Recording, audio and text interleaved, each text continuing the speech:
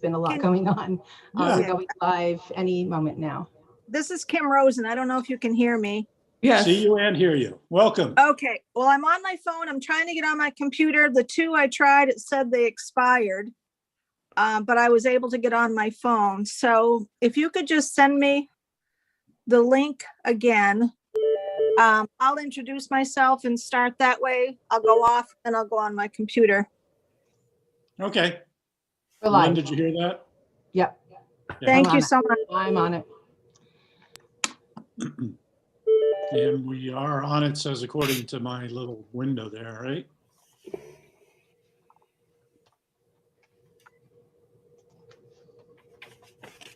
Yes, we are live. Okay. Welcome to Marine Resources Committee for April 13th. And we have two bills to deal with today. And we're going to do them in the order of LD 1182 and LD 1146, that order. 1182 is going to be brief. And I guess we will introduce the committee. I'm Senator Dave Merrimont, representing Senate District 12, which is Knox County, except for the town of Washington, but we all get along well anyway. And I'll move to my co-chair, Representative McCray. Morning. I'm Jay McCray, representing Harpswell, West Bath, and Northeast Brunswick in the House. And we'll just go from one side. I don't see Representative Stanley, so Representative Hutchins. Morning, I'm Representative Hutchins. I represent District 131 in the main house. That's the towns of Stockton Springs, Prospect, Verona Island, Orland, Penobscot, Dedham, and Otis. Thank you. Thank you. I'm going to go out of order from the list here just for a sec. Senator Rosen, so you can make your switch. You probably have the link by now. I do. Thank you. I went back to Friday. This is Senator Kimberly Rosen. My district is District 8. I go from Castine, Penobscot, Verona Island, Bucksport, through the city of Brewer, all the way up to Lincoln. Great. And Representative McDonald, did you want to say hi even though we can't see you? Hi, sir. Good morning, everybody. I'm Representative Genevieve McDonald. I represent House District 134, which is the offshore islands of Penobscot Bay and western Frenchman's Bay. Great. Hi to the kids too. And Representative Valley. It's District 138, Addison, Beale, Centerville Township, Cherryfield, Columbia, Columbia Falls, Harrington, Jonesboro, Jonesport, Marshfield, Millbridge, and Whitneyville. Thank you. Thank you. I'm glad we aren't going to put a dragging limit on Jonesport. So, Representative Fockingham. Good morning. I'm Representative Billy Bob Fockingham from Winter Harbor. I represent House District 136. Thank you. Senator Maxman. Hi there, I'm Chloe Maxman. I represent Senate District 13, which is all of Lincoln County except for Dresden, plus Washington and Windsor. That's why we work so well together with Washington. And I did with Senator Dow too. Representative Bloom. I didn't look. Yes, there you are. Hi. Yes, hi, I'm Representative Lydia Bloom. I represent the House District 3, the coastal portion of York. Thank you. Representative Hepler. Good morning. It's nice to see everybody again today. I'm Allison Hepler. I represent the towns of Aroustic, Georgetown, Phippsburg, Woolwich, which is where I live, Dresden, and a small part of Richmond. Thank you. Representative Kraft. Good morning. I'm Lydia Crafts from House District 90. I represent Newcastle, Damerscott, Bristol, Bremen, Monhegan and Louds Islands, and parts of South Bristol and Nobleboro. Sounds like a Senate district. Representative Thorne. Good morning. My name is Jim Thorne. I represent District 103, which is Carmel, Herman, and a portion of Etna. And I'd like to do a shout out to Representative Hutchins. If you could reach over and wipe the dust off my desk, I'd appreciate that. Great. Okay. I don't think I missed anybody. If I did, speak up and we'll continue moving along here. So there's no comments at the moment. We will do the paperwork on a public hearing. And we open that. Format's new to all of us still. We're doing better, but be patient. We're doing our best. We'll learn as we go along and improve along the way, supposedly. So some days in the committee, that's questionable over my other one. So the purpose of this meeting is for the committee to receive information from staff and others in order for members to consider the legislative proposals before them and make recommendations or reports to the legislature. That's a work session. We'll do that next week.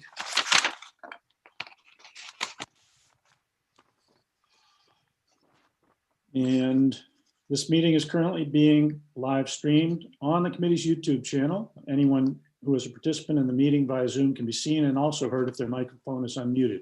People on the Zoom meeting waiting to testify cannot be seen or heard until they are called upon to speak.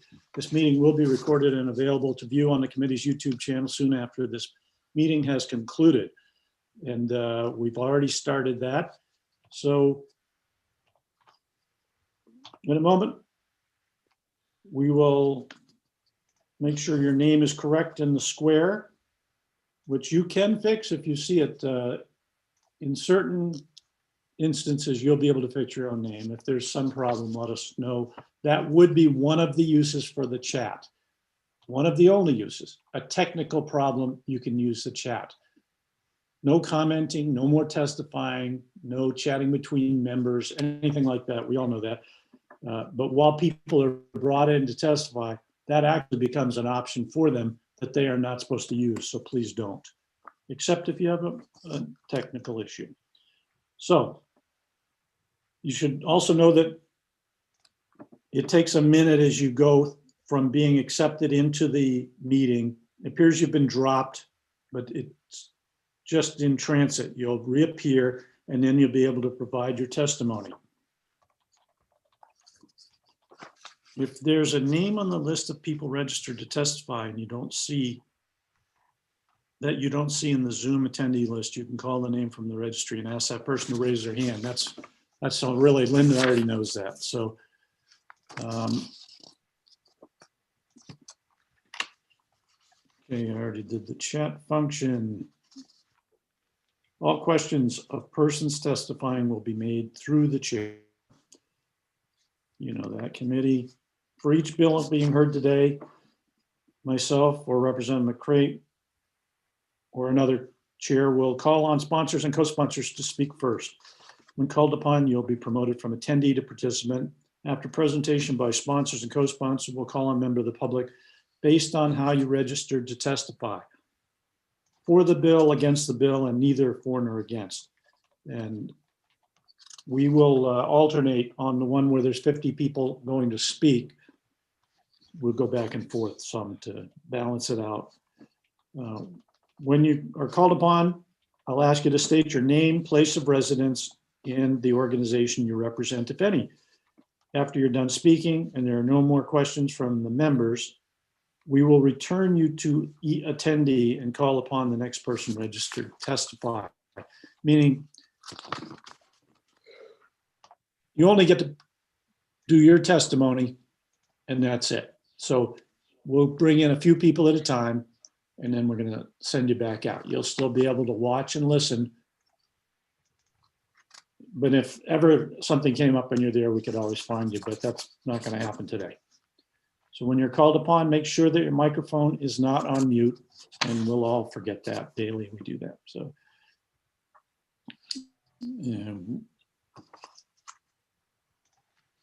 if you need to exit the meeting before being called upon to testify, be aware that you may submit written testimony at any time by accessing the legislature's testimony submission page on legislature.maine.gov.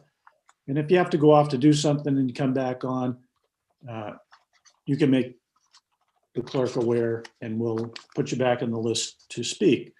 You'll have 3 minutes to testify and we'll let you know when it's over. Keep your microphone muted until you're called upon to speak.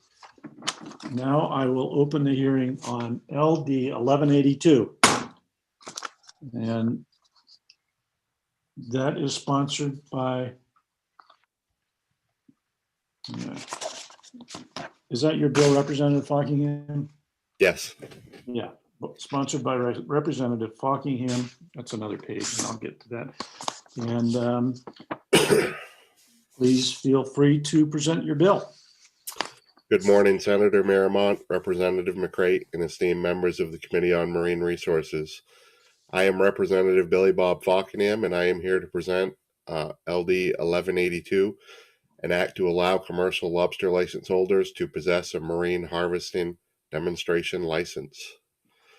This bill allows holders of a commercial lobster and crab fishing license to hold a marine harvesting demonstration license. The commercial license holders are required to use different buoys and tags for demonstration harvesting than they use for their commercial harvesting. This bill allows commercial lobstermen to participate in a charter opportunity they are currently excluded from. The only people currently excluded from this opportunity are holders of commercial lobster licenses. Can you imagine that an opportunity exists to charter people on a vessel that demonstrates how lobstering is done, and the only people excluded under current law are real commercial lobstermen? It's only a matter of fairness that we correct this law and make provisions for commercial lobstermen to participate in this activity. At a time when the future of lobster fishing is filled with uncertainty, this bill will provide another opportunity to fishermen. This will allow some fishermen who choose to put in the effort and time a way to diversify their income. I have worked with fishermen interested in participating in this industry and had conversations with stakeholders over the last couple years.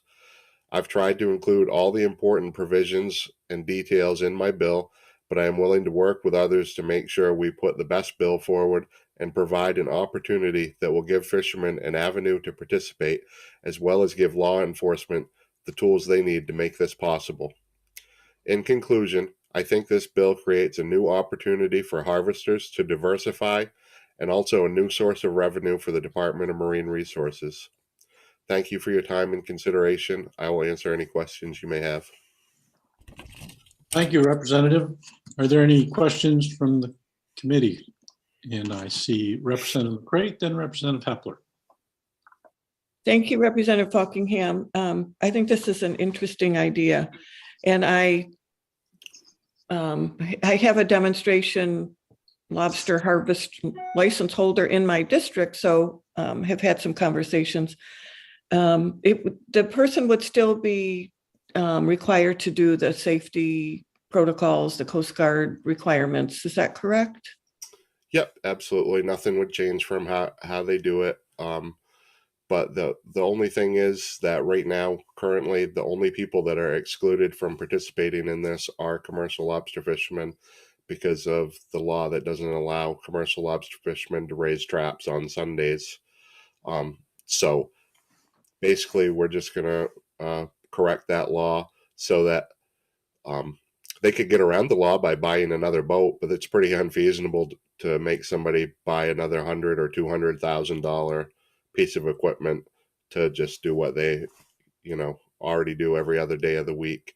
We're gonna, we've put in, the bill puts in that they have to use a different buoy color and different tags, so to ensure that they're participating in that activity and not hauling regular lobster traps on Sundays. Okay, and a follow-up, Senator? Of course. You'd still, a lobster license holder, depending on how many traps they have, would still be limited to 800 maximum. Is that right? Or I think it's 600 in one zone. Yeah, whatever the standard limit is. Yes. Okay, thank you. Thank you. Representative Hepler. Thank you. And thank you, Representative Fockingham.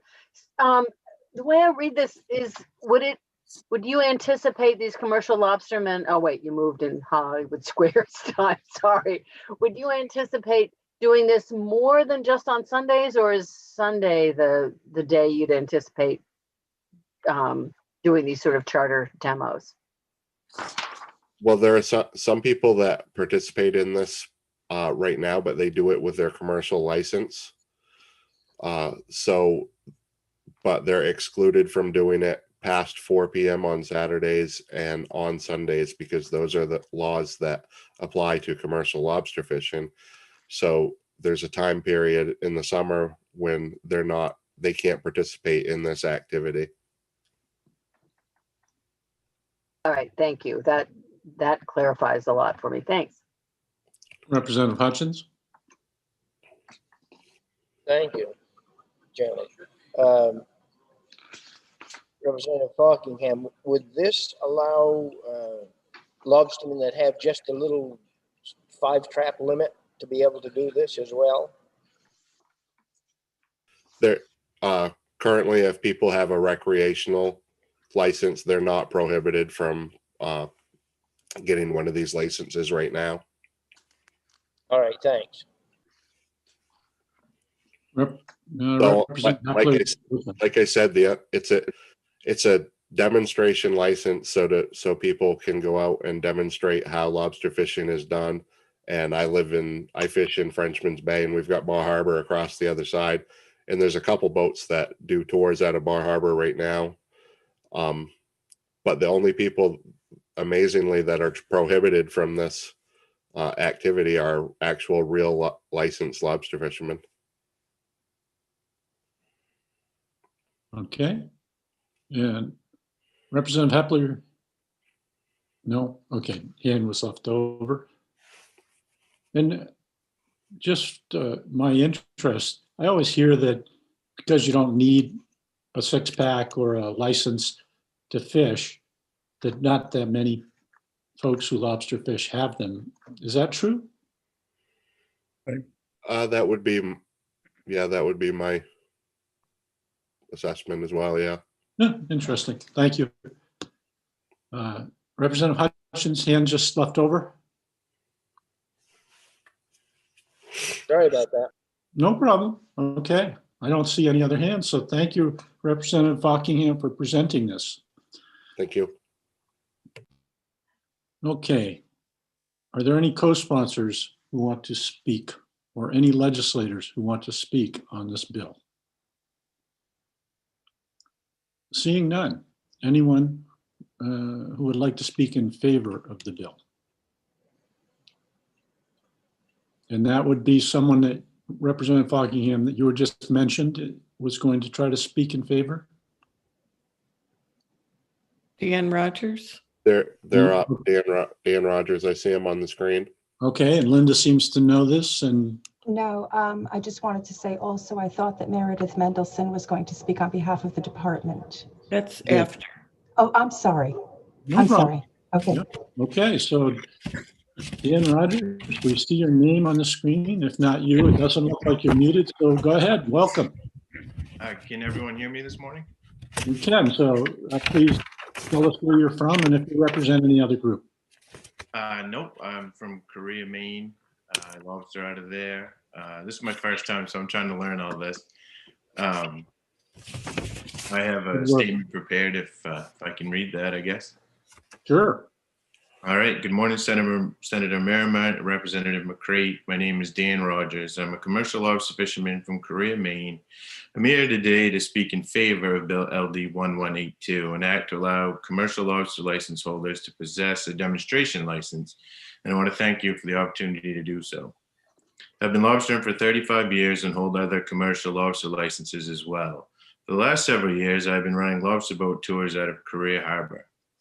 During our tours, we take in the sights along our coastline, observing marine life and demonstrating the process of hauling traps.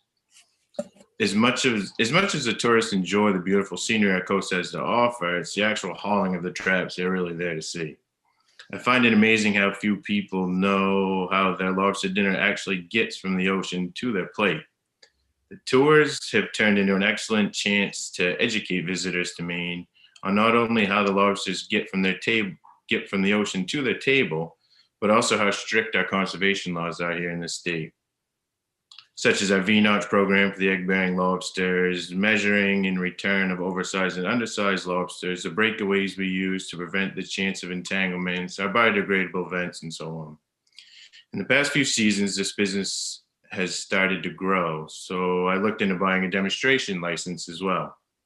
That makes it so I can go on Sundays. I was told as the law stands now, I can't purchase that license because I hold a commercial lobster license, and you're not allowed to hold both licenses. In small town down East Maine, our tourism season is very short. To add to the already short season, we get rough days, and if you guys have been to the coast, a lot of foggy days.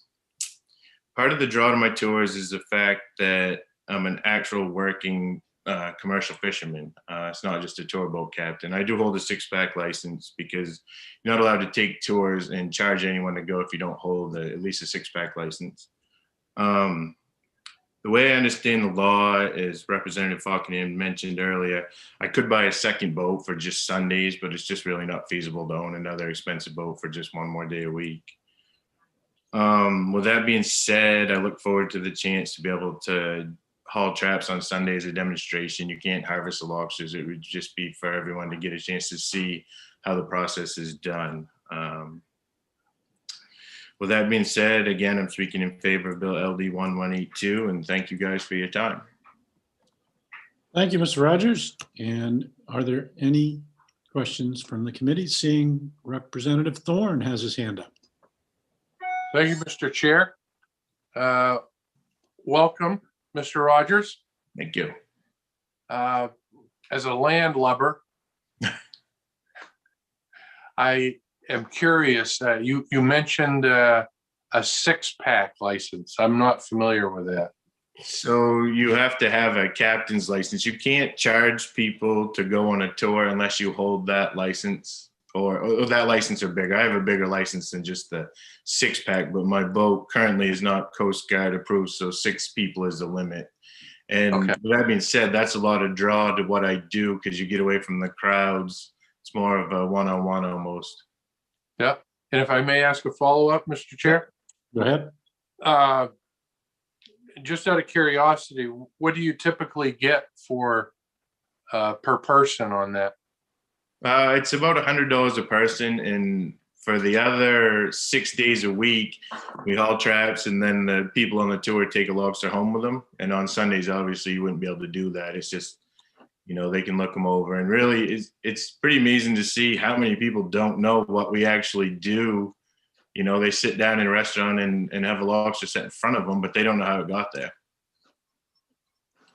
Thank you. That's helpful. Thank you. Representative Krafts. Thank you, Senator. And thank you, Mr. Rogers, for being here today. I just have a question. As the law currently stands, does your ability to manage both fishing and the demonstration tours, do those compete with one another? How do you balance the two? It is, as it gets busier. Well, so what I haul all traps, all my traps are trawled up and offshore. So we haul half of our traps every day we go. So, and I'm usually in Fair Lake, so I'll do either offer afternoon tours, 1 or 2 tours in the afternoon. And then on my day off when my traps are sitting over, I do tours 2 to 3 a day on those days also, if there's enough people to go. So it really, one doesn't take away from the other. I like to work, so I think it keeps me very busy. And our season's actually, the tour season is short. I lobster year round, and most of my, the really hard fishing I do is in the wintertime. Great, thank you. Wintertime's hard on all fishing. No, sorry. Representative Hutchins. Thank you, Mr. Chairman. Just as an aside on the people that want to take these trips as a fundraiser for a tax-free organization that I work for, we sometimes auction off lobster feeds and do just what you're talking about and allow people to bid on a trip. Usually carry up some lobsters just to be sure that there are enough. And then at the end of the demonstration, have a lobster feed on the shore. And that actually raises quite a lot of money. So it's a good way to do that. Thanks. Thank you. I don't have any other hands, so thank you very much for testifying. Mr. Rogers did a great job today. Thank you. Thanks. And who's next, if anyone, Linda, besides the department? As far as I know, there is no one else for this bill. Great, thank you very much. And Ms. Gilbert, hello. Hello, good morning. Thank you. Senator Miramont, Representative McCrate, and members of the Joint Standing Committee on Marine Resources. My name is Deirdre Gilbert. I'm the Director of State Marine Policy for DMR, and I am testifying on behalf of the department neither for nor against LD 1182. The marine harvesting demonstration license has had a long evolution. It was originally created as a means for individuals who do not hold a Maine lobster license to be able to demonstrate how the Maine lobster fishery is conducted as part of their tour boat operations. Individuals conducting these tours were never authorized to retain any of the lobsters caught as part of the demonstration, and it was specified that the vessel that they use could not be used for commercial harvest of marine organisms. Those individuals holding commercial lobster licenses did not need to hold a marine harvesting demonstration license because they already held a license that allowed them to haul lobster gear, and they were also authorized to retain whatever legal lobsters they might catch. So originally, in keeping with the existing prohibition on hauling lobster traps on Sundays in the summer, marine harvesting demonstration license holders were also not allowed to raise any traps, even for demonstration purposes on Sundays. However, as you have heard, given the short tourism season in Maine, this prohibition cut significantly into their businesses and the opportunity to provide this educational experience. So upon their request, the law was changed to allow marine harvesting demonstration license holders to haul traps on Sundays. But due to the prohibition on commercial license holders hauling on Sundays and to avoid any enforcement issues, it was also specified that commercial license holders could not hold a marine harvesting demonstration license. We understand that this bill stems from commercial lobster license holders who would like to offer demonstration tours on Sundays, and the department does not oppose offering this opportunity. We just want to ensure that holding both of these licenses does not create any new enforcement and challenges for Marine Patrol that would allow a commercial license holder to retain any lobsters from traps that they hauled on Sundays. So in order to do that, the department would just like to ensure the following requirements are met. The existing boat trap limit should remain in effect for individuals who hold both a commercial lobster license and a marine harvesting demonstration license.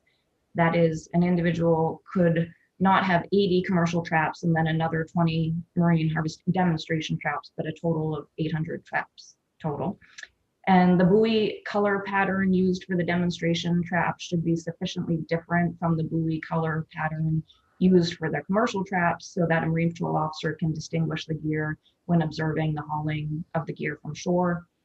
And then finally, any violation of the prohibition on retaining lobsters from traps hauled on a Sunday should impact the holder's commercial lobster license in addition to their marine harvesting demonstration license.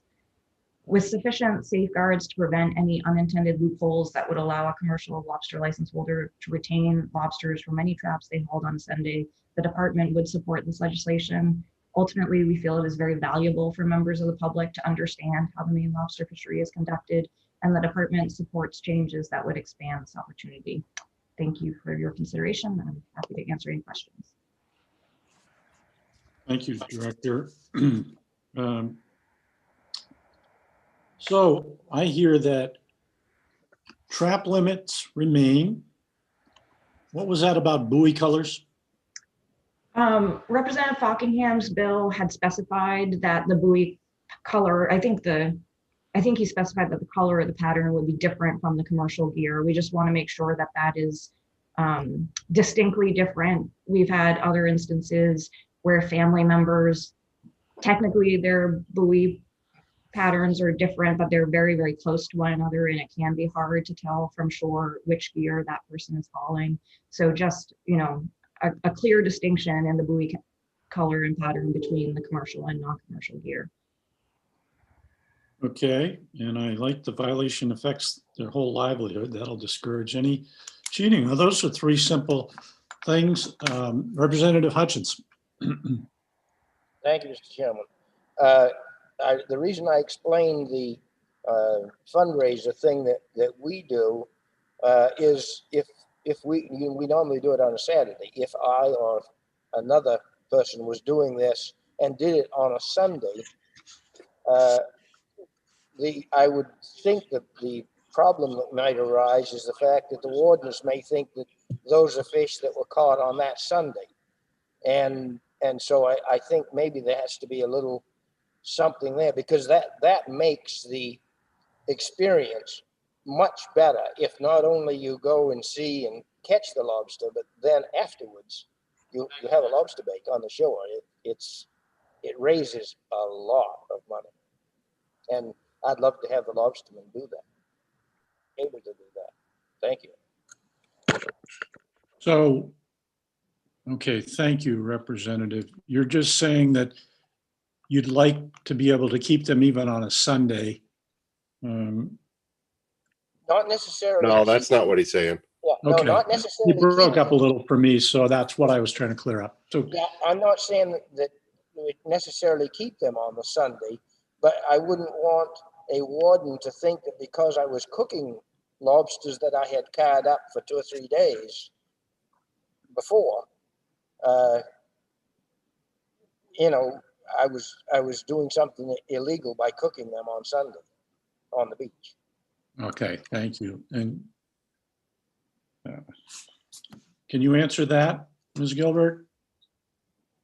I don't think that will be a problem at all. I mean, I think even with just proper communication with Marine Patrol, that can be easily clarified. Obviously, they're familiar that any number of people might have obtained lobsters on a legal day of the week and be actually having their cookout on a Sunday. So I don't anticipate that would be an issue.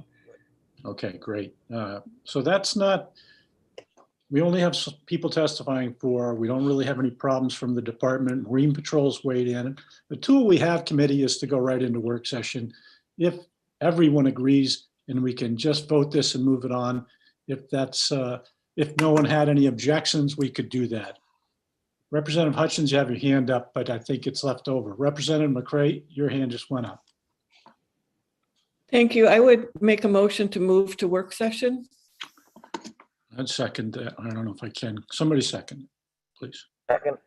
Great, lots of seconds. And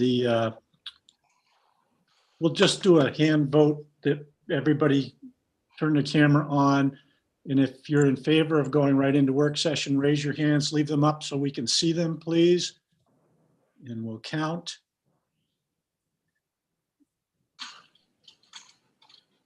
And it seems to be unanimous among everyone here. Okay, drop them. And anyone against? No one against. Okay, so we're going to move into work session. Let me get that script.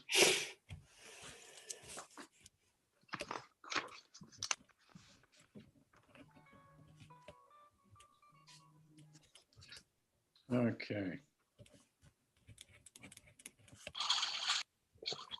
Only committee members, the committee analyst will be able to speak during this work session unless we have a question for someone, which I don't think is going to happen in this one, but anyway. This is also being live streamed and recorded and broadcasting the audio of the meeting. So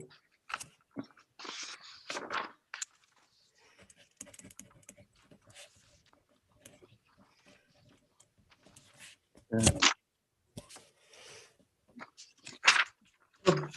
point is, members, this is for us to speak among the group. If you have a question of someone else that we can get the answer from, great.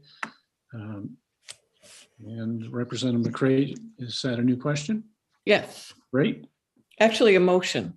Okay, hold on. Let me open it. So the work session is open now, and go ahead.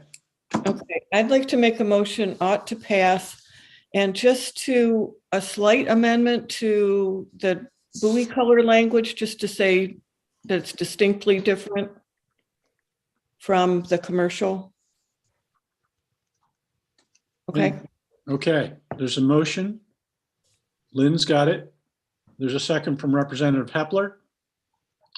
And I'll just comment that Department Director, do you have some pattern that you use for these demonstration traps? Like, you know, people pick a color and then they put vertical lines or anything like that? Or does it matter? It just occurred to me, that's all. There is nothing specified uniquely for demonstration license holders that is different from what a commercial license holder could use. Great, thank you, Representative Buckingham. I'd just like to comment on what I'd like to see in the amendment. To the buoy color kind of was in there, but I'd like to make sure that it says sufficiently different in color and pattern.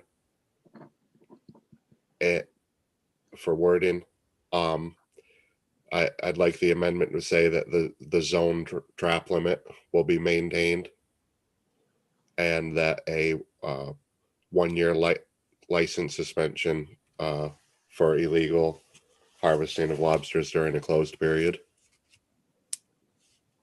is added to it. Okay. Okay, Representative McCray. A question for Representative Buckingham or for Director Gilbert. Is that the same penalty in general that anyone would have if they're, or are you coming up with a new penalty? Representative McCray, under the current law, there is no suspension specified for doing that.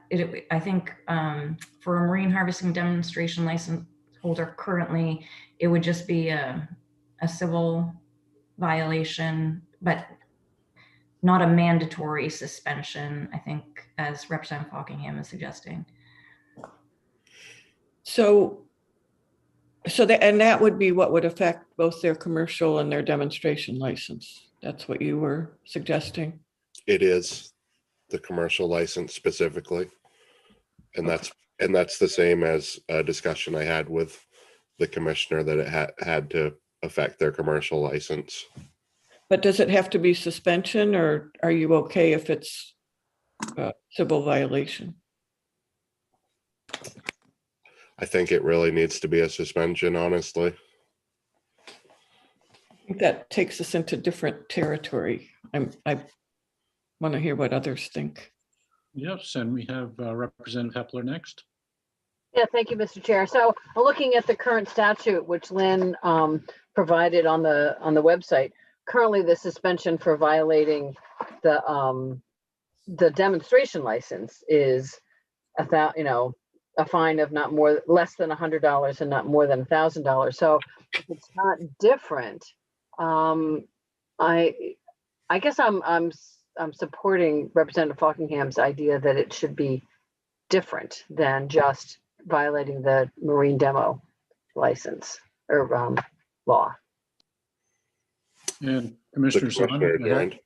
Oh, sorry. Yeah, Commissioner joined. Let's see what he's saying. Thank you, Senator Marymount, Representative McCray, members of the committee, Pat Kelleher, Commissioner DMR. The intent here is that it would remain a civil violation. The suspension, we would look at any time there is a violation, we look at the seriousness of that nature.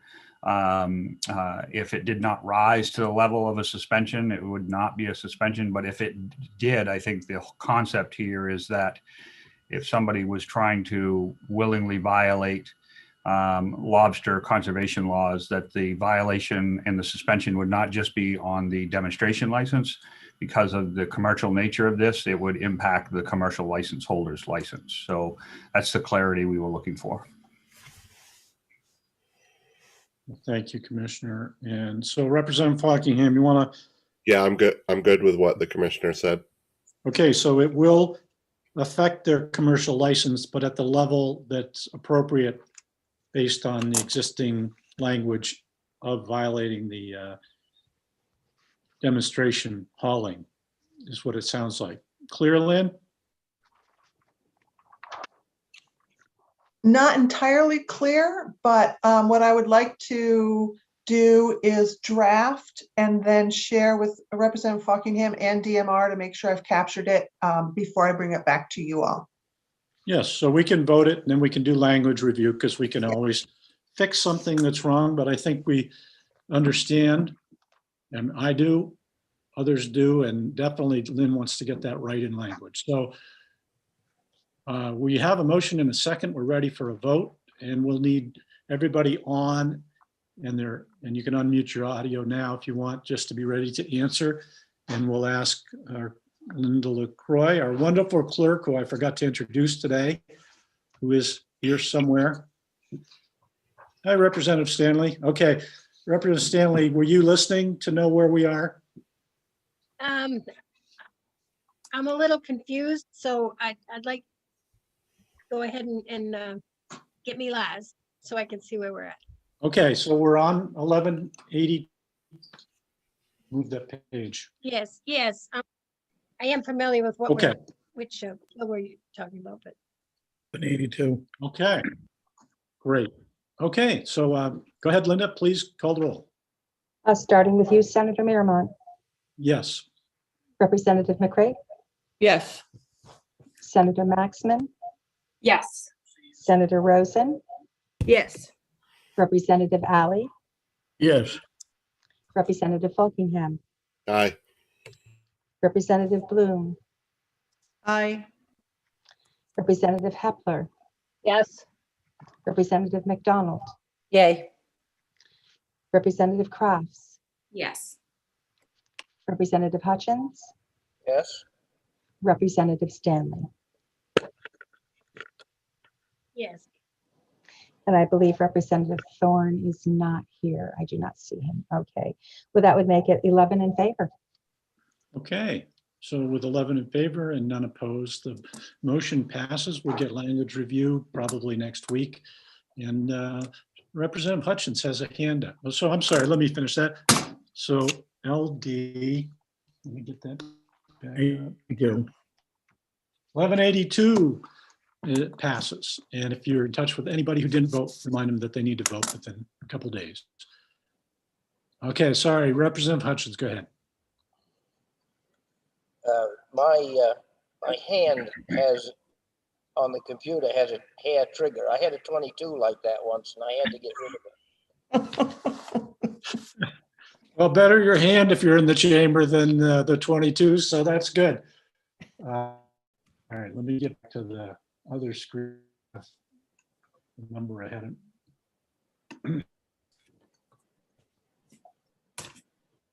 We are.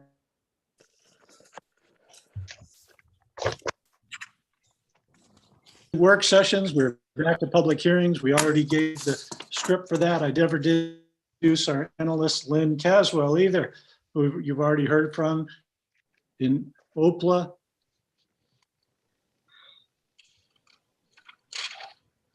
I do. Okay. So, all right. It's interesting. I need 3 pages to have all the different pieces of these bills.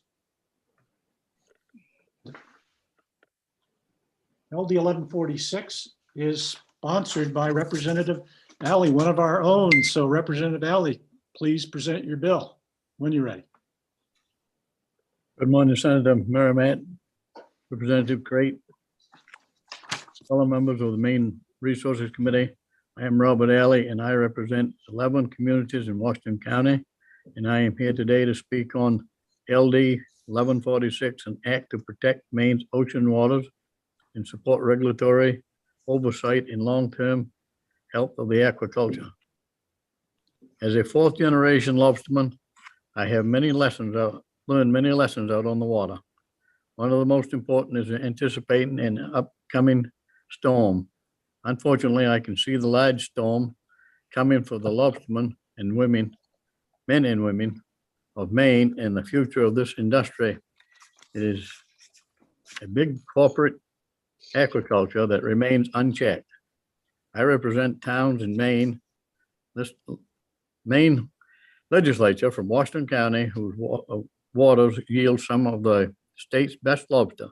It is not just the lobster that keep our economic wheels rolling down east, but all the jobs lobstering, supporting, gear, bait, boat, fuel, to name a few. Over the last decade, I have watched as a foreign-owned company has leased 647 acres of Maine ocean Our lobstermen and women are concerned about large leases and other industrialized aquaculture projects proposed for Maine's waters. That's why I am sponsoring this bill.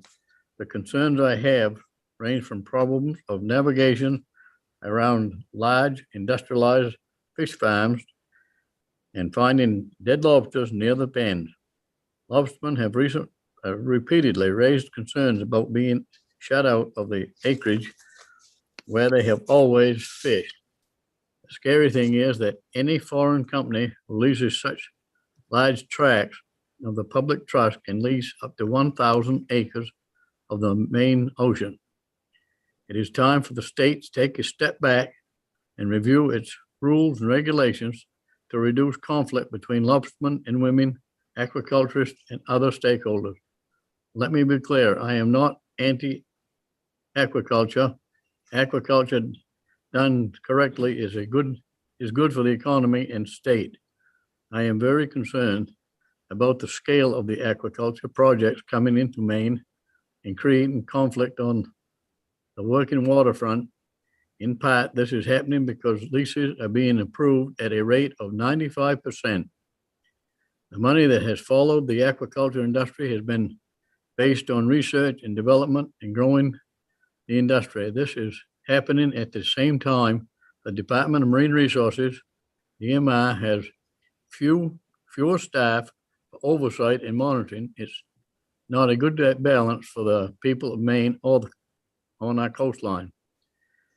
Maine has become attractive to the industrialized aquaculture because of the large tracts that they can lease. The low fees to lease them, and in part because DMR has lacked adequate resources to monitor them. The concern around the conflict and appropriate sitting is spreading in Maine to smaller aquaculturists who don't want to be gobbled up in a big buyout. Some have expressed worries about the large leaseholders, the huge amounts of investment money that is following industrial aquaculture, and the need to slow it down and take a breather. We are in effect selling our oceans without appropriate check and balances in place. That's why LD 1146 is so important. It calls for a statewide conversation with all stakeholders, not just traditional voices and well-paid special interest at the table. It's clear that with the current rules and regulations placed that the horse is out of the barn or rather the fish is out of the pen. Our waters are public resources which make it inherent on our legislature to consider Maine's water in a thoughtful way instead of a hasty economic dash that hurts most Maine oceans. It's time for us to step back, take a look at what to do and affects our ocean for years to come. Review the regulations and determine what is best for all who work, live, and recreate on the water. We have an opportunity to get this right. Let's do it. Thank you very much for your consideration. Thank you, Representative Valley. Are there any questions? And I see Representative McDonald, then Representative Hepler. Thank you, Chair. As I understand it, LD 1146 is a concept draft. Do we have a copy of the language that is being proposed? I think we can get you one. We can get you one. All right, thank you. I'm just not sure what exactly we are working on. Okay. Representative Hepler. Yes, thank you, Mr. Chair. That was exactly my question. When could we expect? And it was more a question directed as much to Representative Valley as it was to the chairs. Are we expecting something soon? Well, and thank you. There is some language in the summary that I assume they're pointing towards, but if you have something more fleshed out, that would be helpful, because this is going to be quite a mixed bag today. We have about 50 people who are testifying. We have another many pieces of testimony, people who aren't testifying, and it's all over the place because it hasn't been reined in. So if you have that and can get it out, that would be great. Any other questions for the sponsor? Seeing none, hold on. Representative Fockingham, then Representative McDonald. Okay, thank you. And just one, because it's hard to direct anything without a little bit more language to this, but a lot of the feedback I have been getting from aquaculturists is it seems like, and I don't know the numbers, but a lot of the aquaculture we have is small oyster farmers, people with, small 4-acre leases or whatever. And in some cases, maybe a 20-acre lease, but it's really 5 different people that have gone into one lease because they can save money. They can sort of co-op, do that sort of thing. And so anyways, overwhelmingly, it seems like they're worried about being, so right now, aquaculture all falls under one umbrella, the aquaculture umbrella. And you've got finfish in that, but then you've got oysters and shellfish, which are totally different animal, totally different, literally and figuratively, as far as aquaculture goes. And do you think that there should be a separation there between the finfish and the shellfish? Is that sort of part of what you're talking about in this bill? Yes, it is. Okay, thank you. Look forward to seeing that. McDonald. So my question is very similar to Representative Falkingham's. I'm interested in what we are considering industrial aquaculture. Okay. What Two would- requests to clear that one up. What we're trying to do is not take the little guy out of the ballgame. These bigger businesses are coming in, taking these big leaps and bounds, 1,000 acre to a time. What we want is for the smaller aquaculturists and smaller fishermen to be able to stay in the game and not end up giving up the right. Follow up, if I may, Chair. Sure. Can you tell me who we is? Who we is, I guess you'd say that it's all of us that's in the fishing business, and you've got the lobster fishing business like we're in, and then you've got the aquaculture business that these ones are in, but it's all for the good of the state and these local economies that we have. Thank you, Representative. Okay, Representative McCray. Just really the same question, Representative Alley. Is there a particular advocacy group or groups that you're working with on this bill? No, just, it was something that come up, it's something that I read and put in some of the pieces together. I felt that it would be good to take and bring this to the public, and especially our lobster fishermen and women and the ones that's in the aquaculture business that want to stay in it, and a small scale compared to the big ones that want to take all these small ones out. And just to follow up, Mr. Chair. Sure. Again, same question really somebody asked. Are you saying a finfish, shellfish, and seaweed, or are you talking size? No, the finfish and the other stuff, they're all a different species, but it's, some of them grow, and we've got the aquaculture outfit down east where I live that they raise salmon, and it seems like every time we turn around, they're wanting more land and more bottom, not land, but more bottom. And they want to put other types in there. They've got another one that's in Jonesport now that's just started to come together. And that is another aquaculturist, but it's the fish type.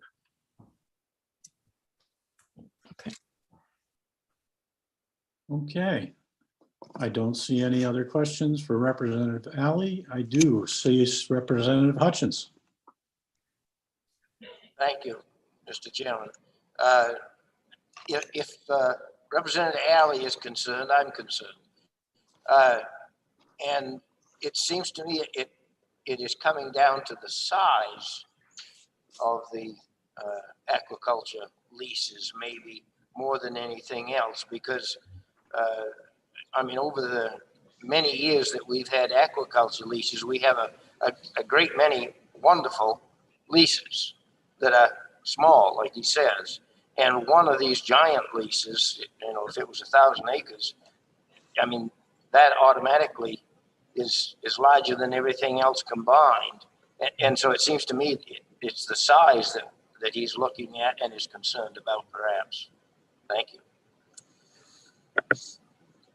Okay, great. That's good. And let's try to remember that there's supposed to be questions during a public hearing. Work session's a time for throwing out opinions and information within the committee. So we'll try to do that, remembering we have 50 people speaking. And anyway, I see no more questions for Representative Alley.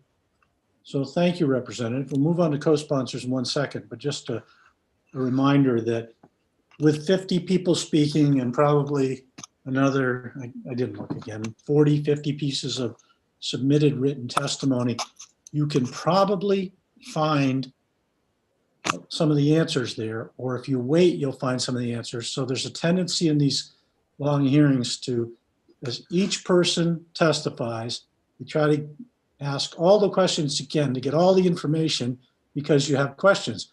If you just keep letting things go along, you will fill in the picture without having each person testifying at the beginning, talking for 20 minutes because of the questions, because they're question answering, they don't have the time limit anymore. So if you can just hang on, make a note, see if it's answered. If it's not, we will bring back anyone who needs to fill in, from the department to the public, whatever. So just remembering that we're timing 3 minutes, but that asking them a question is an open format. It throws the timing out the window. So with that in mind, and not because of Representative Williams, it just happened to be the place I threw it in. And just for information for everybody waiting, we're going to do those four, about 5 for, 5 against. I don't have any, neither for nor against. No one is going to email you, text you, do anything for you to let you know that you're next to speak or that you're down the line to speak. You're just going to have to wait. Even legislators are in the same boat, waiting and waiting all day long. 7 hours yesterday before I got to not say anything about my work session on a bill. But that's the way this goes right now. We'll get better as we go along, but right now, just hang in there.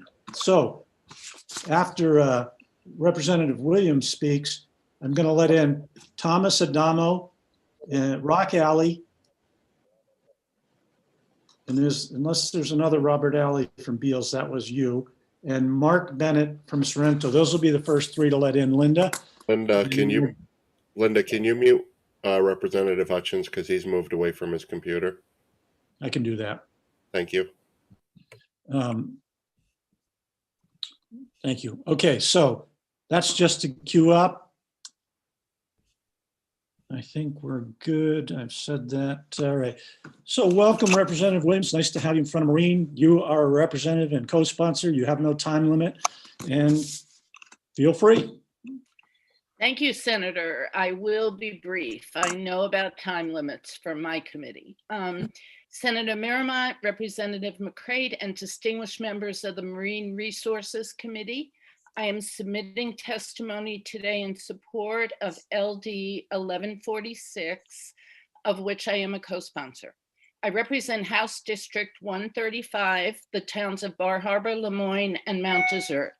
I live in downtown Bar Harbor, about 100 feet from Frenchman Bay, and I'm very familiar with our numerous water-based businesses, from lobstering and fishing to kayaking and whale watching and everything in between. I am also chair of the Harbor Committee of Bar Harbor. There are very many aquaculture businesses in Frenchman Bay. If asked, I couldn't tell you how many. While occasionally the DEP will ask for input in terms of the Harbor Committee's limited role in making recommendations regarding the quote, unreasonable interference standard, such consultation is not frequent. So I know little, if anything at all, about the aquaculture businesses in Frenchman Bay. And that is a good thing, because it means that no one is complaining about them.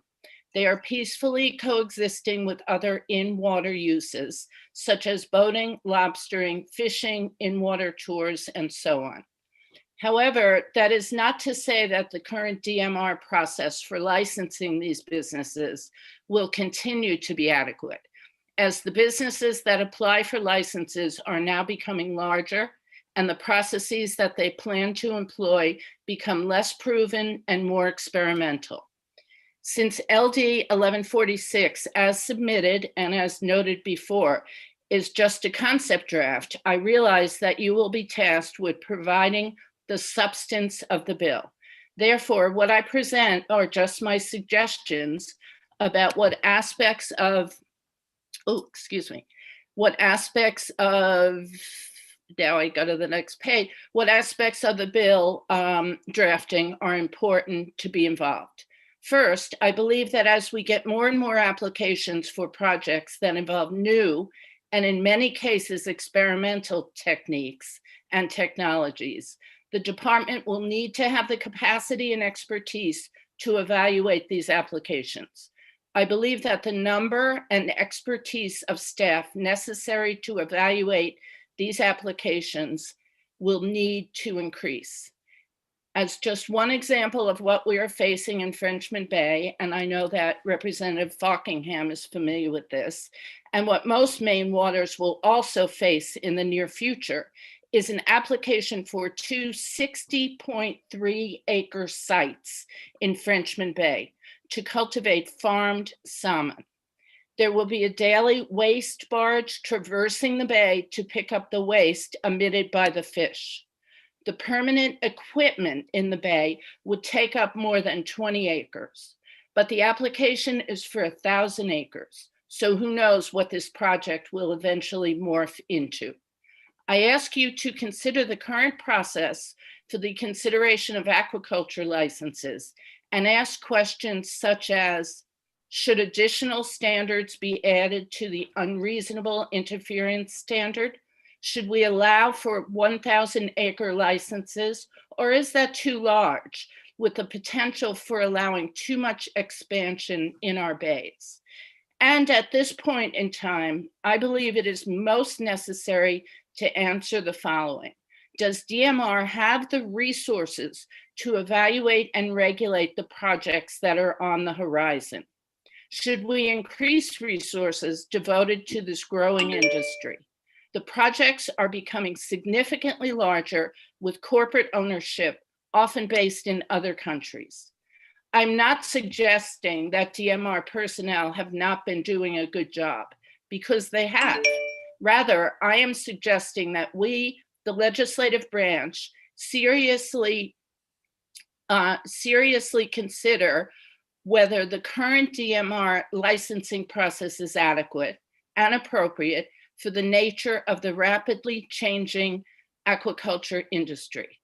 Thank you for your attention, and I am happy to take any questions. Thank you, Representative. I see one question from Representative McDonald.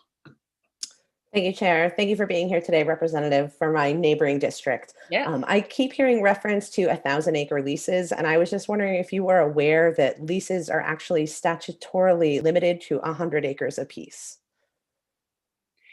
It's my understanding that the 1,000, and correct me if I'm wrong, because I'm a recently involved person on this issue. My understanding that and one ownership could own up to 1,000 leases. That is Is that correct. not correct? That is correct. And then Yeah. my follow-up question would be, what is it? I'm happy to hear that you say that you support increasing resources to DMR. Definitely. I'm curious specifically what shortcomings you think exist in our current aquaculture leasing process. I think that, first of all, and I've heard this from small aquaculturists, that the time frame is significant for them receiving their license. I think partly it is DMR is doing a good job of assessing them, but partly they may be understaffed. The industry is increasing. I'm not against the industry. I do have an issue, as I noted, with one ownership of 1,000 acres, but I'm seeing that DMR may have a need for at least additional qualified personnel to assess these license applications. Thank you very much, Representative. I appreciate you being here today. Nice to see you. You too. Thank you. And Representative Thorne? Thank you, Mr. Chair. Thank you, Representative Williams, for being here today and helping us understand this bill a little more. I always get hung up on words. And the language of, in the title of the bill says, protect Maine's ocean waters and support regulatory oversight and the long-term health. What exactly is the primary concern when we talk about protecting Maine's ocean waters? What are we protecting it from? Over aquaculturing, or too many leases, too much cleanliness, polluting the waters for the commercial fishermen? What exactly are the top priorities of protecting Maine's ocean waters here? Well, Representative Thorne, as you know, co-sponsors are not necessarily drafters of a piece of legislation, right? You know that. And I had to many of ask. them, if not most of them, do not even testify in support. I signed on to this concept draft / bill after it was written. So I signed on as a supporter of the concept. And I'll just throw out quickly, I have a resolve that hasn't yet been scheduled, but what the resolve would do is create a study commission for a year to consider ways that we can protect the bays, basically our bays in the state. And Representative Falkingham is a co-sponsor of that. And so I take a different approach. I don't submit concept bills. I submit things that are as detailed as I can practically, make them. So I can't really answer your question directly. All right. Thank you very much for your candidacy. You're Thank welcome. you.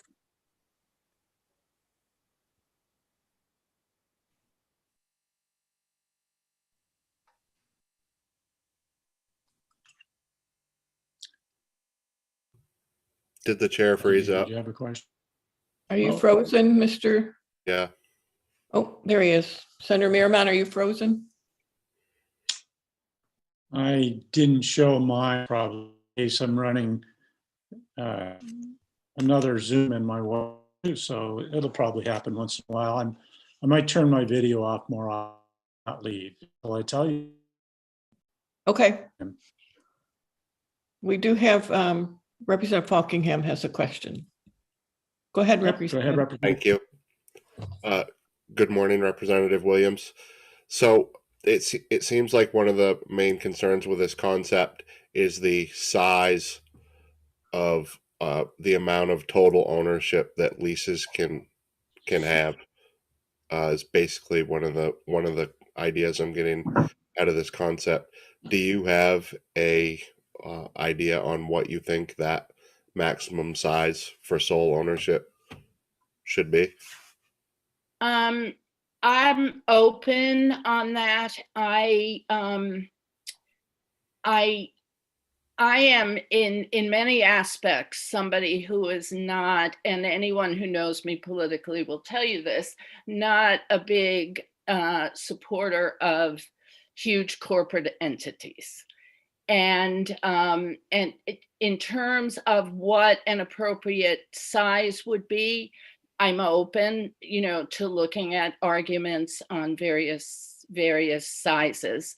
I know that businesses are hard to run, and I know that people have investors sometimes, but what I hear from my constituents in District 135 who are on the water in various businesses, including many aquaculturists, that they believe that 1,000 acres of single ownership, whether that's corporate or individual, is too large. So I think what I would see is working down from that or working up from smaller to come to some sort of consensus on what people think is most appropriate. Okay, thank you. You're welcome. Thank you. And I don't have any other questions. So Representative Williams, thank you again for being here. We'll talk to you later. Are there any other sponsors, co-sponsors, or, well, that's about it. Any other legislators? No. Okay, we will move on to that list of people speaking for. And we're starting with Tom Adamo. And then at last search, Rock Alley is not in the group yet.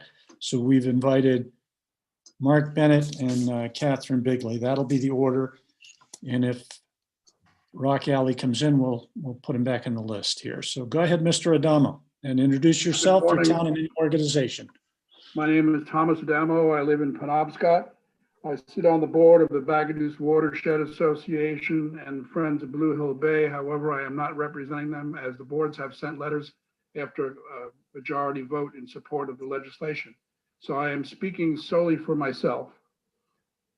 I saw some of you yesterday, and thank you for tolerating because some of this may be a little bit repetitive. I'm a retired psychology professor, director of counseling, and private practitioner. And as such, I have taught the most relevant curricula as environmental psychology and group dynamics. I have extensive experience in conflict management. Additionally, I have worked as a sternman on a lobster boat, and I'm an avid recreational fisherman and active participant in the Alewife Restoration Project on the Bagaduce River as a migration counter. I am not anti-aquaculture. I support properly managed, properly sited, and environmentally sound practices. I have learned through my work experience that conflict over the environment is one of the most difficult conflicts to resolve.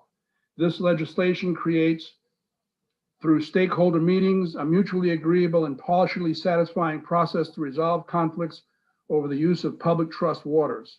This process will create a community-supported resolutions where people walk away from the stakeholder meetings believing that they did not get screwed, nor did they screw the others. Stakeholder meetings will result in ownership, cooperation, and harmony as opposed to resentment and discord. Based on this alone, I urge you to recommend passage of 1146. Often as is said by some that this legislation is for the wealthy landowners from away. I suggest that if we look at transfer records, we will find that the sellers of these lands will remain at some point in time. Landowners from away must remember that a lifestyle of self-reliance and hard work on the land and water was alive and well before they arrived. We must all remember, except for a few, that we all are from away. Building bridges of mutual support, understanding our differences and commonalities will build a stronger community. This can be done over time with local stakeholders discussing what are the other uses of the water, what are the other uses of common community facilities, the scale of the project, local accountability, and the country of origin of the aquaculturist. I support this legislation because it is the beginning of a long overdue conversation which addresses the privatization of water held in public trust, and requires increased resources from DMR for enhanced and collaborative site evaluation and oversight. All landlords must evaluate tenants' compliance with the leases to be certain that its intended uses are adhered to and the best practices are active. I support this legislation because it requires compliance with the Natural Resource Protection Act. All of us citizens must comply with this. As the earth does not need us, we need the earth. And as such, to be exempt while the rest of us need to comply is a double standard which will lead to further degradation of our waters, earth, and living conditions. I also suggest that we comply with the Mammal Protection Act. Although this proposed legislation is not perfect, it is my belief. Thanks, Mr. That's your time. Just sum up with one sentence, please. I'm finishing the sentence now, sir. Thank you. Although this proposed legislation is not perfect, it is my belief that its passage is essential if we are to have sustainable, productive, harmonious, cooperative communities where individuals can share a vital resource. Thank you each and all for your work on behalf of this wonderful state. Done. Thank you very much, Mr. Adamo. You're welcome. Are there any questions from the committee? Okay, and that means nothing for anybody, for you, anybody listening. We're going to try to take a more holistic approach unless it just needs to clarify someone's language. We're going to try to fill the picture, and then we'll maybe ask less questions along the way, but doesn't mean they won't be. So thank you very much, and have a great day. We'll move on to Mark Bennett, please.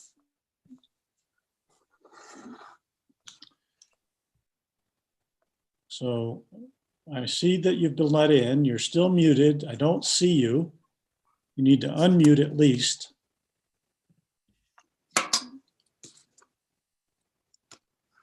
While you're trying to figure that out, Catherine Bigley, are you more ready to testify? Yes, I am. Okay, you go ahead. Welcome. Hi, everyone. My name is Hi. Catherine Bigley, and I too have heard the cry and And overgenerous. where are you from? Oh, sorry, I'm from Freeport, and I Okay. am in favor of LD 1146. So I too have heard the cry and overgeneralization that it's the wealthy people from away that are complaining about aquaculture. I am not a wealthy person from away, and I am not opposed to aquaculture when it's done right. I am from Maine and I'm a school counselor, so you're probably wondering why I'm here today. 4 generations of my family have lived in modest homes near the ocean in Maine, and we are grateful to live by the sea and feel an obligation to protect it.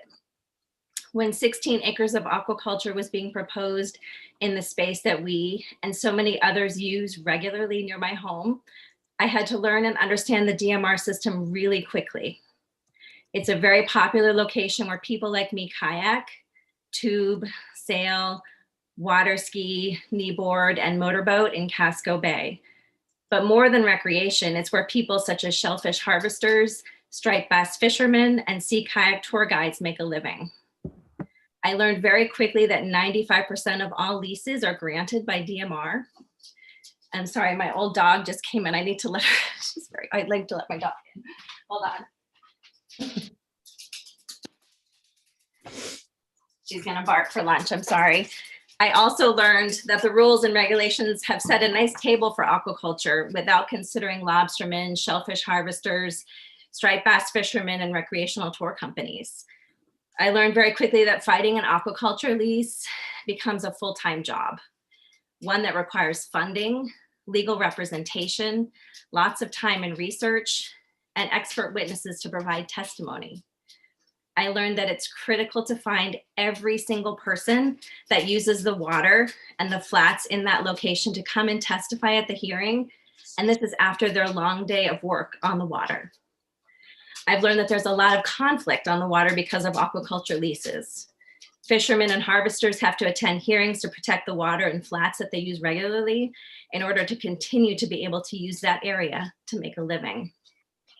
I have witnessed people get threatened and get into physical altercations at hearings. I had to call 911 myself. I learned that the criteria is vague and leaves much up to interpretation. of one person at DMR to decide the fate of so many. I learned that one person, business, or corporation can own up to 1,000 acres of Maine's oceans, which is a public trust. I learned that leases can go right up against each other without having any room in between for navigation. And aquaculture is just growing so fast that leases are getting bigger and bigger, and they're popping up here and there, and it impacts the livelihood of so many others without much thought of how all these other fisheries are going to interact. I believe that 1,000 acres is too much, and 20 years is too long to hold a lease. Thank you. And your time's up. So if you just want to wrap up with a sentence, please. I believe we need new permitting framework that is impartial and considers all industries and recreation and protects the coast of Maine. Thank you. Thank you very much, Ms. Bigley. Any questions from the committee? Seeing none, thanks very much for your testimony. And I saw some movement from Mr. Bennett, off and on the mute, so I'll give you a chance here, Mr. Bennett, if you are with us or not. No. Okay, we will move next to, What the frig? well, Geraldine Bowers isn't here, so I'm crossing that off and moving to Crystal Canny, please. Welcome. Thank you, Senator. Senator Miramont, Representative McCrate, and distinguished members of the Marine Resources Committee. My name is Crystal Canny. I am the Executive Director of Protect Maine's Fishing Heritage Foundation. We are an organization that supports lobstermen, fishermen, recreationalists, small aquaculturists, and their concerns about the future of Maine's coast. Protect Maine is supporting LD 1146. For the past 2 years, we've attended over 50 aquaculture scoping sessions and hearings in person and more recently online to listen, learn, and grow as an organization. We hired the former director of the Maine Aquaculture Program several months ago as a consultant. He's brought additional expertise to our organization. At the forefront of our organization's goal is to work towards the best solution for the Maine coast and reduce conflict, with everyone being represented at the table. Develop a comprehensive plan that is well thought out for the entire coast of Maine and all its stakeholders. Protect Maine is pro-planning and collaborative. We believe that is best achieved by talking with all stakeholders and revising outdated rules and regulations that have not been studied by state leadership in more than 17 years. 17 years since there was a comprehensive review of one of Maine's most important natural resources, our Maine coast. This resource is a public trust. Maine must develop a strategic vision and long-term mariculture plan with an eye towards what is best for the entire state, not just one well-lobbied industry. Historically, in 2006, the maximum aquaculture lease size was changed from 250 acres to 1,000 acres aggregated. This decision was approved without lobster industry representation.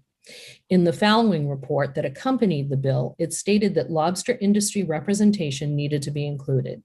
This was ignored, and the only representation was aquaculture industry. A similar situation happened in 2017, when the length of the lease was changed from 10 to 20 years. Every person, whether they be lobstermen and women, fishermen, or aquaculturists, have committed significant money in their respective industry. They buy boats, gear, seed, and more.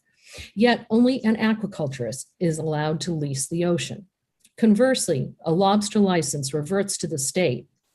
This means that an aquaculturist may sell their lease on the open market to anyone in or out of the state of Maine, or even someone outside of the United States without a public hearing.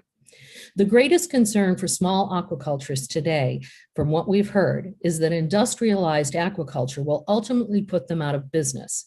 And by industrialized, I mean large aquaculture leases. This is no longer a fledgling industry like it was when the rules were written and first started. Currently, at the foot of Acadia National Park, a corporation wants to put in net pen salmon for over 100 acres. This is just the beginning of losing our coast. Lobstermen, small aquaculturists, and year-round residents. Ms. Canny, your time's up. Could you sum up, please? Yes, I just want to say in summary that we are strong proponents of a statewide conversation and feel that if that could be done, we would be much further along. Thank you. Thank you for your testimony. We have one question from Representative McDonald. Thank you, Chair, and thank you for being here today, Ms. Caney. You mentioned a couple of changes that were made over the years. I believe one was a change from 250 to 1,000 acres and another Yes. change that was 10 to 20 years. Were Yes. those changes made by the legislature? They were. So there And when was I say public without- hearings. I'm sorry? So there Yes. were public hearings that lobstermen could attend and weigh in on. They could have, but there was no industry representation at those meetings. And I'm sure Representative McDonald, as you know, being a lobsterman often means, or woman, means being out on the water until late at night, and they don't always have the ability to attend hearings. I do know that, but I'm also aware of organizations like the Maine Lobstermen's Association that exist and often represent the industry perspective, particularly in public hearings. Correct, and they weren't there either. Thank you. Thank you on that. I don't see any other questions. And thank you, Ms. Canny, for being here. Oh, hold on, Representative Fockingham. Just one quick point of clarification. I could probably find this out myself, but what year was it? I missed what year you said that was, that it went from 250 to 1,000. 2006. Oh, so that was a long time ago. Mhm. Okay, 2006. And so there wasn't a lot of aquaculture happening in 2006, was there? Correct. John Lewis, who oversaw that program for 23 years, says the boom has really been in the last 5 years. So that's one of the reasons the statewide conversation is critical, is that the industry itself has changed so much. Roger. I guess as a person who's testifying in favor of this bill, do you think that if the limit's 1,000 now, that it should revert back to 250 or 500? Kind of looking for an idea where people think this number should sort of fall. And so in the bill itself, there are some suggestions, the concept draft rather, there are some suggestions, but I would once again push really hard on having a statewide conversation so that small aquaculturists, big aquaculturists, and organizations who care about the coast can weigh in on that. I think that's where we have to go. Okay, and just one last question. Same question I asked Representative Alley. The big divide that in all the people that are reaching out to me, are almost all, or the majority, I should say, are oyster aquaculturists who are being lumped into this one umbrella of aquaculture. And then you've got the finfish, which seem to be bigger projects. And do you feel that there should be some sort of a separation there in that licensing? I certainly think that's a strong point of conversation, Representative Falkingham, and it is something that should be discussed. But overall, Protect Maine really feels that 1,000 acres regardless is too much. Okay, thank you. Thank Okay, you. and next will be Representative McCray, then Representative McDonald. I'll just point out when I say go ahead to you, ask your question. If you have a follow-up, just ask for a follow-up. Of course, I'm going to let you. This isn't a conversation between you and whoever's speaking. Ms. Canny is a pro at getting you to open up and talk. She's a former reporter, was good at it. So we're going to have some great conversations if we go that road. But let's keep it to the format we're supposed to here in the committee. And Representative McCray, then Representative McDonald. Thank you, Mr. Chair. Ms. Canny, my question is, are you planning to provide language to fill out the concept draft? I would assume that Representative Alley would be providing that language. Go ahead, Representative McDonald. Thank you, Chair. So I've heard you reference a statewide conversation. What are you suggesting that looks like in statute? What are you asking the legislature to do? Thank you so much for asking that question, Representative McDonald. That's critical. So about 8 weeks ago, I have been talking with DMR and Meredith Mendelson, who's the deputy commissioner, and she said it's not enough just to point out problems, you have to point out solutions. So at that time, she asked for input, which I was really pleased that she asked for our insights into this. So I provided a 5-page document on how to have a statewide conversation. I didn't do it alone. I worked with John Lewis, and then I added some other information to it. And we sent it into DMR. Now, I recognize how understaffed they are, but it has been, I think, 6 to 8 weeks and probably more like 8. And we've not heard anything back. So I'm hoping she might be able to address that today. Thank you. Okay, and that's it for questions for you, Ms. Canny. Thanks for being here Thank you. today. Have a great day. And remember, committee, the other part of that conversation part is when you're called upon, acknowledge the chair for calling on you. It's not just me, it's just that they keep getting on us about several things I'm trying to remember to tell you, because we don't have the kind of intensity some of the other committees do, so we get a little lax sometimes. So just a reminder. Thank you very much. So it looks like Mark Bennett, Mr. Bennett has, we've got it all worked out. You're here. We'll let you go next, and go ahead and where you're from, please. Good morning. I'm a fisherman from Sorrento. I support the small aquaculture in the owner-operated model. What I don't support is the large industrialized and primarily in-water salmon farming. It's a polluting business. It takes up too much of the water. And lastly, the state has indicated there is no plan for aquaculture growth in the state of Maine except for the free-for-all that currently exists. The current proposal for a lease in Gooseboro in the shadow of Cadillac Mountain is a heavily lobstered area. It is also home to one of the state's most significant reasons that tourists come here, Acadia National Park. Right now, the rules and regulations would continue to attract out-of-state foreign companies to develop our Maine waters. In 2006, the lease size went from 250 to 1,000. Not one person was there to represent the lobster industry, the fishing industry, or those who recreate on the water. The same thing in 2017, when the terms of the lease went from 10 to 20 years, no industry representation. We have a serious problem in Maine, and that's the lack of planning along Maine's coast. Thank you. Thank you, Mr. Bennett. Any questions from the committee? Seeing none, thanks for being here and your patience for us getting you in. Thank you. Thanks. Let's see. That would take us to Barry Catlin, please.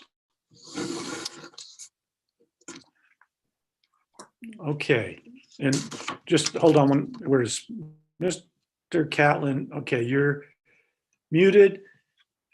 Linda, we're gonna go over to, you can leave anybody you've let in, but we're going to take 5 people against next, starting with Trey Angara by your list and going down the next 5 on that list. We'll alternate there, just so you're ahead. Okay, Barry Catlin, I see your name and you're still muted. So I'd say maybe you're not there. Is it us? Have we not let him in? It's not us. Okay. Then the next, I see no change. Emily Coffin, I see a name. Emily Coffin, are you? Oh, good. You're here. Hi. Great. Welcome. Hi. Should I go ahead? Yeah, where your name and where you're from, and then you can launch into it. Great. My name's Emily Coffin. I'm a Brunswick native. I go to Bowdoin, and I'm representing myself and my dad. We're both fishermen in Brunswick. So Senator Meermat, Rep. McCrate, and members of the Marine Resources Committee, thank you. I'm Emily. I'm hoping to share the perspective of 2 fishermen who were beset by the arrival of an industrial and unfriendly aquaculture setup. This past summer, Running Tide Technologies set up their generators and floats and upwellers in the Narrows where we fish in Brunswick and Harpswell. My father reached out to Running Tide repeatedly to inform them that their floats conflicted with his gear. After being told more than once that their LPAs sat right on top of good fishing ground, they went ahead and put them there anyways. They did what they wanted, putting their upwellers right where they knew we fished and right where the harbor master knew we fished. It was a very negative experience, especially compared to the great relationships that we have with other oystermen who live nearby. Beyond the lack of respect shown by a huge multi-million-dollar venture capitalist funded company to the local traditional way of life is the idea of having too much. When my father and I were met with Running Tide's takeover, we were aghast. They wanted a lease and a large one, and to us and to many others, the idea of leasing the water, especially leasing hundreds up to 1,000 acres, is antithetical to what it means to people who live and make a living on the water. More fishermen are becoming anti-aquaculture, and something needs to be done. Limiting aquaculture expansion, at least for now, is imperative, so that those who regulate it can have time to consider what it means to lease the water, and if we're leasing the water, how to do so responsibly. Aquaculture is coming to Maine, and rather than stopping it dead in its tracks, I really want to be a voice of cooperation and also reason. I see so many parallels between the industrial agriculture in the Midwest and the upcoming industrial aquaculture coming to the Atlantic coast. From what we know about how devastating monoculture and mechanization can be for an environment, like the prairie and the grasslands out west, I would hope that we can have the foresight to avoid the havoc that serious industry can bring to the pristine coast of Maine. As a young person who wants to spend the rest of their life in Maine, I want to look out for the waters I proudly call home. As someone who has been personally affected by unrestrained aquaculture, I want to warn those in power of the discord that could come with more industrial setups. Either commercially, environmentally, or interpersonally, large-scale aquaculture has the potential to ruin the things Mainers love about Maine. Where moneyed, metallic, limitless aquaculture exists, preservation, tradition, and family operations cannot. Thank you for listening, and thank you for understanding. Thank you, Ms. Coffin. Very good. Then we have a question from Representative Hepler. Thank you, Mr. Chair, and thank you, Emily Coffin, for being here. I live down in Woolwich, so I'm not far from where you are. So I was just curious, where is Running Tide and how big is it? Yeah, so I'm not clear on everywhere where Running Tide is, and I don't want to turn this into like a debate or anything, but where we were is in the UN Arrows in Harpswell, Maine. And that was just one spot where they thought about setting up leases. But I know that they're looking to do things in other places too. Oh, I see. So they're just in the process of, they're just doing the research. It's not an established operation yet. Okay. Thanks. Thank you very much. And seeing no other questions, thanks for being here with us today. Good luck out there. Thanks. All right, now we're going to, that's 5 people actually speaking. I've got other names on the list that weren't really there when we went to. If we brought you in and you're 4, you'll have to wait. We're going to let 5 people who are against speak now. And that will move us over to, we have Trey Angara, James Milano, Cameron Barner are the first 3. And Representative McCrate, when I have to step out to education, I'm working from the list that Linda has made, not deviating from it. She will, if you don't have it or anything, she can tell you who the next people are. And she'll be bringing in the next 3 as we go through. Okay, Great. All right. So, Trey Angara. Yes, Welcome. Good morning. Good morning. Thank you for the opportunity to comment on LD 1146. My name is Trey Angara. I'm the Executive Director of the Maine Seaweed Exchange, a 501c3 nonprofit committed to education advocacy for the farm seaweed industry. We've trained hundreds of seaweed farmers and prospective farmers from around the world. I'm also General Counsel to Springtide Seaweed, the largest fully integrated organic seaweed farming operation in the United States based in Gouldsboro. I'm here to strongly express our opposition to this bill. From my conversations with the supporters of this bill will largely the response to the feeling that not all constituencies are being heard in the aquaculture lease process, as well as the emerging and overwhelming opposition to the proposed industrial salmon operation in Gouldsboro, adjacent to Acadia National Park, previously supported by Maine and Company. I can understand and respect these perspectives. However, sympathetic facts often make poor laws, and this is such an instance. 2 quick points. First, the size of aquaculture leases often determines profitability. This will vary by the type of species grown. In seaweed aquaculture, this is roughly 20 acres. We have invested at Springtide over $500,000 in our farms and onshore facilities, and passage of this bill will make us reconsider our business model and whether we continue to farm seaweed, a crop that is recognized as the future of food with tremendous benefits to the environment. This would be a shame and ironic that this industry, founded in Maine, will benefit others, such as in Alaska, but not those that developed it. We should not limit lease sizes arbitrarily. A one-size-fits-all approach does not work. Secondly, the restrictions on transfer of leases is short-sighted. As mentioned, the investment in aquaculture is quite high. Why would anyone invest in ocean farming if when you wish to retire or pass on the business you spent years to build, you'll lose your leases? If we want to create real jobs and support local communities, leases must be transferable. Thirdly, removing the current exemptions from compliance with Title 38 is counterproductive. This will essentially take aquaculture regulation away from DMR and place it with local communities. DMR should consider all constituents' concerns in the leasing process without giving undue weight to any one constituency, which is what this provision would do. Finally, Maine has roughly 6.5 million acres of coastal state waters with less than 2,400 acres of aquaculture activity, which is roughly 0.036%. There is plenty of ocean to go around. Fishermen can fish, farmers can farm, tourists can enjoy our waters and natural beauty, as can Maine residents. The average lobsterman in Maine is 57 years old, while the average in aquaculture is 36. I personally receive dozens of emails each year from young people who grew up in Maine, often from fishing families, and moved away, but now wish to return to be part of Maine's vibrant aquaculture industry, usually in seaweed or oysters or both. This dovetails with the overall downward trend in commercial fishing industry from overfishing and global warming. If we wish to preserve our working waterfronts, our best hope is a well-managed aquaculture industry. In sum, this bill on the whole is regressive, harmful, and should be rejected, with the exception of the requirement that the Department of Marine Resources convene stakeholder meetings to develop a strategic aquaculture plan. I think it would be more appropriate to maintain the status quo as far as leasing regulations until the stakeholder meetings have been conducted and proposed changes to the aquaculture regulations presented. I'd like to say thank you, and if there's any questions, I'll be glad to answer those. Thank you very much, Mr. Angera. And I have a question from Representative Fockingham. Good morning, Mr. Angera. Thanks for being here this morning. Good morning. Thank you.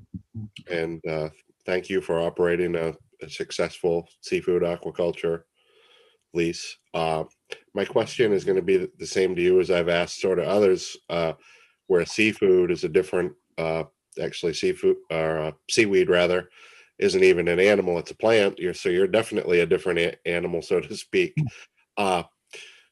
What do you feel about being all aquaculture being lumped under this one umbrella? You know, you're growing seaweed and you're under the same umbrella as finfish and oysters or anything else. Yes, I think that's a really relevant question. I think that the primary differentiator is that there are extractive aquaculture and then aquaculture that has discharge. So seaweed and oysters, we actually clean the water for the most part. Whereas finfish, there's a lot of discharge, and that's why EPA, you need an EPA permit as well as Army Corps permit for aquaculture, finfish aquaculture. I think that this is an opportunity to address those two forms of aquaculture differently, because they certainly are very different. Finfish aquaculture is by its nature intensely capital intensive and has much more concentrated impact on the environment. And I think a higher level of scrutiny is appropriate to that industry. Whereas I said, seaweed and oyster farming seems to be fairly benign, and I rarely hear anyone express opposition to those, except for occasional locations, you know, some people placing their farm too close to a channel or something like that. But for the most part, you just don't get a lot of objections. When we recently went to obtain a 20-acre lease here in Gouldsboro, no one came to testify against the project. So that just shows you that, you know, I don't think anybody sees seaweed or oysters for the most part as threatened. But I think the finfish and this project in Frenchman Bay that from the Norwegians is just, you know, really piquing everybody's sense that this is not right. can I have a follow-up? Chair? Sure. Yes. So, yeah, and I just want to just point out how beneficial the seaweed leases are, taking that carbon out, and how beneficial they are, as well as making a, you know, a good product. So obviously, one size doesn't fit all. Do you favor maybe breaking these aquacultures up into certain? What's your opinion on the size limits as far as where it's at? I know you said one size doesn't fit all, but do you think 1,000 acres for any one lease is appropriate? Do you think 250 is too little for a single leaseholder? Is 1,000 too much? Where sort of, what are your thoughts on that? I really don't have a strong opinion on this. I can tell you that to really develop the seaweed industry, the leases have to be fairly large, because it's a commodity crop, just like you were growing corn or something like that. You need the acreage. And I also know that, you know, when you put arbitrary limits on sizes, there's all these workarounds. So what happens is, if you're allowed to have 250 acres, you get your 250, and then you sign a contract with somebody else, like, hey, if you get a couple hundred acres, I'll buy all your stuff. You know, so you start doing a supply contract. So, and that's happening already. There are companies that are basically signing exclusive agreements with other people to provide seaweed for them. And so that they're not owning the leases, but you're getting the same effect. So you could set the limit at 100 acres, and I guarantee you, next thing you know, you'll see a whole bunch of 100-acre leases with a bunch of different corporate owners, but they're all going to have some sort of contractual relationship. So I don't have a strong opinion about that. Thank you. Good answer. Thanks. Representative Hepler? Thank you, Mr. Chair. I have two questions, if I may. Real quick, one actually follows on to Representative Fockingham's question about farming. And it strikes me that one of the reasons, and I guess I just wanted your feedback on it, Mr. Angera, that one of the reasons against or being able to transfer your lease is that it is more like a farm, right? And it's not right? Yeah, correct. Yeah. Okay. Thank you. And then the follow-up question, which is you said, maybe this is, since you're the first person to mention this, I'm sure others will mention this as well. What's the Title 838 exemption?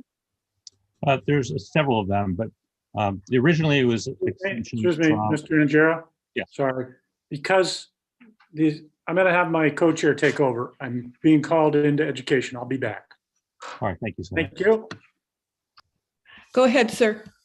Yeah. So again, the Title 38 exemptions, there's a variety of those, and I think there are other people more qualified to address it. But essentially, it would allow the coastal development laws, which would mean that farms in certain locations would have to get basically site plans and other impacts approved. So it adds this layer that's local versus, so it's very hard to do like a regional type approach if you have this local regulation.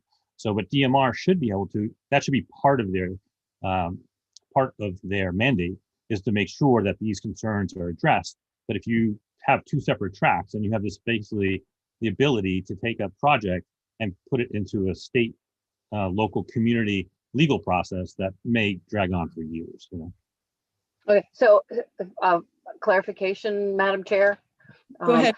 What you're talking about is that it would sort of become part of municipal site planning and planning. Okay, thank Correct. you. Thank you. Thank you very much for your testimony. Thank Next, you very much for the opportunity. thank you. Next, we'll have James Bolano, I believe is in the room. Yes, there he is. Welcome, Mr. Bolano. Go Yes, ahead, good morning. please. Senator Miramont, Representative McCrate, and members of the Marine Resources Committee. I'm Jim Bolano. My wife, Robin McCoy, and I are owners of the Wheelers Bay Oyster Company in St. George. We oppose LD 1146. Wealthy real estate interests and landowners are trying to shut down aquaculture. They don't want to look at a working waterfront. Their employees in lobbying and public relations have recruited a few fishermen to lend credence to the myth that they seek to protect Maine's coastal heritage. Deep pockets behind this subterfuge could care less about fishermen or their heritage They care about money and elite enclaves, where people who used to live on the coast commute from west of Route 1 to work as servants. This is about gentrification. The same is happening in beautiful places all over the country, as depicted in the TV series Yellowstone. People who have fouled their own nests, making fortunes elsewhere, bring the same mindset with them. They immediately try to zone out farms that smell like farms. My sister-in-law lived on Wheelers Bay in St. George. Her house looked out at a harbor with 17 fishing boats. She needed something smaller as she got older. Her first real estate broker said her house would be worth more if it looked at yachts. So much for Maine's fishing heritage. That's the crass and boorish reality behind LD 1146. Aquaculture is about sustainable fishing and about livelihoods in Maine for generations to come. Fishing and aquaculture are complementary. Aquaculture activity on the St. George Peninsula is all done by fishermen. Lobstering itself is an aquaculture project. It takes 6 to 8 years for lobsters to reach a 1 pound market size. Meanwhile, you feed them thousands of metric tons of protein and teach them how to get in and out of traps. You have defined fishing zones governed by written and unwritten laws. If LD 1146 passes, they'll next be telling fishermen they can't start their engines at 3 a.m. or store gear in plain sight. It has already started. Maine DMRs developed the best aquaculture rules in the country. LD 1146 would end that. The present system doesn't need fixing or more study groups. It's hard enough to get a lease. The LD 1146 revocation of agriculture exemption to NERPA and site development law is a Trojan horse. It is designed to obstruct and improves nothing. LD 1146 would destroy the flexibility of the current system that includes every size player, from the hobbyist to the multi-employee corporation. It fosters growth of marine products in a range of markets from local to national, from farmers market to Fulton Fish Market. MAA has always sought to find constructive solutions to genuine concerns while allowing Maine aquaculture businesses to grow. For these reasons, we oppose LD 1146. Thank you.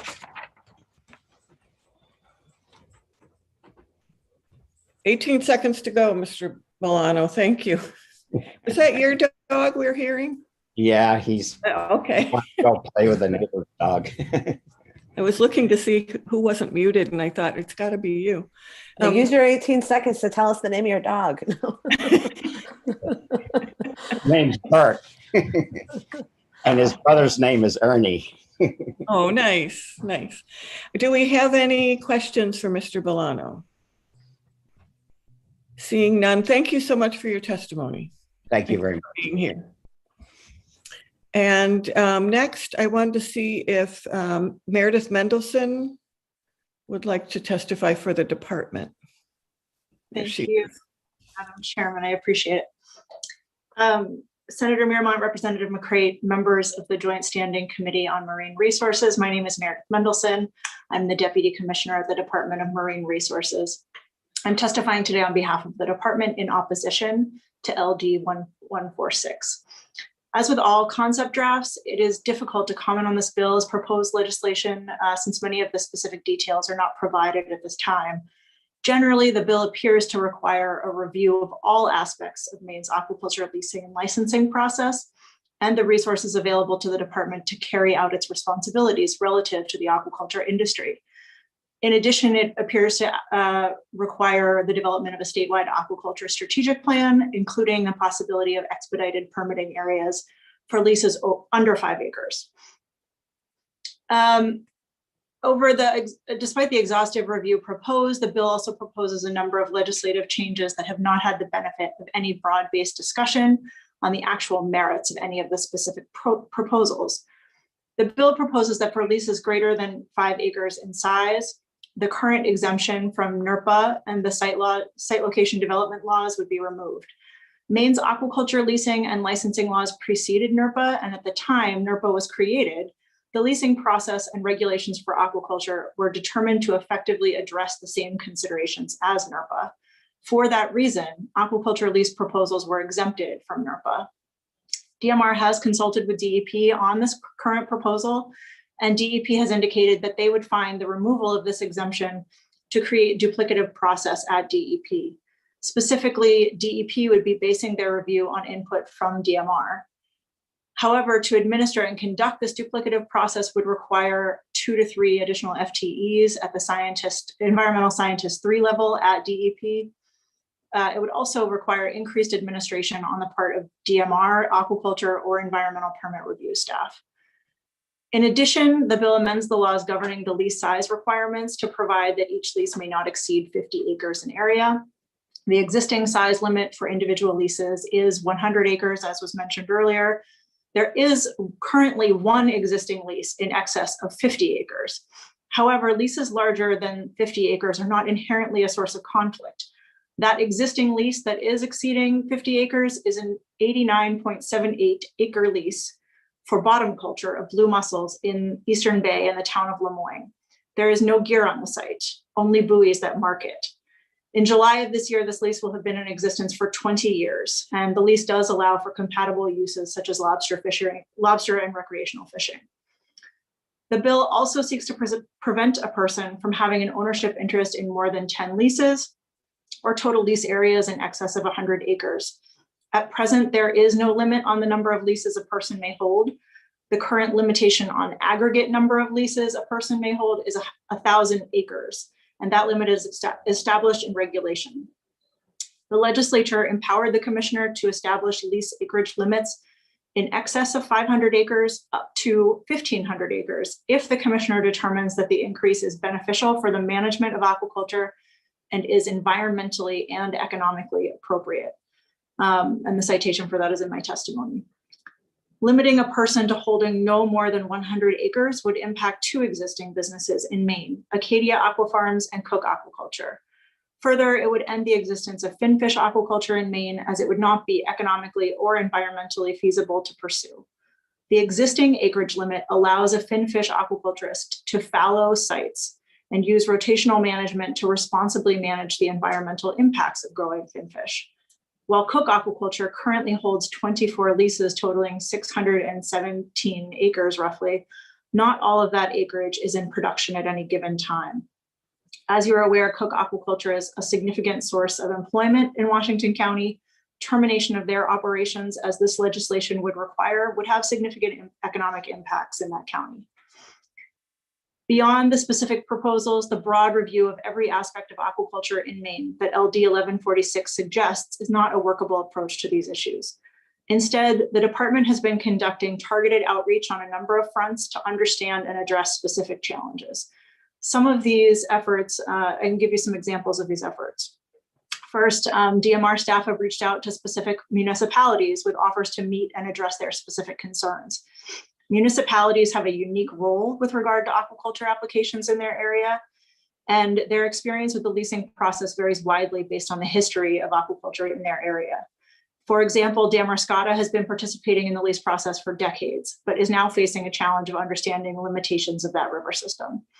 Conversely, Chebeague Island has been seeing increasing applications recently and is building their capacity to effectively engage in the leasing process. Another example, in December of 2020, DMR staff organized and held a Public Hearing 101 set of virtual meetings to assist interested members of the public in understanding how the public hearing process works and how to effectively provide input on pending applications. Aquaculture lease hearings are adjudicatory proceedings, which can be intimidating for all parties participating. The more that the department can do to explain this process outside of the proceeding for a specific proposal, the better the information we'll receive to inform our lease decisions. These meetings were well attended. They had 25 to 35 participants at each event, and the department received positive feedback on them.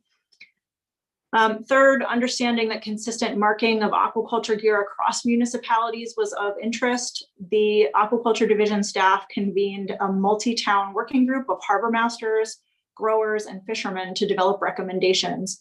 The group developed a proposal for a universal marking system for aquaculture sites in Maine so that leases and licenses are easily identifiable. And that proposal will be reviewed by the Aquaculture Advisory Council and may be adopted into regulation. In terms of things that are still ongoing, within the department's coastal zone management grant beginning this summer, DMR has proposed funding to support planning for an expanded engagement in discussions around continued aquaculture development.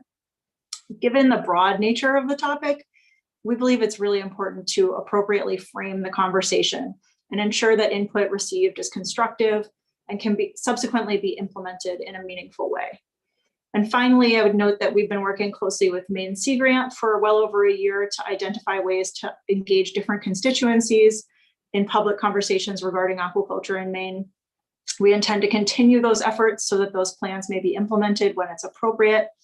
And we anticipate partnering with Sea Grant and others in the development and implementation of those expanded aquaculture development discussions that I just mentioned. As the committee is well aware, there are very real limitations resulting from COVID that impact how these conversations can be held. Over a year into the pandemic, DMR is well versed in the strengths and weaknesses of virtual meetings, and we have a good sense of the input that we can collect in this manner and what's best saved for in-person communication. Further, COVID forced us to pause our hearing schedule for aquaculture leases until it was determined that we could hold remote hearings. And staff are working diligently through many delayed hearings at this time. An open-ended statewide conversation on every aspect of aquaculture with no identified framework to enable constructive feedback that could actually be used to implement changes is not feasible or beneficial to anyone involved. From the department standpoint, it would serve only to prevent our staff from carrying out their work and further delay existing applications. But more importantly, it could also create frustration or confusion in the public about the appropriate channels for resolution of their identified concerns. The department does believe further dialogue is appropriate and warranted, but it must be well crafted and deliberate to ensure that public input is able to be used effectively and reach an outcome. For these reasons, I urge you to vote ought not to pass on this concept draft. Thank you for your consideration. I'm happy to answer any questions you may have.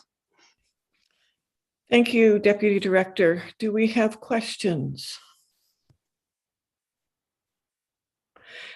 Just a question. We're gonna be able to see your written testimony, right?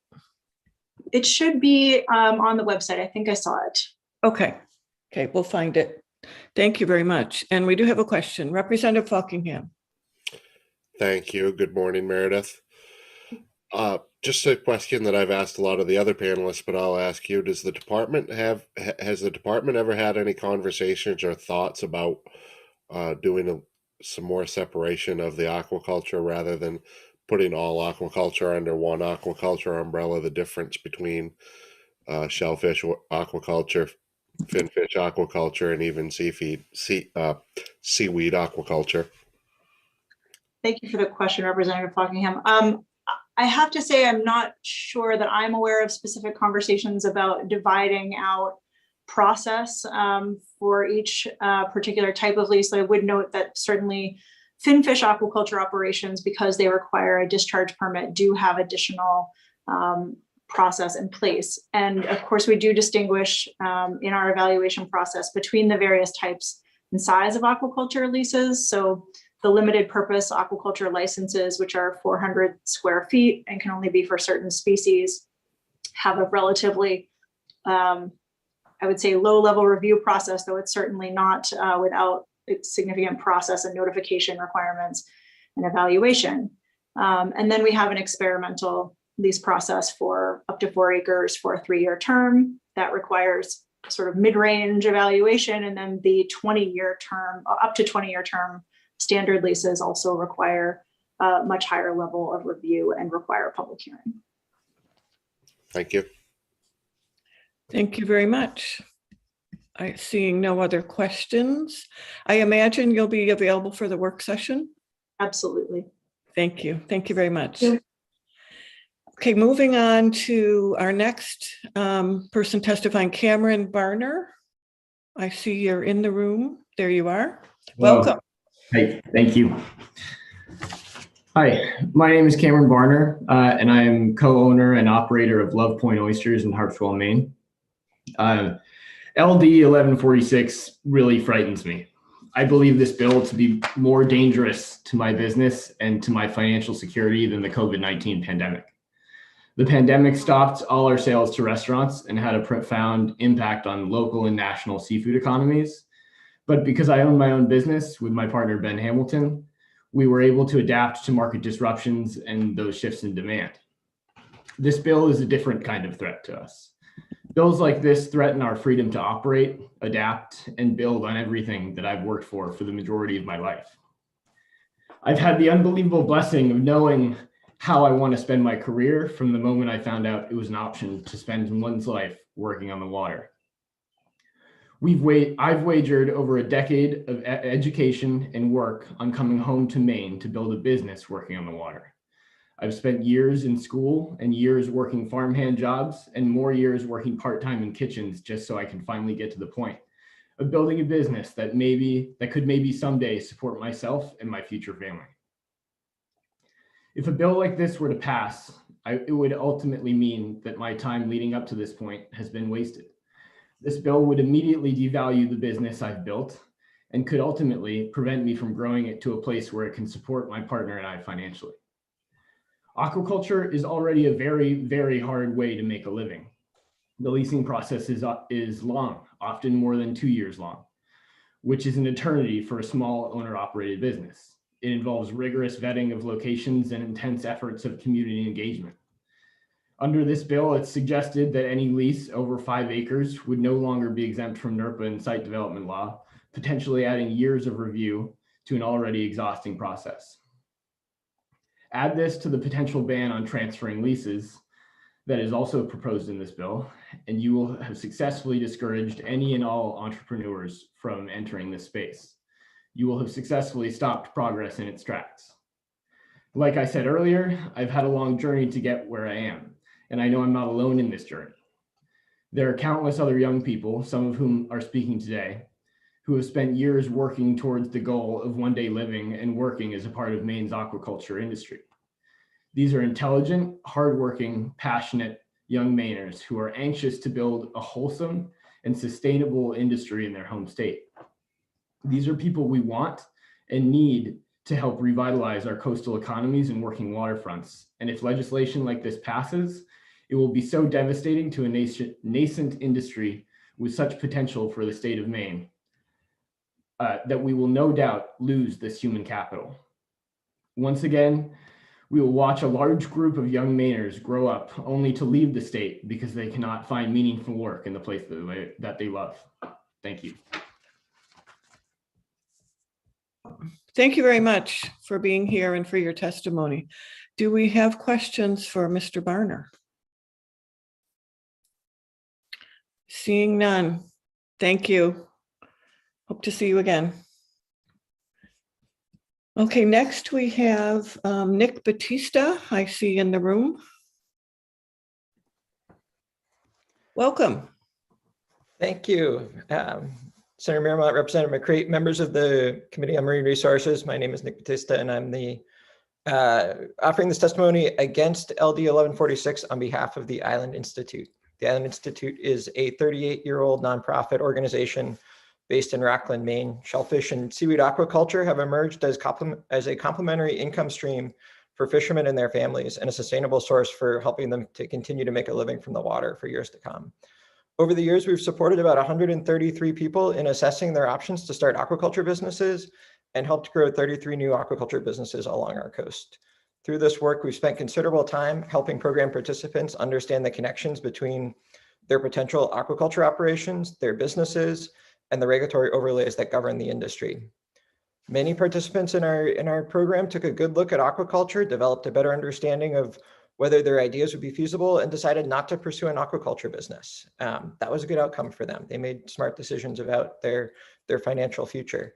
It's worth noting that well-prepared applicants who have thoughtfully cited their project and engaged the area stakeholders reduce the state's need to deny applications. As you work on this idea, please give consideration to the significant body of work that already exists in Maine and efforts that are currently underway. As you've heard, Maine Sea Grant is conducting a review of aquaculture, and the Sea Maine project is developing a roadmap for the marine economy. The Island Institute supports having challenging conversations about the future of our coast. How these conversations happen, how they're framed, when they occur, are all crucial to making strides in advancing some of the complex challenges facing our coastal communities. Using the prior work in this space as a building block is foundational if the proposed study commission is to generate useful information. As noted in our testimony for LD 106, we routinely hear the need to address continued understanding between wild caught fishing and aquaculture and other uses sharing the water. This work falls not only to the state, but to all of those participating in the process, and starts with providing accurate fact-based information. In terms of LD 1146, the mixing of the study review considerations with substantive policy changes undercuts the credibility of the study commission's resulting work if that's what you end up doing.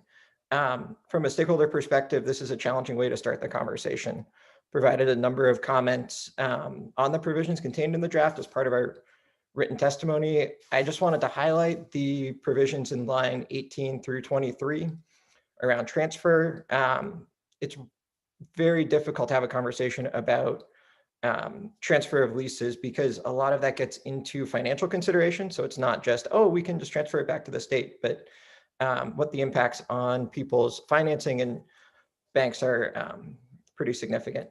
It's hard to comment on the need to have the conversation as both a substantive issue and the study commission. And maybe this is a strategy from the sponsor to confuse the issue or make you feel good about cutting part of the bill or not moving part of it forward.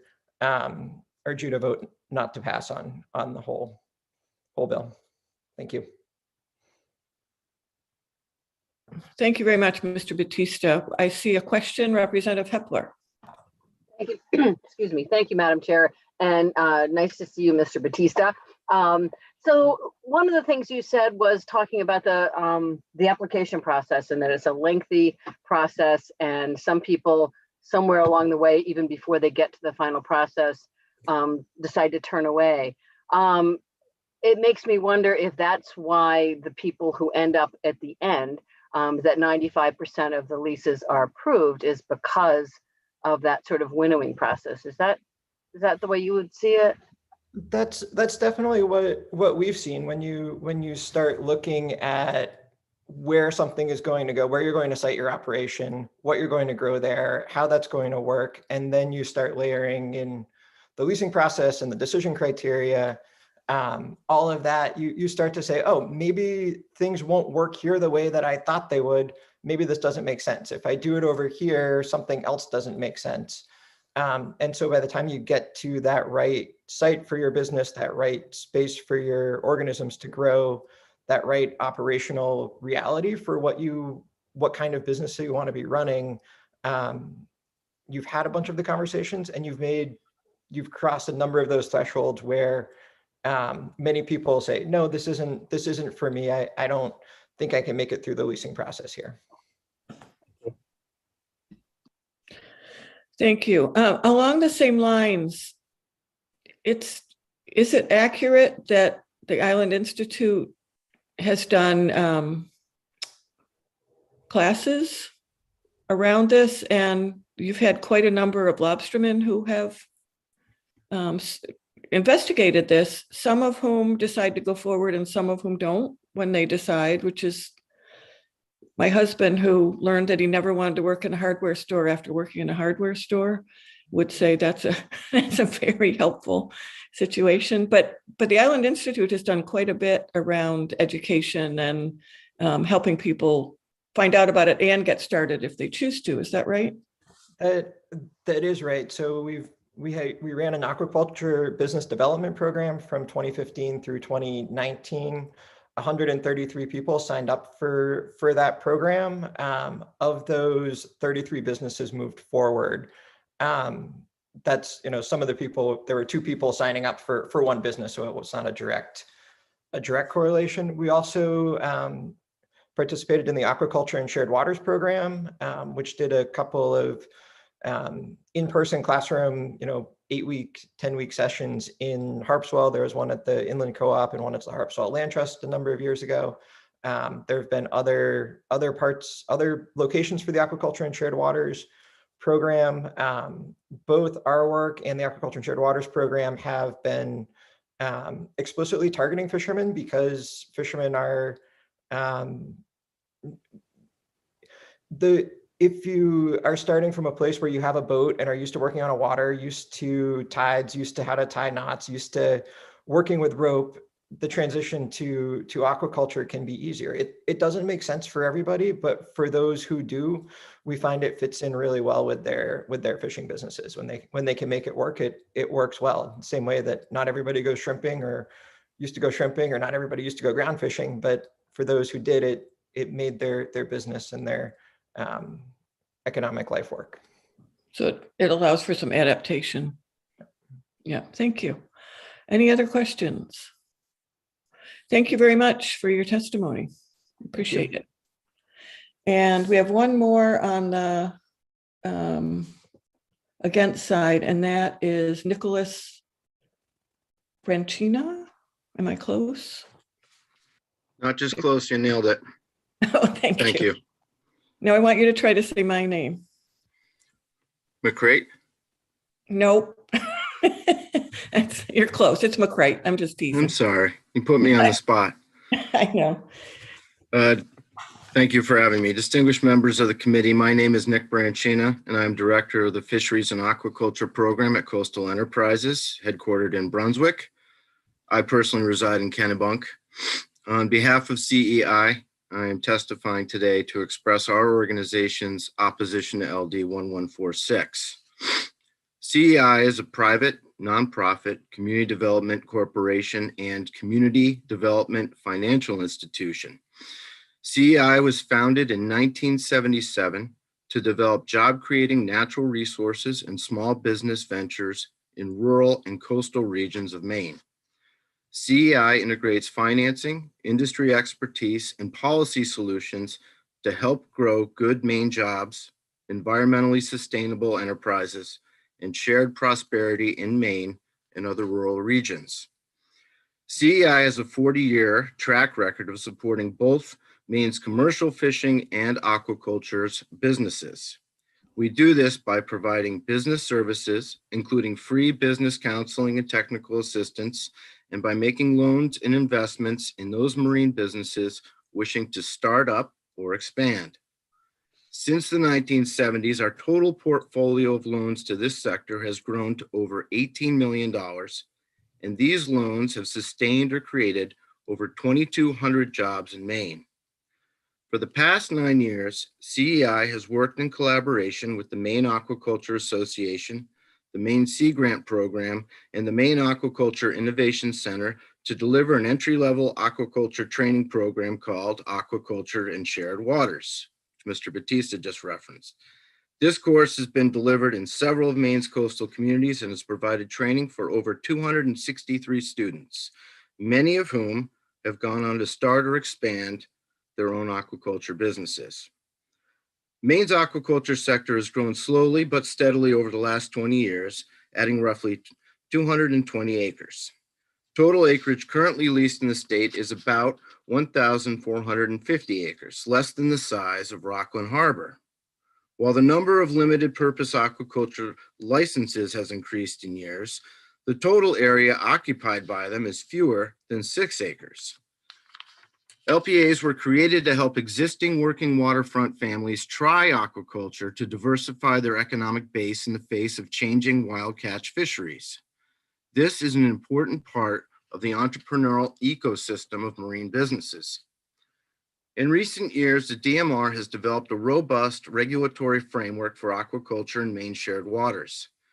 Given the commercial health of this industry, its modest footprint on our state shared waters, the proven capacity for DMR to conduct thorough, transparent, and fair review processes when considering new areas for aquaculture siting, and aquaculture's proven impact to create jobs and diversify incomes for those already fishing on our waters, we believe that the scrutiny proposed by several items in LD 1146 is unnecessary at this time.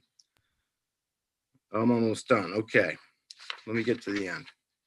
CEI continues to invest in a sector we believe in. Aquaculture is a powerful contributor to the diversification of the economic base of Maine's marine economy.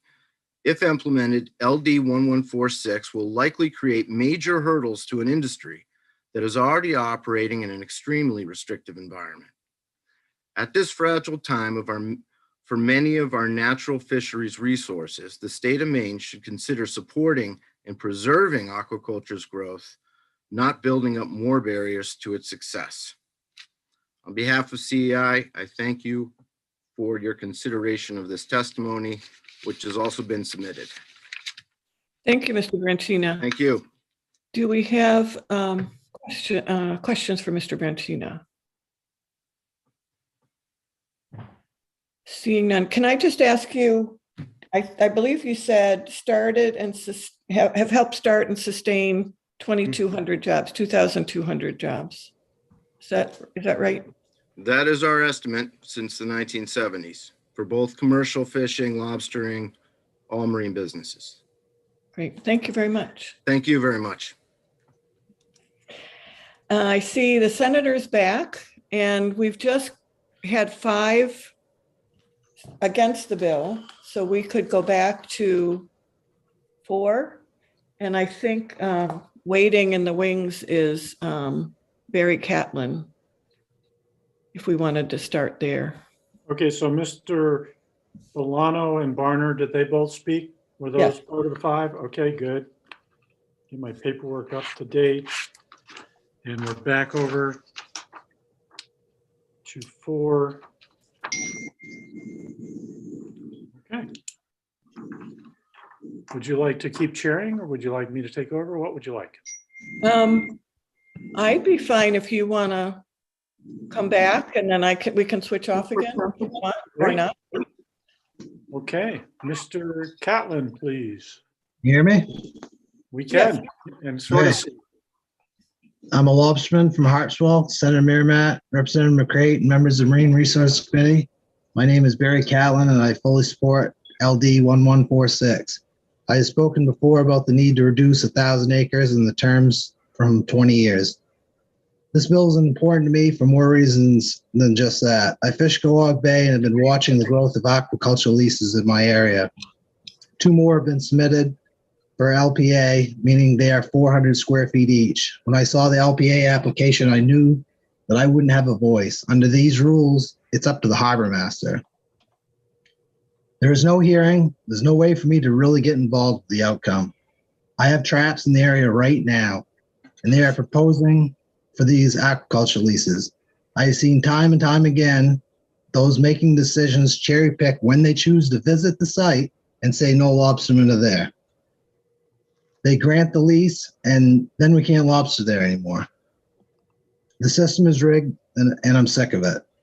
There's very little oversight of these leases, and more than once I've seen them abandoned. LD 1146 calls for a statewide conversation to deal with the numerous issues created by Wild West of aquaculture. The conflicts are growing. I've already been in them. I urge this committee to have a conversation at the very least and to pass LD 1146. And on a side note regarding the size that everybody's been asking about, 1 acre of aquaculture covers more bottom than 800 lobster traps. 800 lobster traps covers 6,400 square feet. 1 acre of aquaculture covers 43,000 square feet.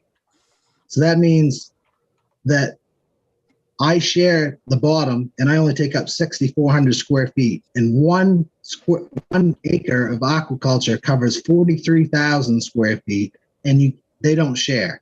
So if you're talking about 100 acres, 1,000 acres, you're displacing so many people, recreational and commercial wild harvesters, that they'll never get that bottom back.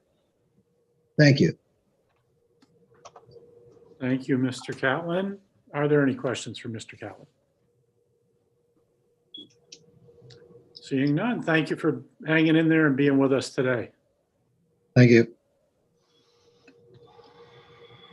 And I believe that puts us at Don Ellie or Eli. He's not in the waiting room, so the next would be Kelsey Fenwick. Okay, Kelsey Fenwick, please. And I see you there, Ms. Fenwick. Welcome. Thank you. Senator Merrimont, Representative McCrate, and Committee of Marine Resources, thank you for having me on here this morning. I'm here to support LD 1146. I've worked as a sternman from Freeport to Tennants Harbor, and I've seen the recent influx in aquaculture applications and approved leases over the years. I've experienced firsthand losing valuable fishing grounds to approved aquaculture lease sites, even though there were dozens of fishermen who spoke up against this particular site. And my concerns are that lobstermen and fishermen pay for trap tags and license fees and are restricted to their specific zones, yet they're losing this bottom in their fishing area due to larger aquaculture leases. I'm not anti-aquaculture at all. I think it's a great way for people to diversify and get more people involved in working on Maine's water. But I believe that it will take strong leadership and citizen involvement for the two, to fishing and aquaculture, to coexist. I don't think it makes sense to displace large groups of fishermen so that aquaculture can participate in those locations. I hope that the state will uphold the public trust doctrine, which asserts that the Maine State Waters is a public trust for the benefit of its citizens. I think returning expired leases back to the state as proposed in this draft is important. Fishermen are not able to sell their license when they pass away or retire. The license goes back to the state, and I think that's what should happen with aquaculture leases as well. I think that it doesn't seem the current plan for aquaculture is kind of non-existent. I haven't heard much from DMR about what their plans are in terms of like saturation and how many farms we're going to allow in certain areas.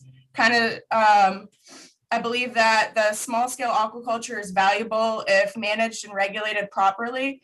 Industrialized aquaculture, getting foreign companies leasing out Maine waters is very worrisome to me.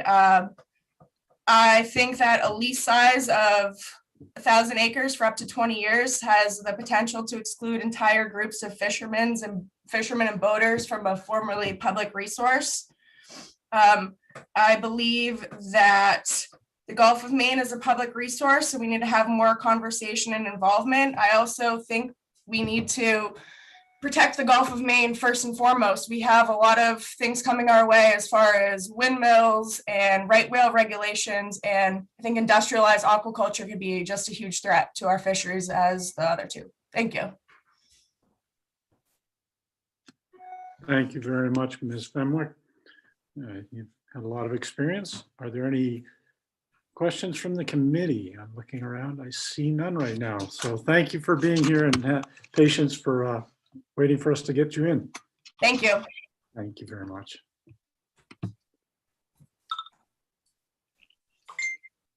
Okay, so that's there. Okay, and I have Severin Fleming from Pembroke next. Hi there. Hello, how are you? Thank you very much. Dear members of the Marine Resource Committee, thank you all for your attention to this matter. I'm coming from Pembroke, Maine, where I operate a small aquaculture operation in Schooner Cove. I have 2 LPAs, and I've spent the last 15 years of my life as an organizer within the organic farming movement, supporting young people getting into organic agriculture. I am very excited to have come to move to Maine in order to pursue aquaculture, and I am testifying in favor of this very important regulatory moment for the state of Maine to create conditions such that the young farmers of the sea have a fair shot at participating in a working waterfront that really needs young energy. When I was getting my approval from the harbor master in my area and the Shellfish Committee, they said, let's give the kid a chance. Because most of the hair on our part of the waterfront is gray hair. I think if we have venture capitalists coming in with their West Coast dollars, defining the agenda for aquaculture in Maine, we all lose the chance to build a marketplace and an appetite and not a commodity-based system. Right now in Cobscook Bay, where I live, we have 2 foreign companies, both Canadian, Cook Aquaculture and Acadia Sea Plants, who are removing millions of pounds of habitat in the form of rockweed and millions of dollars worth of salmon, leaving a terrible reputation for aquaculture in our bay and showing us the kinds of behavior that we do not want to see with robotic fleets of in seaweed. I'm majorly passionate about seaweed. We created a little film to share our perspective on a website for a learning community for seaweed harvesters and those concerned with the foreshore, with the intertide. It's called seaweedcommons.org. I think we need to be focusing many more minds on this issue, and we need to bring in more conservation organizations and coastal organizations to accompany this fledgling sector as we approach this next phase of developing a seaweed economy that matches the shape and size of our bays, that's conservation minded, locally owned, and suitably sited. I know from my friends in the seaweed world that carbon credit selling corporations on the coast of Canada are buying up native held aquaculture leases because those leases are transferable, and it's a way to jump frog over a regulatory oversight. I know from my friends in New Zealand that they are very concerned with genetic contamination from seaweed farms and strictly regulate that only native seed, native to the specific bay, be used. I know from looking at the regulatory process in France that water quality sampling is conducted by the state.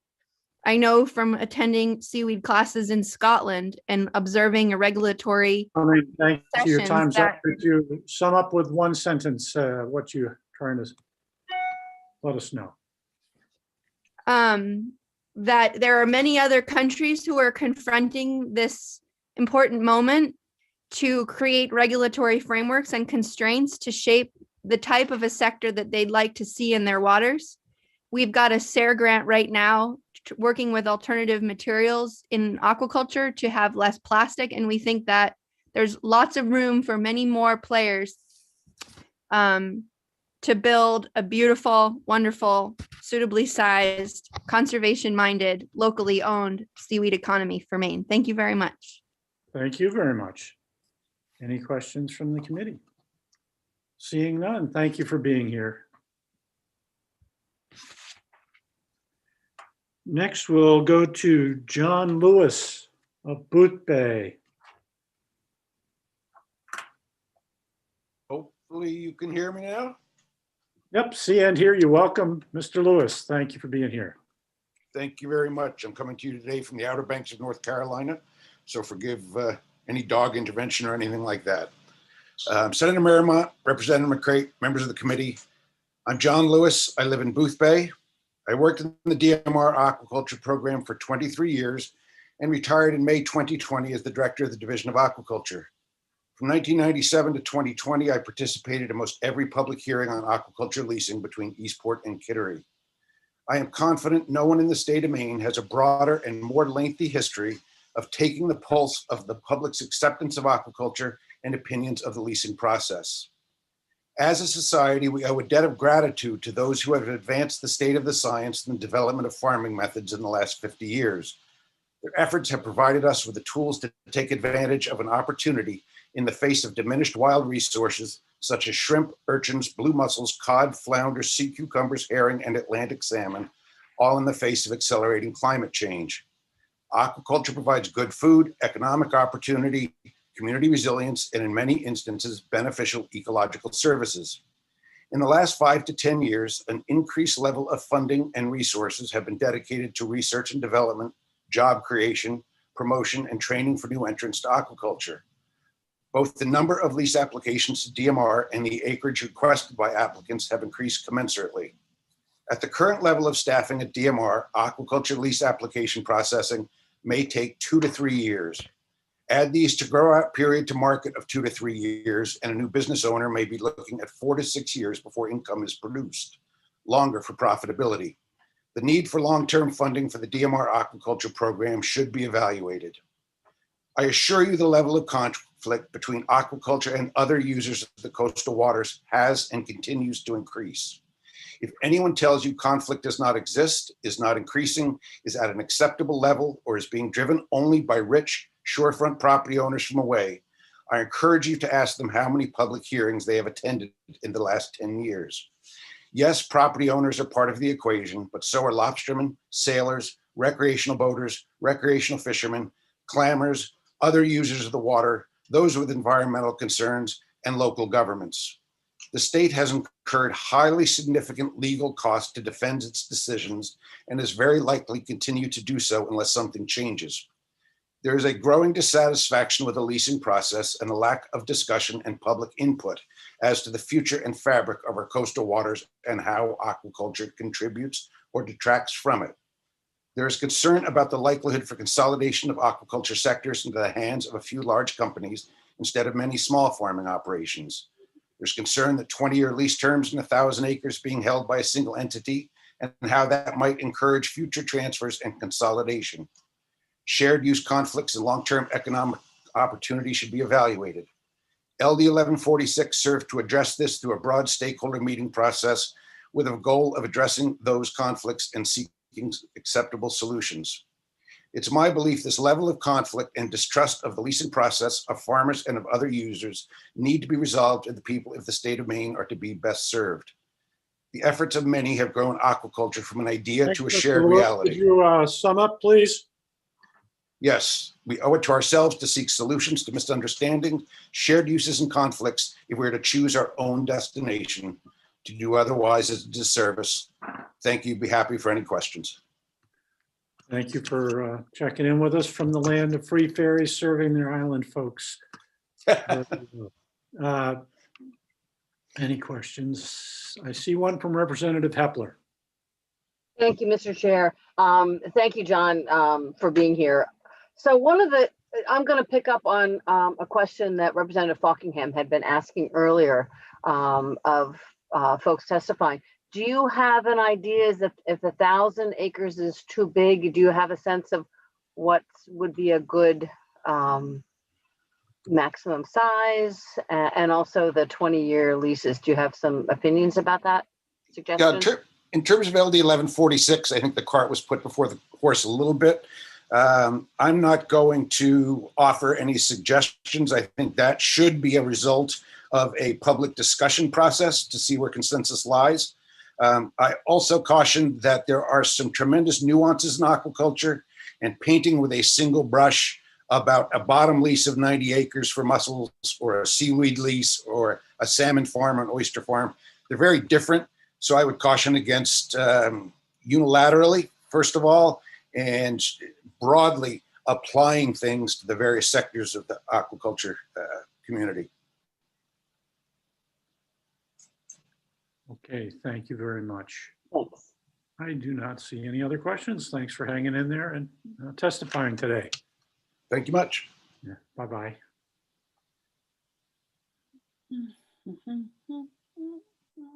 Okay, next, Ted O'Meara. Thanks for being here. Thank you, Senator Marymount, Representative McCreight, members of the committee. My name is Ted O'Meara. I live in Yarmouth, and I'm speaking today in support of LD 1146.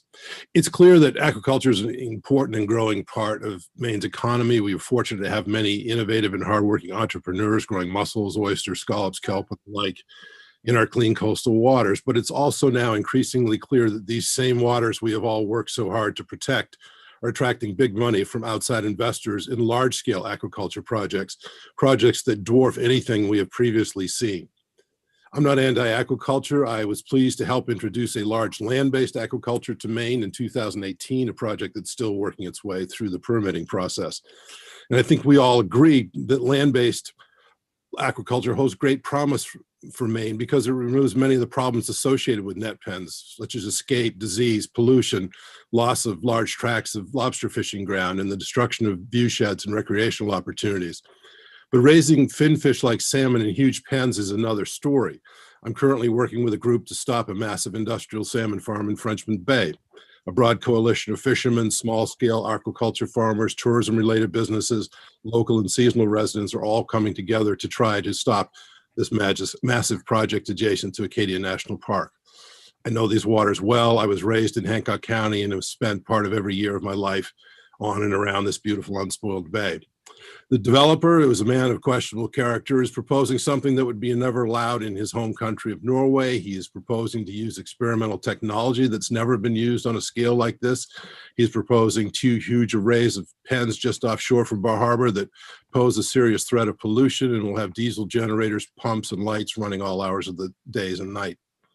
Yet none of the people in the homes and businesses and the communities around this bay will have a meaningful say in the decision-making process. Not the lobstermen and women, not the hotel and motel operators, not the kayak and sailboat tour operators, not the other aquaculture operations, including the largest organic kelp farm in North America, not the generous people over the years who've put the islands that ring the bay into land conservation, not even the people who run and support the most beautiful park in our entire national park system. If this project was a 100-acre hog farm in the middle of Mount Desert Island, it wouldn't stand a chance of getting approved. But because this huge industrial salmon farm happens to be on the water, its aquaculture lease will likely be approved, just like almost every other lease application. I attended an online DMR workshop on aquaculture leases a few months ago. It was instructive.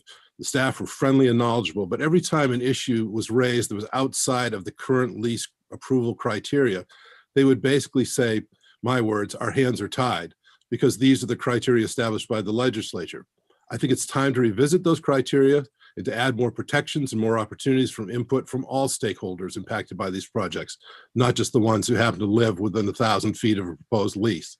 The reality is, I don't think it's DMR's hands that are tied, it's the hands of Maine people that have been tied. And I think LD 1146 is a good way to change that. Thank you. Thank you, Mr. O'Meara. Are there any questions for Mr. O'Meara? I don't see any. Thank you for being here today. Okay. We're going to go back to against. And I have us at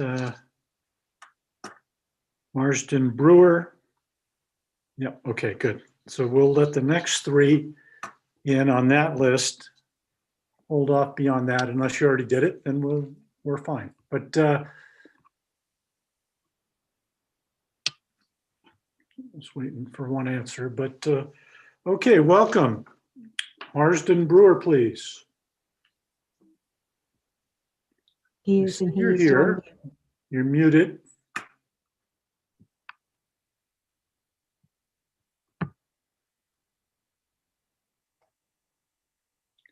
Okay, we'll go on to Nellie Blurulski.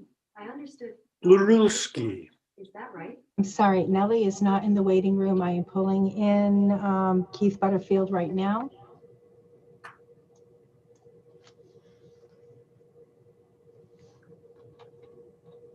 Hi, thank you. I appreciate this opportunity. Thank you to the committee. You know, I had prepared remarks here, but after listening to everybody, I really want to address what's been said.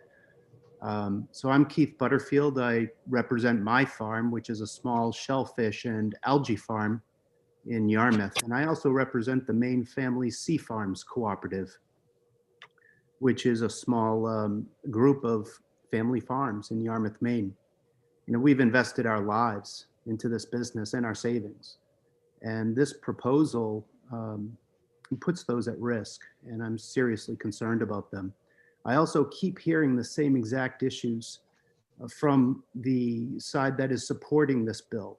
They have legitimate issues. I'm delighted to hear these in an open forum like this. We need to have more forums like this. However, I respectfully ask the committee to summarily dismiss this particular proposal. It would be absolutely devastating and implement overbearing regulations and rules on the aquaculture sector, just as we're getting started, really. I mean, this is just the inception of it. And we're building businesses that we're attracting young people with educations. I'm surrounded by women who own oyster farms around me. This is novel. This is a real opportunity, and now is not the time to quash it with a bill that is so overbearing and regulated. So I ask that the committee consider to please let us, those who work in the aquaculture sector, to continue our journey and work with the Department of Marine Resources. You know, they have some really bright scientists over there, and they have dedicated Marine Patrol officers who know the waters like the back of their hands. They're working hand in hand with the harbor masters. And what I keep hearing repeated one after another is that, and Representative Fockingham, he just seemed to nail it each time with his questions, a couple of questions. And those questions are, what should the size of some of these big fin fisheries, fin fish farms be? And are they different than shellfish and algae aquaculture farms? And funding. Funding is clearly needed at DMR. There are just a handful of people that are doing all of the work for all of the applications. If we could fund DMR and provide input and work together with DMR, the aquaculturists provide input, then I think we can solve some of these questions and issues that those who are supporting this bill actually have. And it really does come down to the size of some of the largest farms. There are a few people that have been disaffected because an area that they were used to is no longer theirs. Well, these are shared waters, and we're going to have pushback like this on every front. It's a hard thing to manage. It just simply is. On my farm, I actually go out and speak with my neighbors. I have the support of my neighbors. I know them personally. I hold fundraisers out on the water for climate change, the Shellfish Growers Climate Change Coalition Council, and all of my neighbors came to it. So most of us have terrific relationships out there, and we really do care about our lobstermen, by the way. I love the lobstermen around me, and I welcome them to drop their traps all around my farm. And if DMR was to say to me, you know what, this proposed lease that you're considering, we've got a lobsterman who really likes to lobster that area. By the way, I would know that, right? Because I already checked out that area. I know the lobstermen in my area.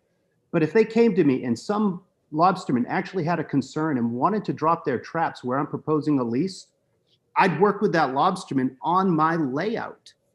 Maybe I'd give up, some space. Maybe I'd need a larger space actually, so that I could have more space in between my lines, and they could drop their lines. They drop their lines north-south, right? So I could make my lines run north-south and make them wide enough.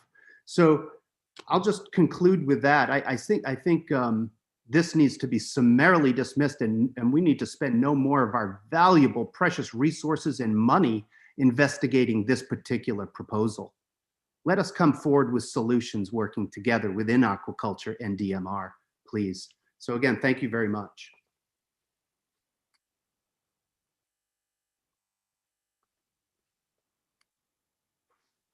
You're muted, Senator. I knew I was going to do that eventually. Printing out a new list. I didn't want to disturb anyone. So thank you, Mr. Butterfield. I appreciate it. And I see no questions from the committee. So thanks for your patience and being here.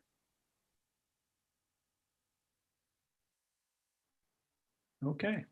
And let me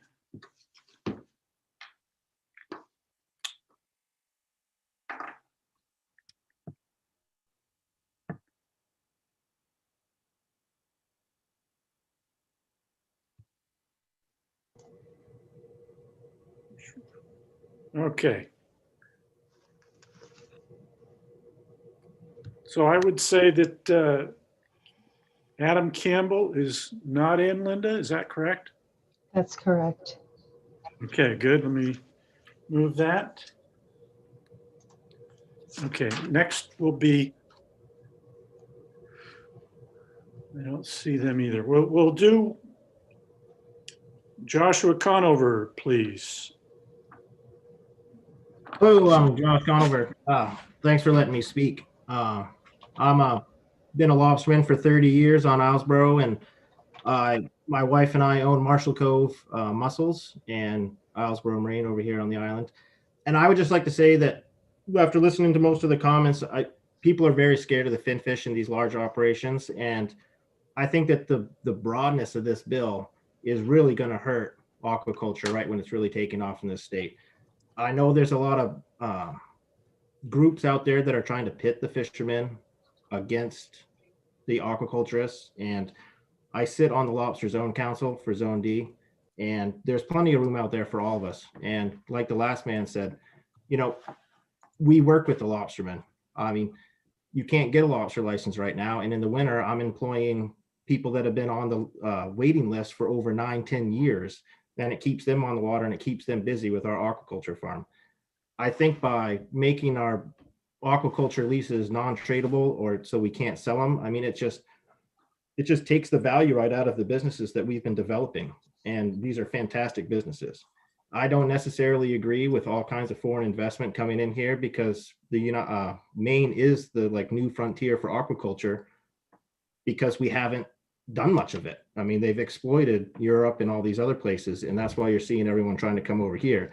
So I think that instead of blanketly trying to change the whole lease application process because we're scared of one or two possible lease sites coming in here, that we just work under the framework that we have and address some of the small issues and tweak things a little bit here and there, because the system's not broken. I think the system is fine. I mean, there's this fact that everyone keeps saying 95% of lease sites are approved. And that may be true, but they're probably the small little 20 by 20, 400 square foot lease sites that are a 1-year lease for people to, you know, dip their feet in the water and see if something's going to work before they go to a full-fledged lease site. Because getting a full-fledged 20-year lease site is a large undertaking with lots of community input, and plenty of chances for the lobster industry or landowners to say their input, and then it's all disseminated down, and then the DMR makes this decision. And 20 years used to seem like a long time to me, but as I've gotten older, it's not.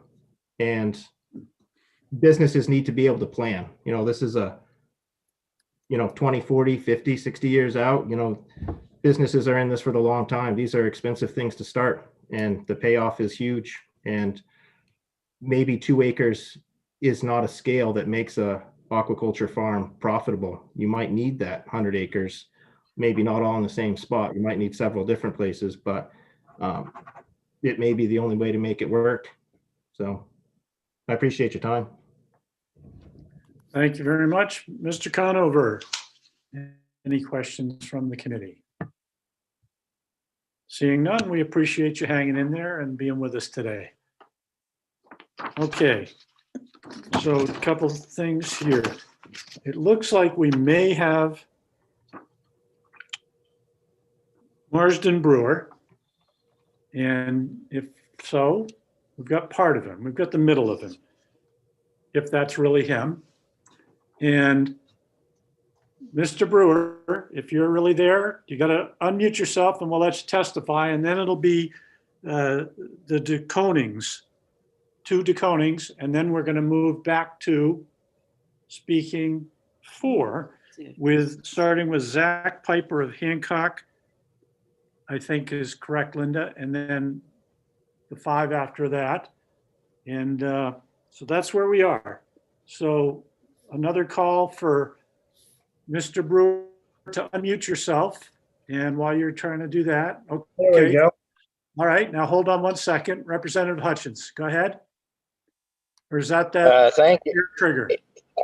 Thank you, Mr. Chair. I was just going to remind you that my friend Marsden Brewer had come onto the screen. I thought you had missed him. Thank you. Thank you very much. Okay, and you're unmuted, Mr. Brewer, and go ahead. Thanks for being here. Okay, well, thank you for having me, honorable members of the Marine Resource Committee. Let me get away from the dogs. Anyway, I'm here to speak in opposition to the bill on behalf of the Maine Aquaculture Co-op. There's just, the department does a good job with what they do. They are a little behind on the leasing process. They could use more help there, but it is a thorough process.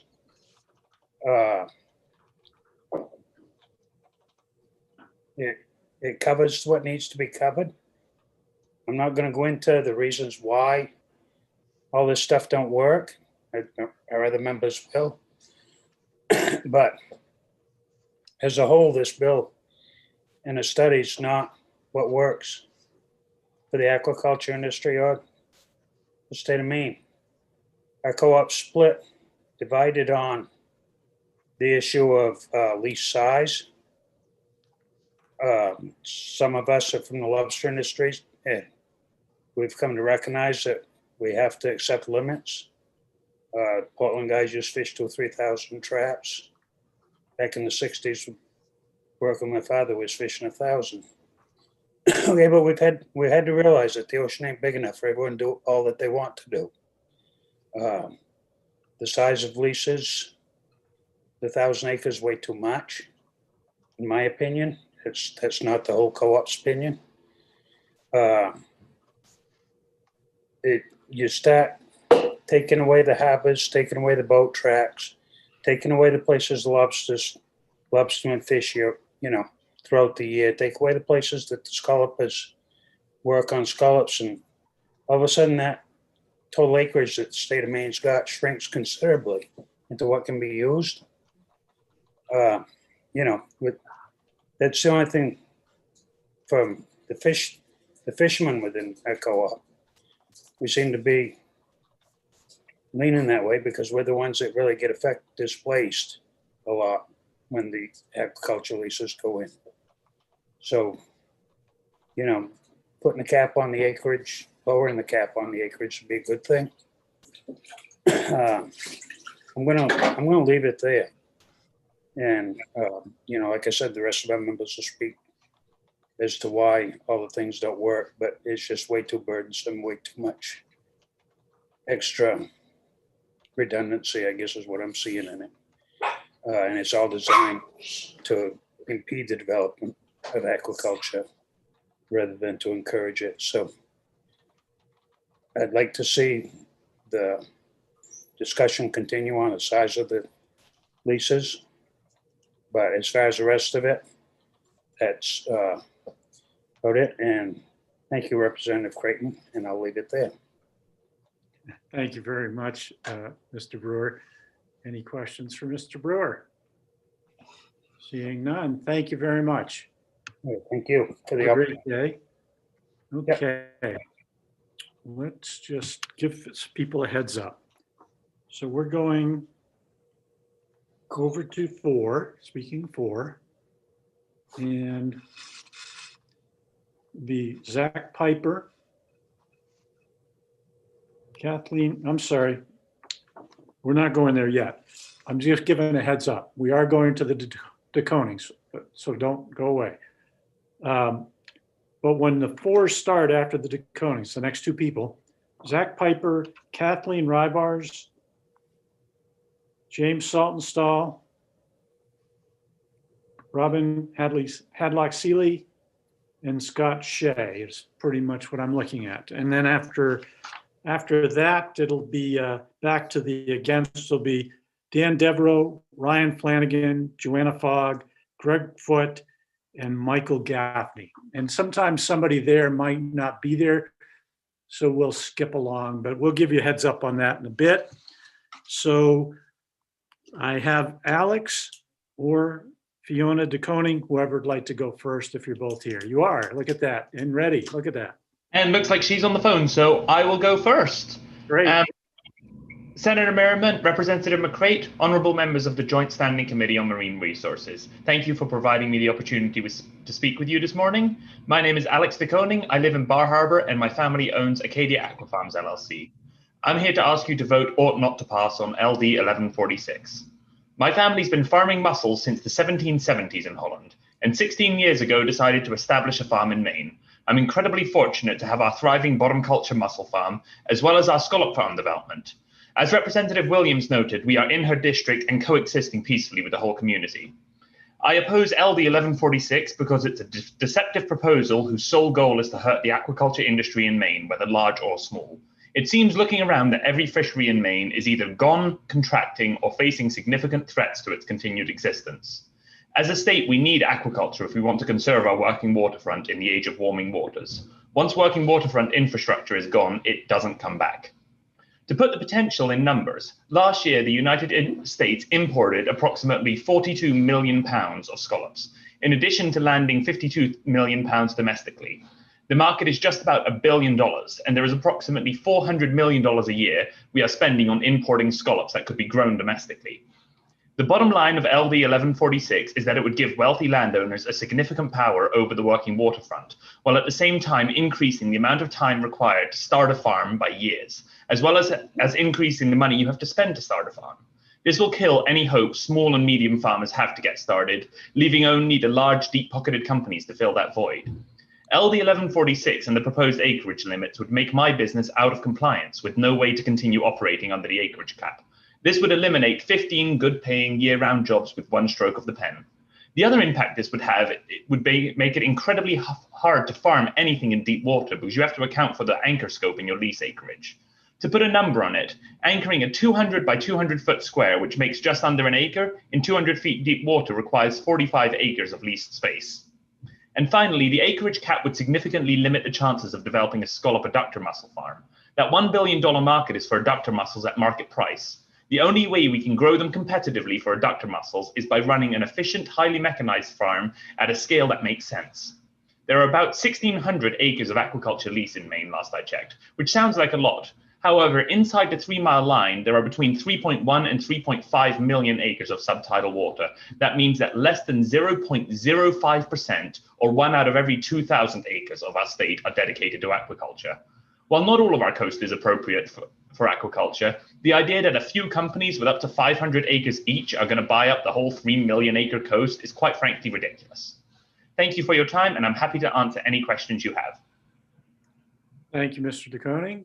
And I do not see any questions from the committee. Thanks you for testimony and hanging in there. Good luck this afternoon. Okay, and Ms. DeConing, you ready? Yes, sir. Thank you very much. Senator Merrimont, Representative McCreight, honourable members of the Joint Standing Committee on Marine Resources. Thank you for providing me an opportunity to be before you this morning and to ask you to vote LD 1146 ought not to pass. My name is Fiona DeConing and I live in Bar Harbour, and my family and I own Acadia Aquafarms LLC, which you've just heard. We are a family-owned, operated, generational mussel farm with 15 year-round employees and are 4 years into a pioneering sea scallop farming project. The existing leasing system is not broken. It is the result of many years of public and legislative debate, which has resulted in repeated improvements and in refinements. The main system has been used by other states such as North Carolina and Florida, as it is seen as such a good standard. DMR does need more staff and more resources as the current chair of the DMR Aquaculture Advisory Council and a board member of the MAA, I joined my colleagues in successfully advocating for those. Have the supporters of LD 1146 ever spent time and effort advocating for more resources for the DMR? One of the strengths of Maine's aquaculture sector is its diversity in size of company, in species grown, in growing technique, in levels of innovation, in age of operators, and more. Part of the diversity is that not all species are equally valuable in the marketplace. This means that one farmer may need to grow more of one species to make the same reasonable living as another growing a more expensive species. Obviously, that would require different sized farm sites. For the state, diversity is a good thing as it lends itself to more coastal economic stability and resilience overall. The bill moves to reduce the maximum size of an individual lease. This would severely impact those of us who use bottom culture, because we farm in a 2-dimensional area, not a 3-dimensional water column, but also those who farm in deep water, as you've already heard. This decreasing resilience to withstand the challenges of climate and market for a substantial number of farms and potential farms in the state of Maine. One of the most concerning aspects of this bill is the move to get an aesthetic view state criteria into the aquaculture leasing process. This is a huge issue. The exemption that aquaculture currently has from the NERPA was granted for excellent and ecologically justifiable reasons, which you've heard. I will leave it, yeah, you've heard about that.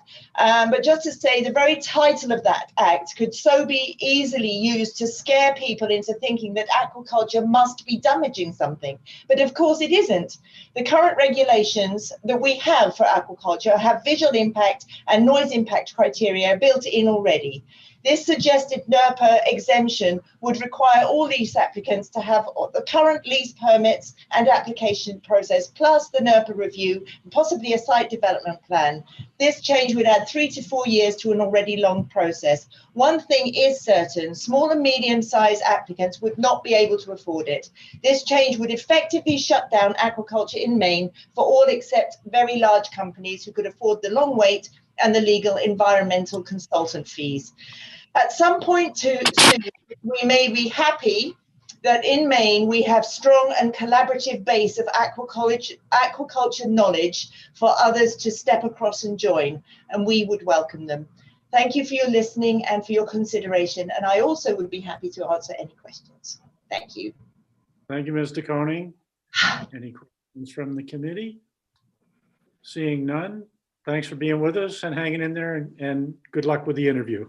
Thank you, and good luck with your listening sessions. Thank you. Okay.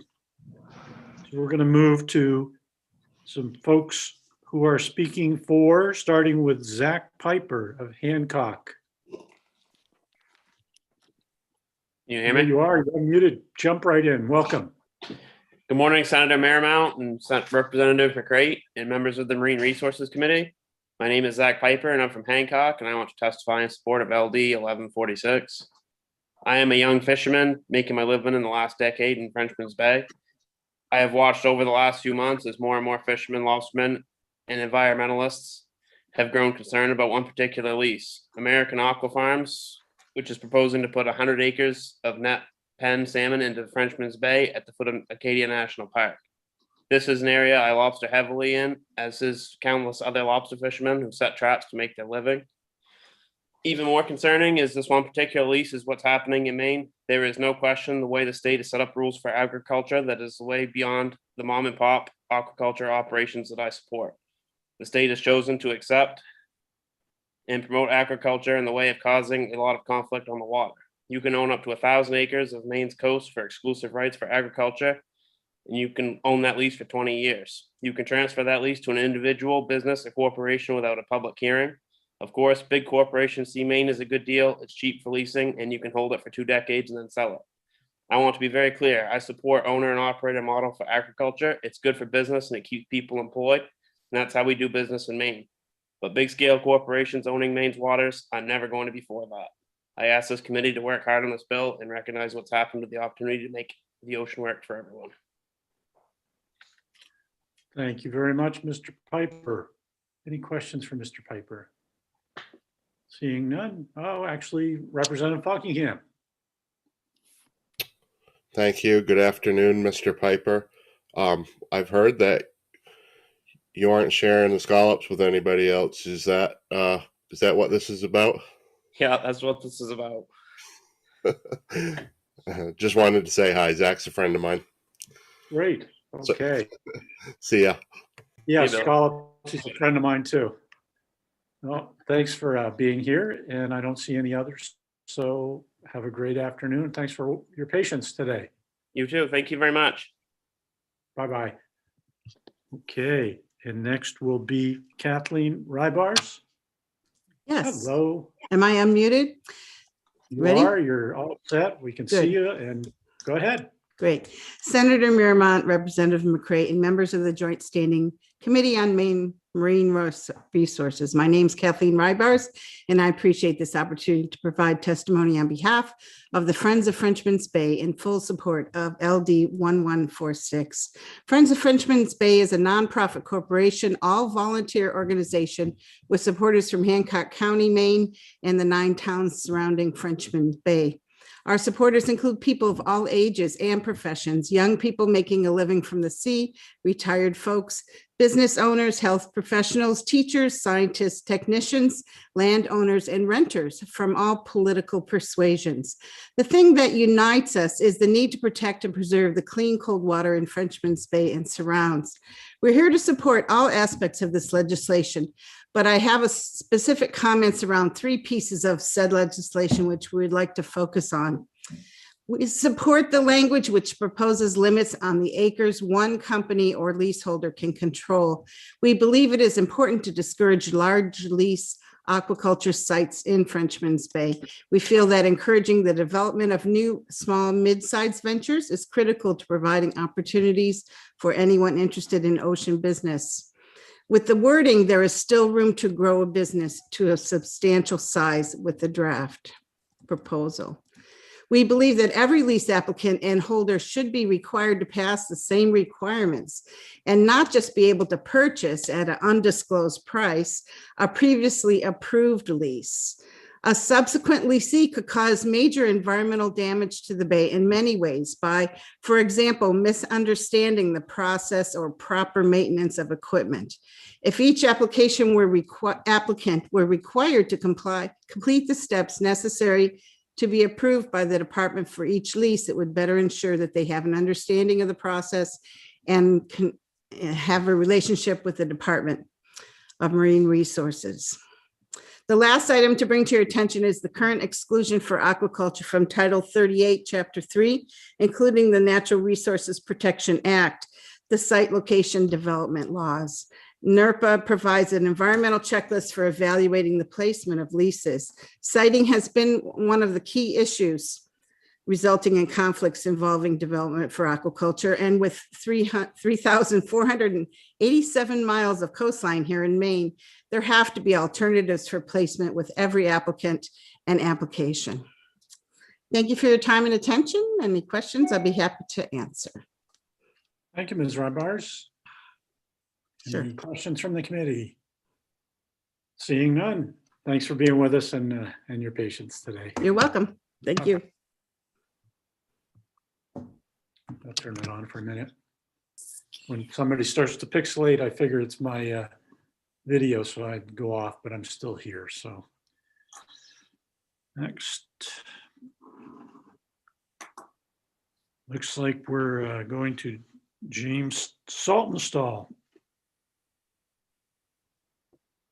And I see the name and it's muted.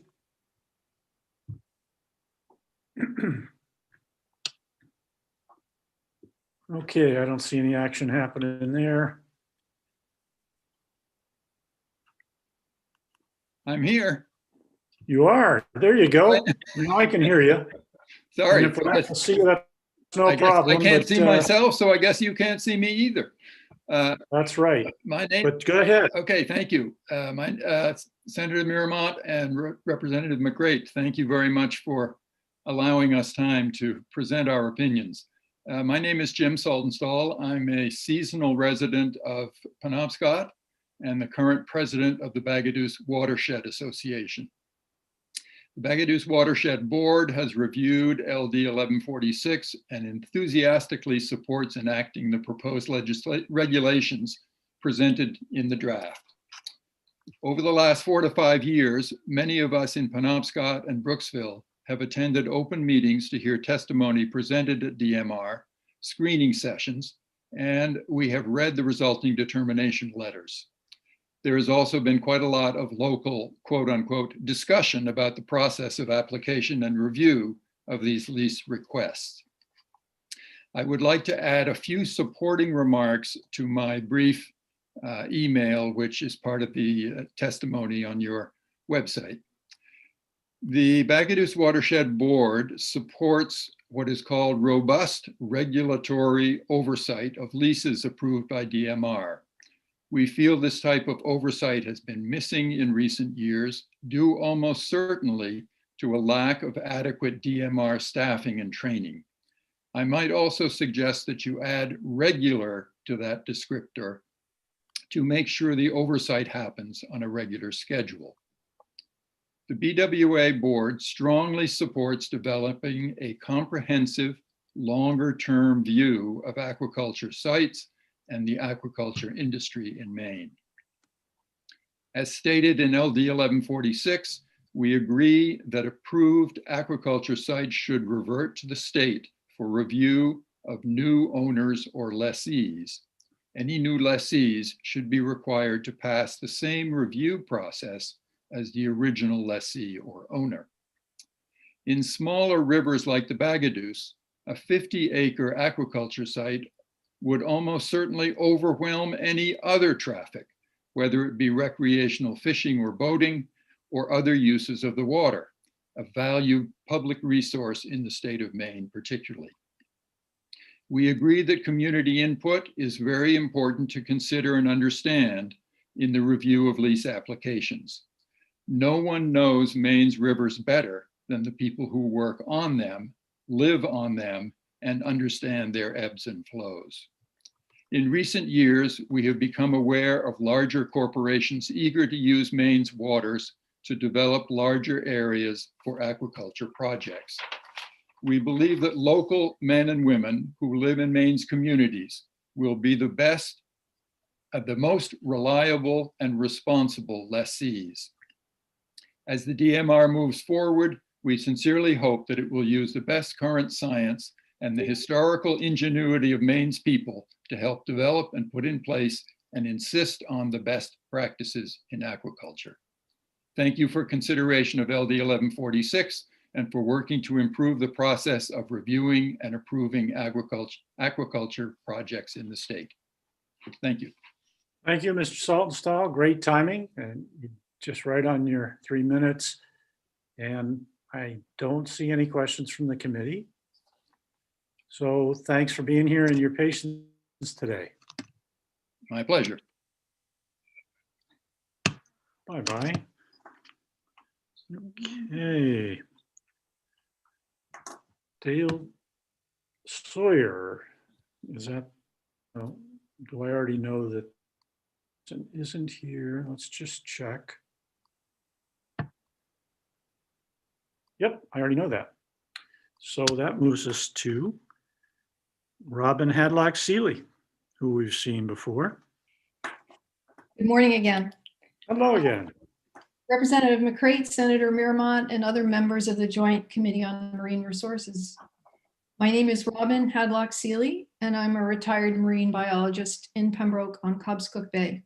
I'm here to urge you to vote ought to pass on LD 1146. This bill basically asks the question, these are shared multi-user waters. What do we do? In essence, this bill is asking for, quoting from Representative Alley's recent op-ed, quote, a statewide conversation with all stakeholders, not just the traditional voices and well-paid special interests. Our waters are a public resource and elected officials must consider Maine's waters in a thoughtful way instead of a hasty economic dash that hurts Maine.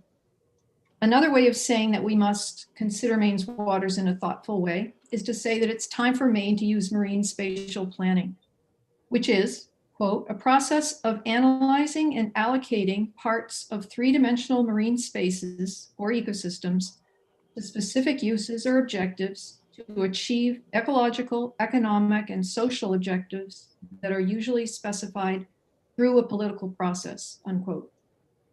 In Washington State, their state ocean caucus conducts marine spatial planning. State agencies and the governor's office are involved, but the planning process also involves and engages coastal stakeholders, the public and local, tribal, and federal governments. So just as Maine is being very deliberate right now about planning for climate change and making that a state priority with diverse stakeholder input, I believe Maine spatial planning should also now rise to the top of the state's priority list using multiple stakeholder inputs, towns, tribes, all user groups and industries and other state agencies, etc., to plan what happens in state waters, especially now that the scale of projects in state waters has ramped way up. In my view, you could say marine spatial planning would democratize the planning process by allowing more voices to have more weight. So in my view, Maine is way overdue for using marine spatial planning tools to manage uses of the ocean and state waters. And the conflicts that proposals for large-scale aquaculture projects are creating is a sign that it's way overdue, and it will get worse. So please vote ought to pass for LD 1146, and let's get Maine on a path towards planning, marine spatial planning for state waters and for shared waters. Thank you. Thank you. And committee, any questions? Seeing none. Thanks for joining us and your patience today. Thank you. Okay. How about Scott Shea? You are here. I see you there. Yes, thank you. Welcome. All right. Well, thank you all for being so patient and watching and listening. And I mean, I'm tired and you guys still have a whole lot to go, it sounds like. This is exactly why I think LD 1146 needs to be looked at real closely. I'm not sure how many bills and hearings and draft bills where you're going to get this participation, and maybe you will, but you know, the previous one didn't have any. All the hearings that I've been to around the Mid-Coast area, and I'm from the Brunswick Freeport area.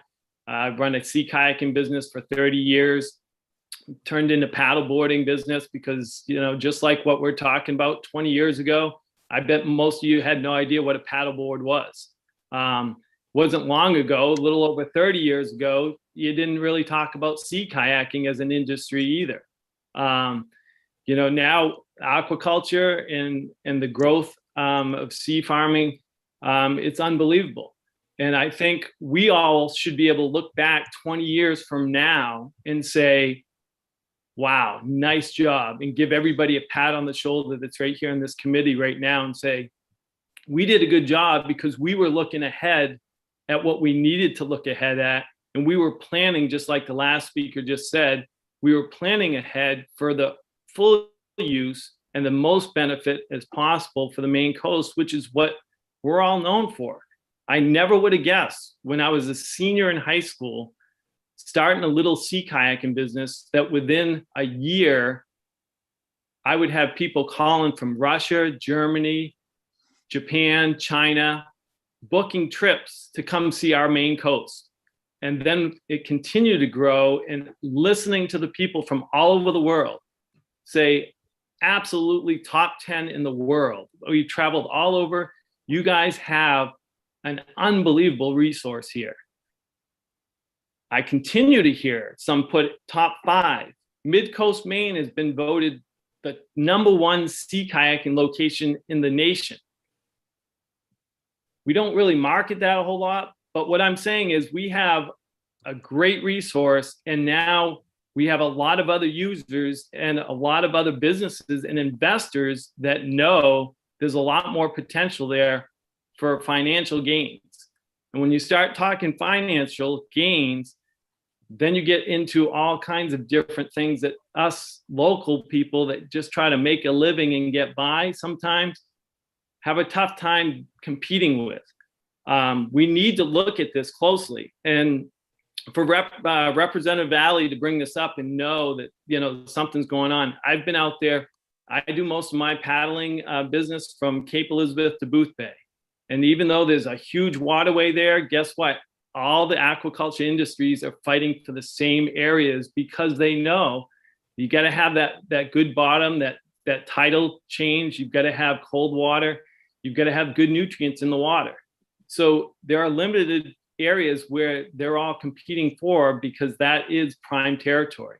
So if we overlook this, in 20 years from now, we're looking back saying, what happened to that little Maine business that we thought was so important to have? And those young lobstermen that spoke earlier, what happened to all of them? They now are not around anymore. And this is all being kind of owned by investors that are taking advantage of a supply and demand that is not going to change in the near future. Thank you. Thank you, Mr. Shea. Great timing. Committee members have any questions? Well, thanks for waiting with us and your testimony. Have a great afternoon.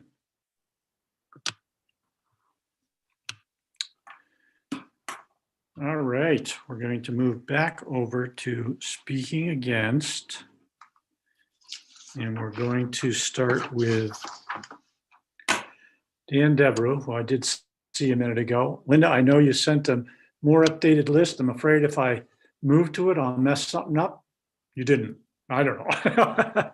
But just correct me when I get it wrong on the old list, okay? Okay, you're good Thank so you. far. Hello, Mr. Devereaux, how are you? Besides muted.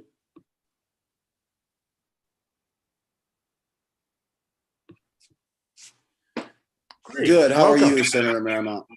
Really good. It's like you got a full day ahead of you. I feel like I'm on the water. Senator Marymount, Representative McCray, distinguished members of the 130th Maine Legislative Standing Committee on Marine Resources. Hello again. Today I'm speaking in opposition to LD 1146. Out of full disclosure, my oral testimony omits part of my written testimony out of respect for your guys' time. My name is Daniel Devereaux. Some of you know me from the airboat testimony yesterday on behalf of the town of Brunswick. Today I'm testifying on behalf of myself and my family's ownership in Near Point Oyster Company, which is stationed in Maquoketa Bay. Thank you for giving me the time to speak today. I've been working in some capacity along the Brunswick-Freeport Harpswell coastline since 1991. My work has required me to be on or near the ocean, and oftentimes dealing with mud flats and working with shellfish-related issues. In 2016, my sons and I started an oyster farming business in Near Point Bay. By 2018, we had combined our efforts with a nearby family that we were friends with, the Nivens, and his two sons, who were both commercial lobstermen and fish during the summer when they were home from college. And they had noticed that their lobster catches were drastically reduced in the summer times compared to when they were in high school. And we ended up forming Near Point Oyster Company. My sons and I have been involved in the local municipal shellfishing program since they were just babies, as I was the warden up until 2018. Both boys participated in local student shellfishing programs throughout high school and loved the independence of working on the water. However, the likelihood of obtaining a commercial license to continue independent work is very slim. In 2008, Near Point Oyster Company applied for a standard lease and eventually were granted a lease in 2020 to farm oysters and other shellfish in Maquoketa Bay. And I provided a bunch of testimony on our experiences, written testimony on our experiences of the process. On the specifics of why on the face of this legislation does not pass muster in my eyes. Number one, it's based on deceptive practices used by a group heavily supporting LD 1146. When they have opposed other aquaculture leases such as mine, they make the motives of this bill suspect. The bill is deceptive and claims to target only larger farms, but will establish regulations with lasting impacts on all farms, regardless of the size. The bill is deceptive in its portrayal that MDMR and the state are not already engaged in a process to help continue the orderly development of aquaculture along our coast. The state has conducted 23 aquaculture studies in the last 35 years. Just because someone isn't involved in it doesn't mean that the state hasn't been talking about it. 13 of which have focused on policy issues around aquaculture development and leasing system. As a matter of fact, you probably heard in the earlier testimony from some of the DMR staff that there's a 10-year aquaculture roadmap being developed now through the University of Maine Sea Grant program. The next one, the bill is deceptive. It demands upon expiration or transfer of the lease to revert to the state. Why don't they say this is without lease renewal and transferability, the value of an aquaculture business is drastically reduced. I'm sure if you would have asked CEI when they testified, will it prevent growers from obtaining loans and expanding their production? I'm sure they would have said yes. More review, more environmental review from NERPA. The bill is deceptive. It portrays that the lease applications are not regulated. This is not the case. Growers already go through a rigorous review of local, state, and federal regulatory agencies, requiring lease applications to go through additional reviews under laws designed for upland development is uncalled for, redundant, and simply not appropriate for siting aquaculture farms. Reducing the size limit of aquaculture leases in Maine will have a devastating impact on aquaculture businesses. At Mere Point, we are working to scale to a sustainable size, provide jobs for our family and the local folks that live around here, and help build a long-term sustainable livelihood on the coast that we can all be proud of. For all these reasons, I urge you to vote ought not to pass. The fishing and aquaculture industry and all working waterfronts should be propped up and supported, not divided by one particular group or that particular group. A rising tide lifts all ships. This legislation is designed to sink ships. And I would be happy to answer any questions. Thanks, Mr. Devereaux. I have a question from Representative McCray. Thank you, Dan, for being here. You just put into words what I kept hearing over and over, the disconnect to me. It sounds like the effort is to address the big leases, but the issues around Title 38 would get in the way of small leases. Is that a fair summary?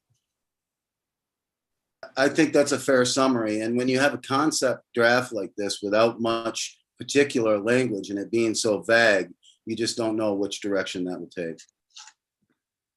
Thank you. Thank you. Seeing no other questions, have a great afternoon. Appreciate your time, Senator. Thanks for being here.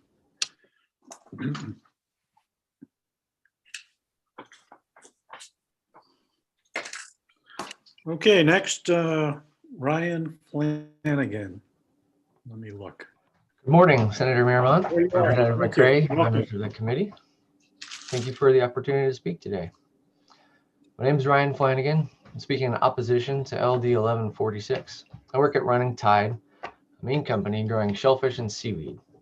I live in Yarmouth and graduated from Brunswick High School and the U.S. Coast Guard Academy before serving in the Coast Guard in Kittery and elsewhere, directing natural resource protection and search and rescue missions. I hold a 100-ton captain's license, a master's business administration, scuba certification, and for fun, I like to kayak, sail, and canoe all around Casco Bay and the rivers in the area. These are all activities that are compatible with shellfish farms.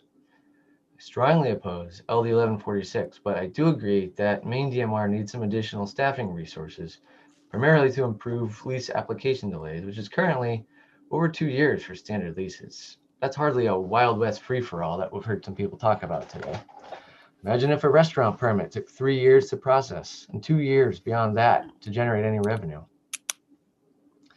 The current high rate of approval reflects the thorough and detailed application process already in place, that and applicant attrition because it takes so long. Foreign industrial salmon aquaculture is very different from a growing Maine shellfish company like Running Tide, but these are equally treated under this proposal. Maine companies have a vested interest in a healthy Maine economy and in healthy Maine waters in ways that foreign companies do not have. The purported goal of this bill is to protect Maine's oceans, support regulatory oversight, enhance the aquaculture industry, and advocate for the interests of all Mainers. But the changes proposed in the bill would do the opposite of all of those things. Most of the provisions in the bill would degrade the Maine shellfish aquaculture industry and impede its ability to provide high quality jobs, taxable revenues, and ecosystem enhancing impacts. DMR does do a good job of protecting Maine's marine resources, and I applaud their efforts. The only problem I see is that there just aren't enough of them. Re-examining leasing fees may be a part of that solution to unlock more resources. I've got 3 key points I'd like to make. One, Mr. Devereaux just spoke about. Mandatory lease renewal is an arbitrary roadblock to experienced existing operators and threatens their ability to finance equipment. Thus, it will concentrate control of leasing in the hands of the wealthy, particularly foreign corporations. This will penalize the mom and pop operations because they'll need to spend additional time and money on complicated paperwork and trying to find different sources of financing. Second, the NERPA exemption change would do nothing to actually advance natural resource protection, something that's very important to me. It's just another layer of bureaucracy that would particularly impede small operators. And finally, regarding lease sizes, Traditional fisheries and aquaculture do have compatible interests: clean water, plenty of fish in the sea. I suggest that the sandbox is in fact big enough for all of us to play in. This bill has no language mitigating foreign ownership, only lease size. It seems like the wrong solution to something that may or may not be a problem. This penalizes any So operations that are successful. You didn't get much warning that you're out of time, but if you could just sum up, please, and that's going to happen. Certainly. I think Mainers employed by Mainers in Maine in well-paying aquaculture jobs is nothing to be afraid of, and something that we should encourage, and something that is encouraged under existing leasing infrastructure. Thank you. Thanks, Mr. Flanagan. Representative McCreight takes great notes, and she must have liked your testimony. She was caught right up in it. So that'll be good for all of us. And I don't see any questions from the committee. So thank you for your patience and for being here today. Thank you, Senator. Okay. And Joanna Fogg, I see you're here. And welcome. Thank you. Good afternoon now. Thank you for letting me speak today, honorable members of the Marine Resource Committee. My name is Joanna Fogg. I live in Bar Harbor, and my husband and I own Bar Harbor Oyster Company. We've been growing oysters in Frenchman Bay since 2014. I'm here to ask you to vote ought not to pass on LD 1146. This bill is being put forward by a group that opposes aquaculture and its growth in the state of Maine. The language in the bill is intentionally vague and deceptive, and it could do a great deal of damage to those of us who are trying to make a living on the working waterfront. The bill intends to task the DMR to hold yet another round of stakeholder meetings to determine a statewide plan for aquaculture. I appreciate information, science, research, dialogue, and the health of this coastline. I care deeply about our shared waters and how they are used. But we don't need a study. Maine has conducted dozens of studies over the past few decades. Another study is just going to overburden the DMR and slow things down for farmers, regardless of their size. This bill assumes the leasing system is broken, and it's not. There are strict criteria for getting an aquaculture lease, and the DMR does an exceptional job managing the sector. What they need is more resources so they can continue to do this as it grows, not an expensive study that will add more to their workload. I'm so worried that this is an issue of landowners paying people to manipulate the system because they don't want to look at sea farms. This bill is a segue to having the aesthetics of sea farms part of the leasing system. And if this gets put into practice, we have a lot to lose. There's a finite amount of water that we can reasonably farm. Aquaculture leases are already approved if they don't interfere with fishing and other recreational uses. If sea farms can only exist where they won't affect someone's view, then we won't have sea farms. We won't have Maine oysters, mussels, kelp, scallops, or salmon on our markets, restaurants, or in our kitchens. This would not only be a loss of healthy, sustainable seafood, but also the loss of jobs and a way of life for Maine people. Another concern I have with the bill regards transferability. The bill wants to make it difficult or impossible to transfer a lease. For us personally, we have a 22-acre, 10-year standard lease. We got it in 2016. It took us well over 2 years for the DMR and the Army Corps to approve it. And it's because it takes time for scoping sessions and site reviews and public hearings. There's tons of scrutiny to ensure that the lease, if granted, does not cause any harm. Maine is a gold standard for this. It's how it should be. But then after being granted a lease, it took us 3 years to farm a market-sized oyster and well over 6 before we could even turn a profit.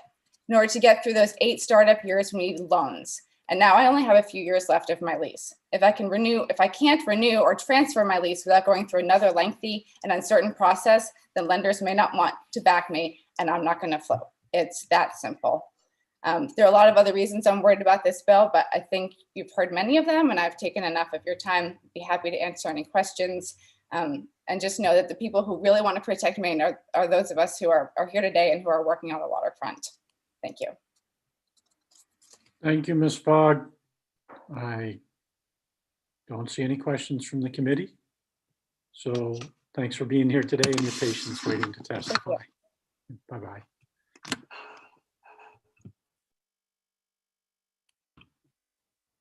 Okay, and just a reminder, it's just, Ms. Fogg reminded me, and I usually say this sooner, 3 things. Committee comes and goes because they have bills in other committees. So that's why You might not see someone for a while and then they're back.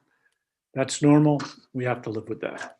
Next is if there's 50 people talking, not quite split evenly, but if you've already, something you were going to say has already been said, you can just say that you support that. You don't have to keep repeating the same things.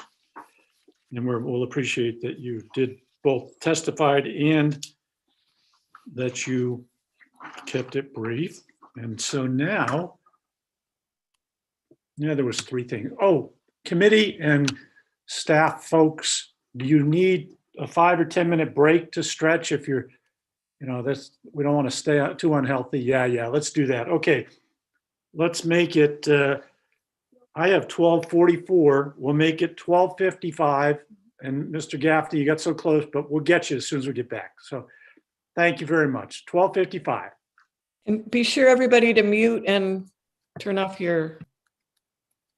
Good, thank you.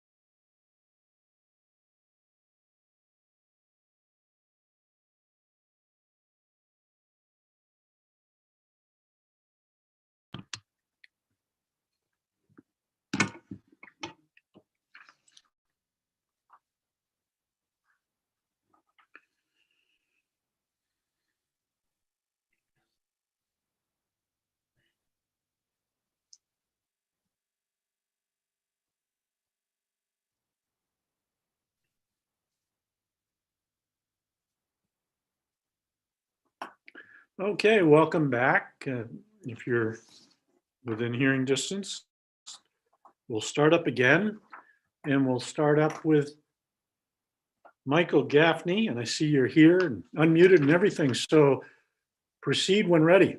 Thanks for being here. Okay, thank you very much, Senator Miramont, Representative McCreight, and members of the committee. My name is Mike Gaffney. I am an oyster farmer in Georgetown. I have a 5-acre family-owned, family-operated farm with my son, and even the grandkids help out. And I'm also involved with a co-op here in Robin Hood Cove. We have 8 additional farms, also very small. And some of them have gotten started through a microloan program funded by a person, a resident of Georgetown, who wanted to see aquaculture get started on the island. These are clammers who are under stress, some stern men and folks, younger families were eager to keep the school in operation on the island, and this is one way to do that. So, and they share a lease, by the way, a 20-acre lease. One of the things I find interesting, I guess I should address that now, excuse me. When I read the bill, and then when I listened to the testimony this morning, I have this sense that there's a real mismatch here between claims to want to help aquaculture, but then if you look at the actual provisions in the bill, they don't. They do quite the opposite. And I heard the sponsor of the bill and the co-sponsors say they're mainly concerned with very large industrial, corporate, big money, foreign-owned finfish operations. But yet, if you look at the contents of the bill, to the extent you can discern really what they're getting at, it's really stuff that's going to hurt oyster farmers, mussel growers, family, small operators. And when I see that, it reminded me of a television show I saw when I was a kid. Some of you folks might remember this. Remember The Twilight Zone with Rod Sterling? This is when TV was in black and white, but they had one episode in which an alien spaceship lands on Earth, and the solo pilot gets out and explains that he's on a mission from his planet to help Earth. He wants to, his mission statement, in fact, is to serve man. And he explains that they've been observing us and they can see that we've got a lot of problems. They've already dealt with those problems. They have advanced technology, and he really wants to help out. He's got this plan. He wanted to introduce himself. He's going to go back to his planet. And by the way, he's willing to take a couple dozen humans with him who'd like to go along for the ride. He'll be back in a month and get the plan started. And he leaves them a book, which is entitled To Serve Man. And the title is in English on the cover of the book. But inside the book, it's all in alien script, and nobody knows what it's actually saying. So the government's put all their experts together and they translate it. And just before the aliens return, it turns out that the book is a cookbook. And I feel that way about 1146. I think it's injurious to the interests of aquaculture in general and small aquaculture in particular. And I think it's also important to understand that oyster farming, which is the largest component of aquaculture in Maine, we're more like wineries than we are most land-based agriculture. That is to say, we— Time's up. You need to wrap it up. Is that right, okay. Representative Yeah. McCarty? Yeah. Okay, well, thank you very much. I just caution you to be very suspicious of, it looks like some interest groups have hitchhiked onto the agenda of the sponsor of the bill, and those provisions don't seem to make much sense. Thank you. Thank you very much for being here and waiting patiently. And I see a question from Representative Hepler. Thank you, Mike. One of the things you've talked about in the past, I wonder if you could just sort of talk a little bit more about it, is and I guess it kind of goes back to that whole issue about a winery, right? Each type of oyster is different. And so it seems, so I'm just wondering if you could talk more about the different, the process is more like, wine, and you pick the different kinds of atmosphere and water temperature and whatnot. So it's really more like farming is one of the things that I got out of that. Can you talk a little bit about that? Yeah, I think two things are relevant to your concerns. One is this proposal that alternate siting can be proposed. Oyster farming is all about place. We have to prospect first to find the right mix of temperature, salinity, nutrients, current, turbidity. There's not a lot of places. Not every place is appropriate for oyster farming. And then once you find one and you can fit under the criteria that DMR has set up, which is very strict, not interfering with fisheries, et cetera, and you start your farm, you end up developing a unique tasting oyster. It's different than the oysters that grow around the block. And you promote that, you market that. We sell our oysters, we ship them all over the country and to local restaurants as well. You're branding it, you're building up a name, and that's the value of your farm. So if at the end, if at the end of 10 years or even 20 years, you can't transfer that to your kids, or you can't sell it, you can't realize the value that you've put into it.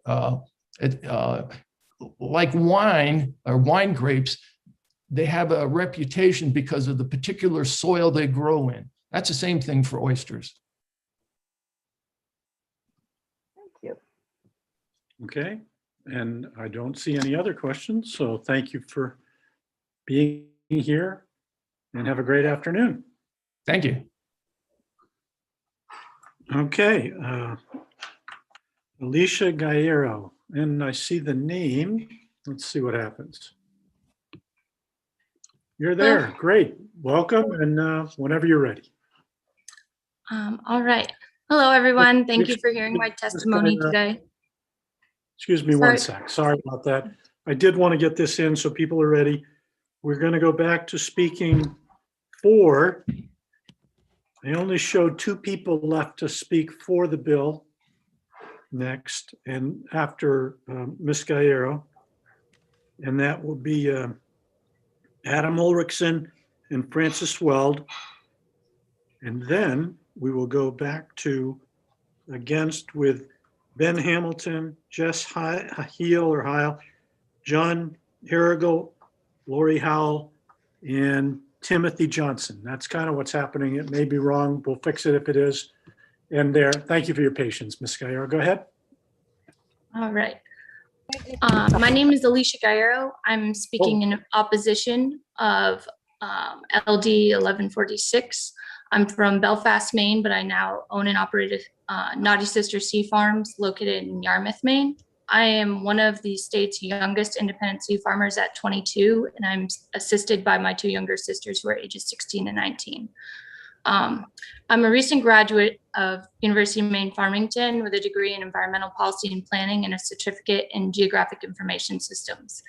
In addition to owning my own small-scale oyster farm, I've also assisted many aquaculturists in the past year with site selection and developing the required maps for leases. At the beginning of this meeting, it sounded like there was an intention on further regulating net pen salmon farm operations, but I and many others expect that there could be unforeseen impacts on the small-scale aquaculturists like myself. I do not believe the current leasing and management system is broken, and I do not wish to spend my time continuing to reiterate how LD 1146 may negatively impact my business and others, but rather take this opportunity to tell you what you've not heard about, and that's business viability. We've heard a lot about the expansion and growth of this industry in the last several years, but at a small scale. And we as a state have not necessarily experienced the economic impact that this may and should have on our state, as so many farms are pre-revenue at this time, including my own. I've been spending my winter working rigorously to develop a really sound business plan. It's crucial in developing businesses like mine that we are able to provide perspective to you on what a small scale oyster farm with traditional surface culture requires for acreage and what kind of revenue that may bring. So in developing this business plan, I've been working with my local harbor master directly on a marine spatial map in the planning areas of Yarmouth, Cumberland, and Freeport. I've created this map to illustrate and visualize density of leases, LPAs, pending leases, and the regulatory requirements in determining if you can have a lease there. So this includes eelgrass, distance from shoreline, water depth, navigational zones, etc. I've created this initially to develop where I could potentially expand my business, but this tool has already been used and has been successful in ensuring whether or not pending leases or proposed leases that have come in front of the harbor master, if they're worthy of being signed off on. So this has contributed to having that very high passing rate in terms of permitting with the DMR, because we're able to really quickly determine whether or not a lease is even viable to go to them. I can tell you that despite my knowledge and this work, I myself have had 4 LPAs turned down by my local harbor master due to concerns with conflicts with striped bass. Ultimately, the final thing I'd really like to share is that using conservative numbers at this time, that within 3 years, using the 6-bag oyster cage for surface culture, I will require more than 4 acres to farm just 150,000 oysters to seed class, which may only bring $90,000 in revenue in 3 years and will require more than $100,000 investment. Ultimately, I just wanted to give you perspective that while 5-acre farms seem quite large, it's actually very small scale, and that it is crucial to ensure that we don't prohibit the expansion of these small scale oyster farms and other aquaculture shellfish operations as a result of LD 1146. Thank you. Thank you, Ms. Gallardo. As a fellow UMF alumni now, huh? With a little bit of spacing in between. Nice to see you here. I'm glad you're using your skills that you learned at UMF to start your business. I have a question from Representative Hepler, which I didn't catch just before you started talking, so it may not be for you. So let's find out. Well, I have 2 questions. One is, Representative McCreight, it's sometimes hard to see the clock. I don't know if it was a glare. It seemed a little better this last time. And that was the one thing I wanted to say before Alicia got started. But the other thing I was going to say to Alicia is that I will be back at Farmington where I teach history and social sciences of business. And I can't wait to tell my colleagues that I saw you here today. So thank you. Thank you. And will you be considered an alumni after teaching there and being done? I don't know. I'm going to learn from the professor now. No, see, learn something every day here at Marine Resources. Well, thank you, Ms. Gallardo. Appreciate your patience and being here and all that great information. Thank you. Bye-bye. Okay, that moves it back to speaking for, let me just check this note. So Greg Lambert.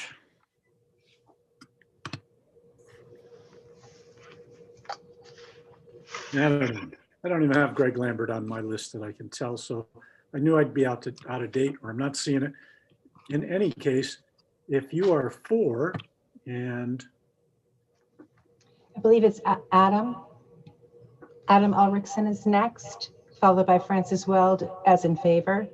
And then we start with Ben Hamilton for opposed.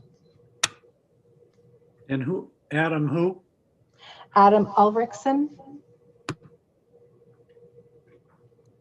He was. Okay, I didn't see it, but now I do. So you are next and welcome. Thank you. How's everyone doing? Great. I'm speaking on behalf of my father, Adam Ulrichsen Sr. He's right now working in our boatyard. We have a new boat coming in and getting it ready for the following season. So good afternoon, Senator Merriman, Representative McCreight, and all the members of Marine Resources Committee. I'm testifying today in support of LD 1146. My entire family lobsters, and we are deeply concerned about the industrialized agriculture. I've attended enough hearings to know that these leases are granted a majority of the time. These smaller leases become bigger leases and attractive to large out-of-state companies. LD 1146 is a great beginning. We are asking that this committee vote in support of reducing the acreage from 1,000 acres that can be held from the agriculturalists. We are asking that you look again on how long these leases can be held, as well as asking you to support a statewide conversation. The former director of the agriculture program at DMR has said, there is no plan for agriculture. I would like to add, or for the future of Maine Coast. Again, I urge you to pass LD 1146. Thank you, Adam Larson. That's all he had written, and he wanted me to carry on to you guys. Well, thank you. Thank him. Appreciate you being here and waiting for the chance to testify.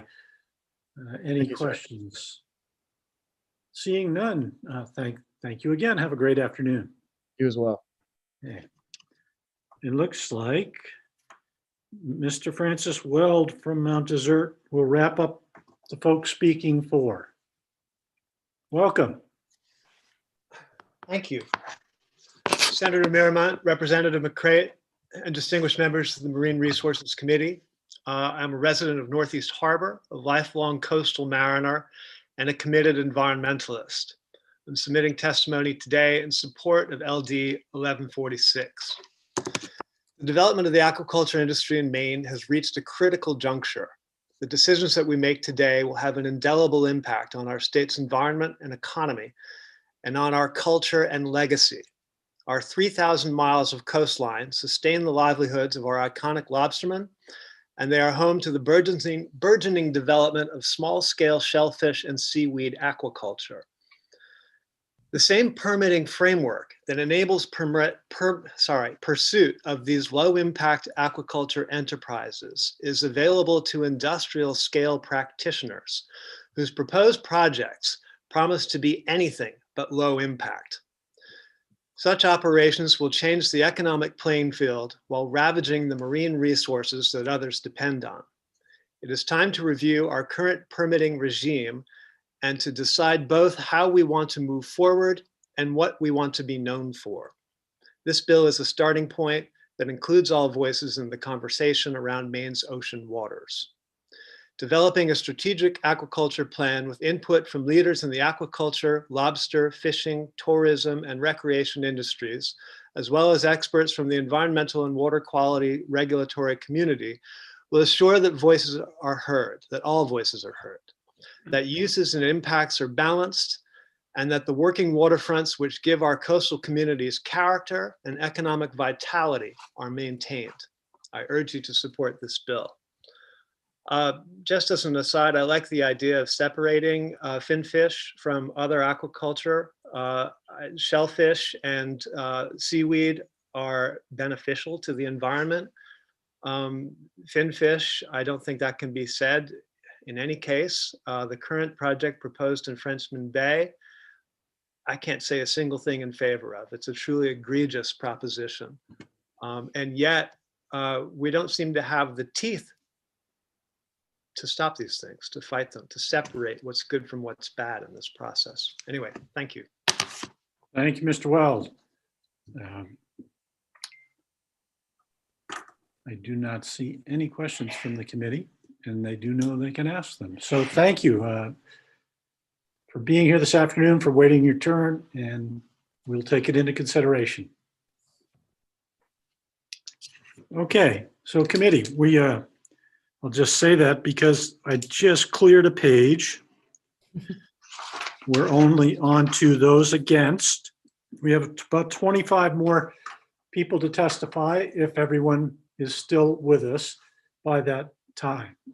The rough count, pretty close. Approximately 22 people have testified live in favor of the bill, and we have about 46 if everyone shows to testify against the bill. A reminder to anybody listening that if it's already been said, we don't mind if you shorten your testimony and skip that part, just say that you support that. It helps us understand that. Have at it in your 3 minutes. So thank you. And we are moving to Ben Hamilton. I see you there. Thanks. Welcome.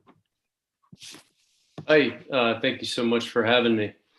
Thank you, Senator Harriman. Thank you, Representative McCreight, and all the honorable members of this Marine Resources Committee.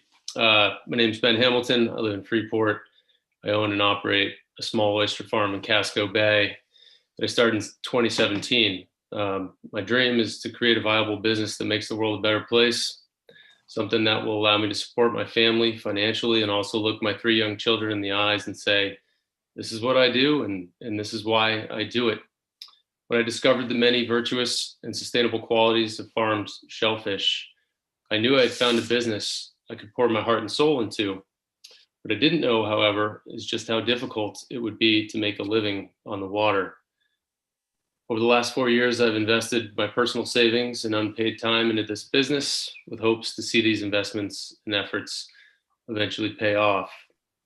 I'm here to testify in opposition of LD 1146 because it would have a detrimental impact to my business and the greater aquaculture industry in Maine. Many of my fellow farmers, no matter what they are growing, will be stunted on their journeys as well. It is hard enough to navigate the rigorous lease process that currently exists, and this deferred timeline of income makes farming in the ocean vulnerable and risky. There's an inherent hope in those of us that choose aquaculture that we can create something meaningful and profitable. Mother Nature makes us work for it, and you can't just snap your fingers and have an aquaculture lease in Maine. Like all farming methods, the process and the product need to be nurtured and cultivated over time. This legislation also proposes to take away our ability to transfer our leases and thus our ability to sell our businesses.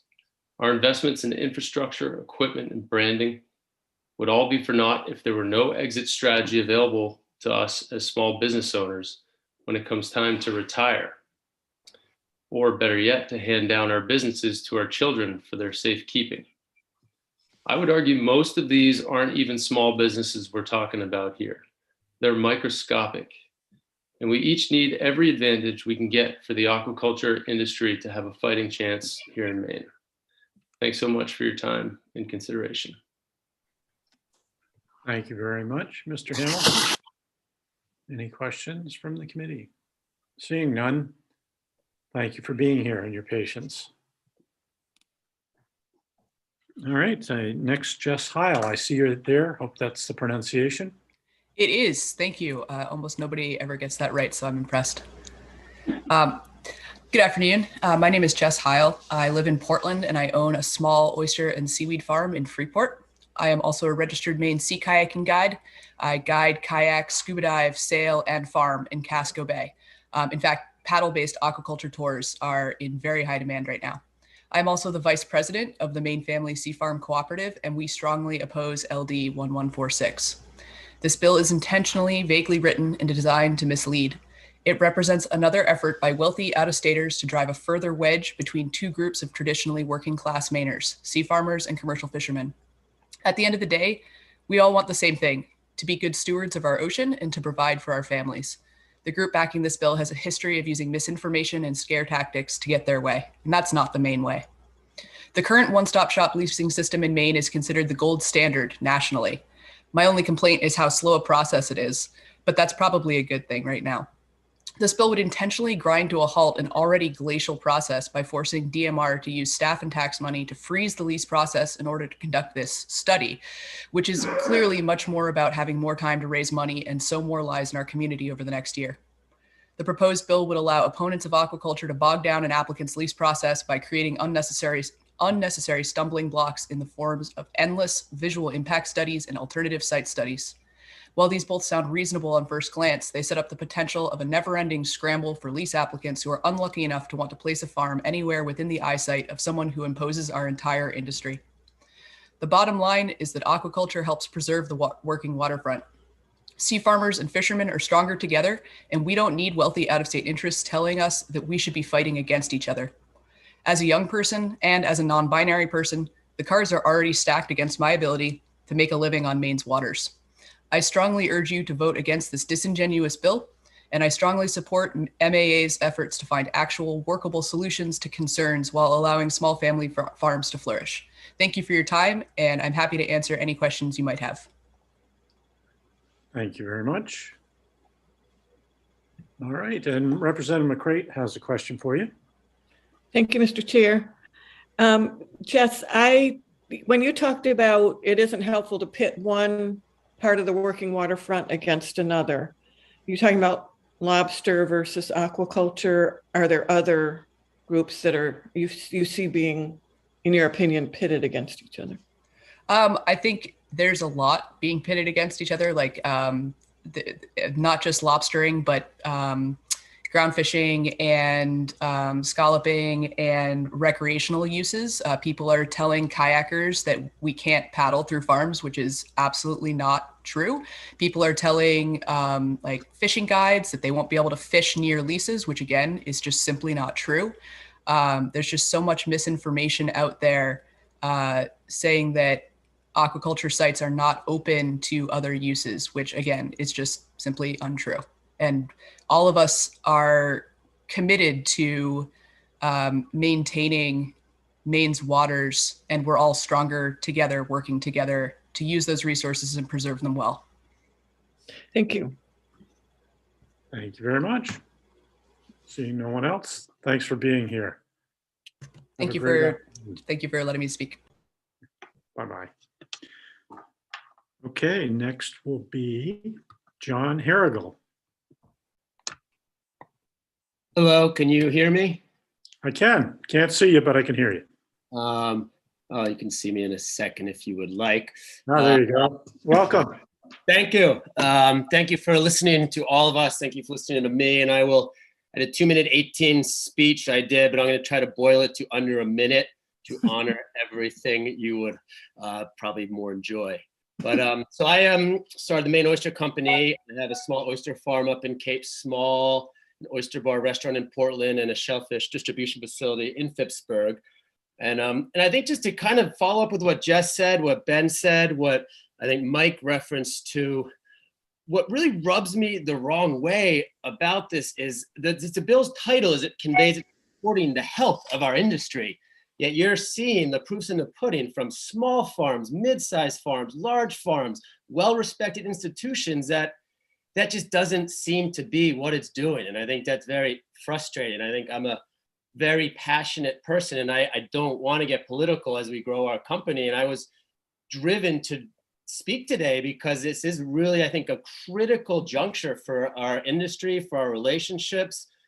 And I think to bring it back to this bill, we have so much passion, so much emotion, and like at the root, everyone, as you're seeing, just loves Maine, loves the way the life should be here. That's why we're here. And this seems that everything that the bill does would do the opposite of kind of fostering that exciting new energy, this new movement. And I'm literally looking out at lobstermen who work the wharfs next to me, and we have such a good working relationship. It's mind-blowing, and to see them really coming on board with what we're doing, it's really powerful. So I just think it would be a really shame to see that get lost from possibly outside mysterious groups and really no knowledge potentially of what's really happening at the ground level. So thank you very much for your time. I appreciate it. Thank you, Mr. Harrigal. And Representative Hepler has a question. Thank you, Mr. Chair. Nice to see you, John. One of the things you mentioned that I've heard from other folks is also the nature of your business is, I mean, you have the oyster farm, you have a restaurant, you have this distribution. Can you say a little bit more about sort of you really are more than one business, even as a small business. Yeah, it's not to get, I call it organic, synergistic, fate-driven. You find your passion and I call myself From Away, and I call the three phenomenal circles of Maine: locals, from aways who have a connection, and tourists. And to see the three overlapping circles and really working to try to continue to foster all three is just what I love. And I just being in the right place at the right time with the right assets to help try to grow something. So it's really been a very lucky journey so far. And I'm just blessed and humble all the time, and knock on wood, and seeing the power of all of us. Like looking at the list, I sent it to my team. I was like, look at all these people who were been rallied by Maine Aquaculture Association, by their desire and passion. It's really awesome to see, I think. So it is. Thanks. Great. Well, thank you for that passion. and for waiting and testifying. So have a great afternoon. Thank you very much. See you somewhere. Sounds good. Sorry, that wasn't for you. You were minute 10. That was because I forgot to turn it off. Oh, I didn't hear it either. So yeah. See ya. So Lori Howell of Elliott. Let me look.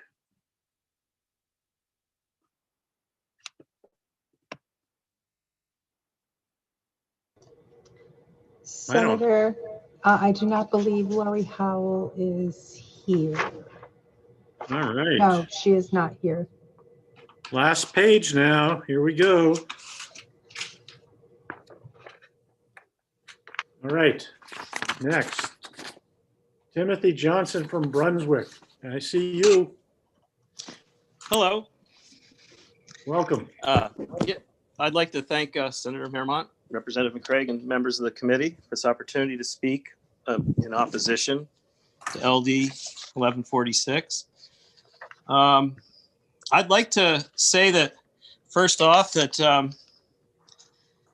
I'd like to support the statements of others before me in saying that it's really important that leases be transferable. And I'd like to say that I also support the idea that the DMR receive more funding and opportunity to have better oversight on operations on leases. And I think that the inclusion of better oversight would placate most of the fears that people have of transferring of leases. If a lease is written, that's a document of contractual arrangement with the state and the people of the state of Maine to function an oyster farm, which is what I'm doing, or any other form of farming, in a manner that's specifically laid out in the lease. And so if somebody purchases my oyster farm eventually, they will actually be required to continue functioning the oyster farm in basically the same manner that it's been created in. And so I think the fear of transferring leases is something that, it's kind of this Trojan horse effect that's going on with this bill, because people do have reasons to feel concerns about development of aquaculture in Maine, but it's really important not to take the legs out from underneath the industry and make it impossible for people to borrow money and or reasonably invest in a business. It's so, excuse me, my phone's telling me I'm low on battery. I'd just like to say that I think that new subjects, obviously I also believe that the NERPA exemptions are really necessary because the process is very lengthy as it stands now. I started working with growing oysters about 9 years ago. I've been digging clams in the town of Brunswick since 1982. And I have a lot of experience as a commercial fisherman in the shell fishing industry and also diving, about 10 years of diving for sea urchins. And I approached this idea of growing oysters when it was suggested to me from some growers on the Damariscotta River that it might be a good idea. And it's taken me 9 years to get to a point where I'm just now have a lease pending for a bottom grow out lease for my oyster farm. So it's been a very long process and I've been committed to it. I've spent $150,000 out of pocket. And I really believe that the DMR does a great job with what they're doing and they've helped me through this whole process, and that the industry in general is really in its infancy. And so there are so many people in the state of Maine trying new things and writing leases to do new practices. And so I want to touch on one item that really hasn't been touched on, and that is this idea in LD 1146 that we need to look outside the state of Maine for best practices. I think that's foolishness. It sort of typifies the kind of disconnect between the bill and what's actually going on in the state of Maine. There are a great many people in the state of Maine coming up with wonderful ways to solve problems and issues which are specific to their locations and their environment that they're working in. And I think that because the industry is in its infancy, there is so much diversity in methodology and equipment that people are trying. And I imagine that over the next few decades, the industry will actually resolve itself to best practice methods, which are over time proven to be profitable and helpful to the environment, and methods that are safe for people working on the farms. So looking outside the state of Maine for best practices is really kind of foolishness. Also, I'd like to say that I did clams commercially, as I've said, in the town of Brunswick, and we're seeing a great reduction in natural shell stock of blue mussels. Yeah, your time's up. Oh, excuse me. Wrap it Well, up. I'd just like to say that I think it's important to realize that aquaculture techniques are also a viable method for helping with commercial fishing of shellfish. So the two are well suited to each other, actually. Thank you very much. Thank you very much. Yeah, that 3 minutes goes fast. Yep. Trying to administer the whole thing here too. So I look away and bam, it's gone. So appreciate it. But Representative McCreight has a question for you. Thank you, Mr. Chair.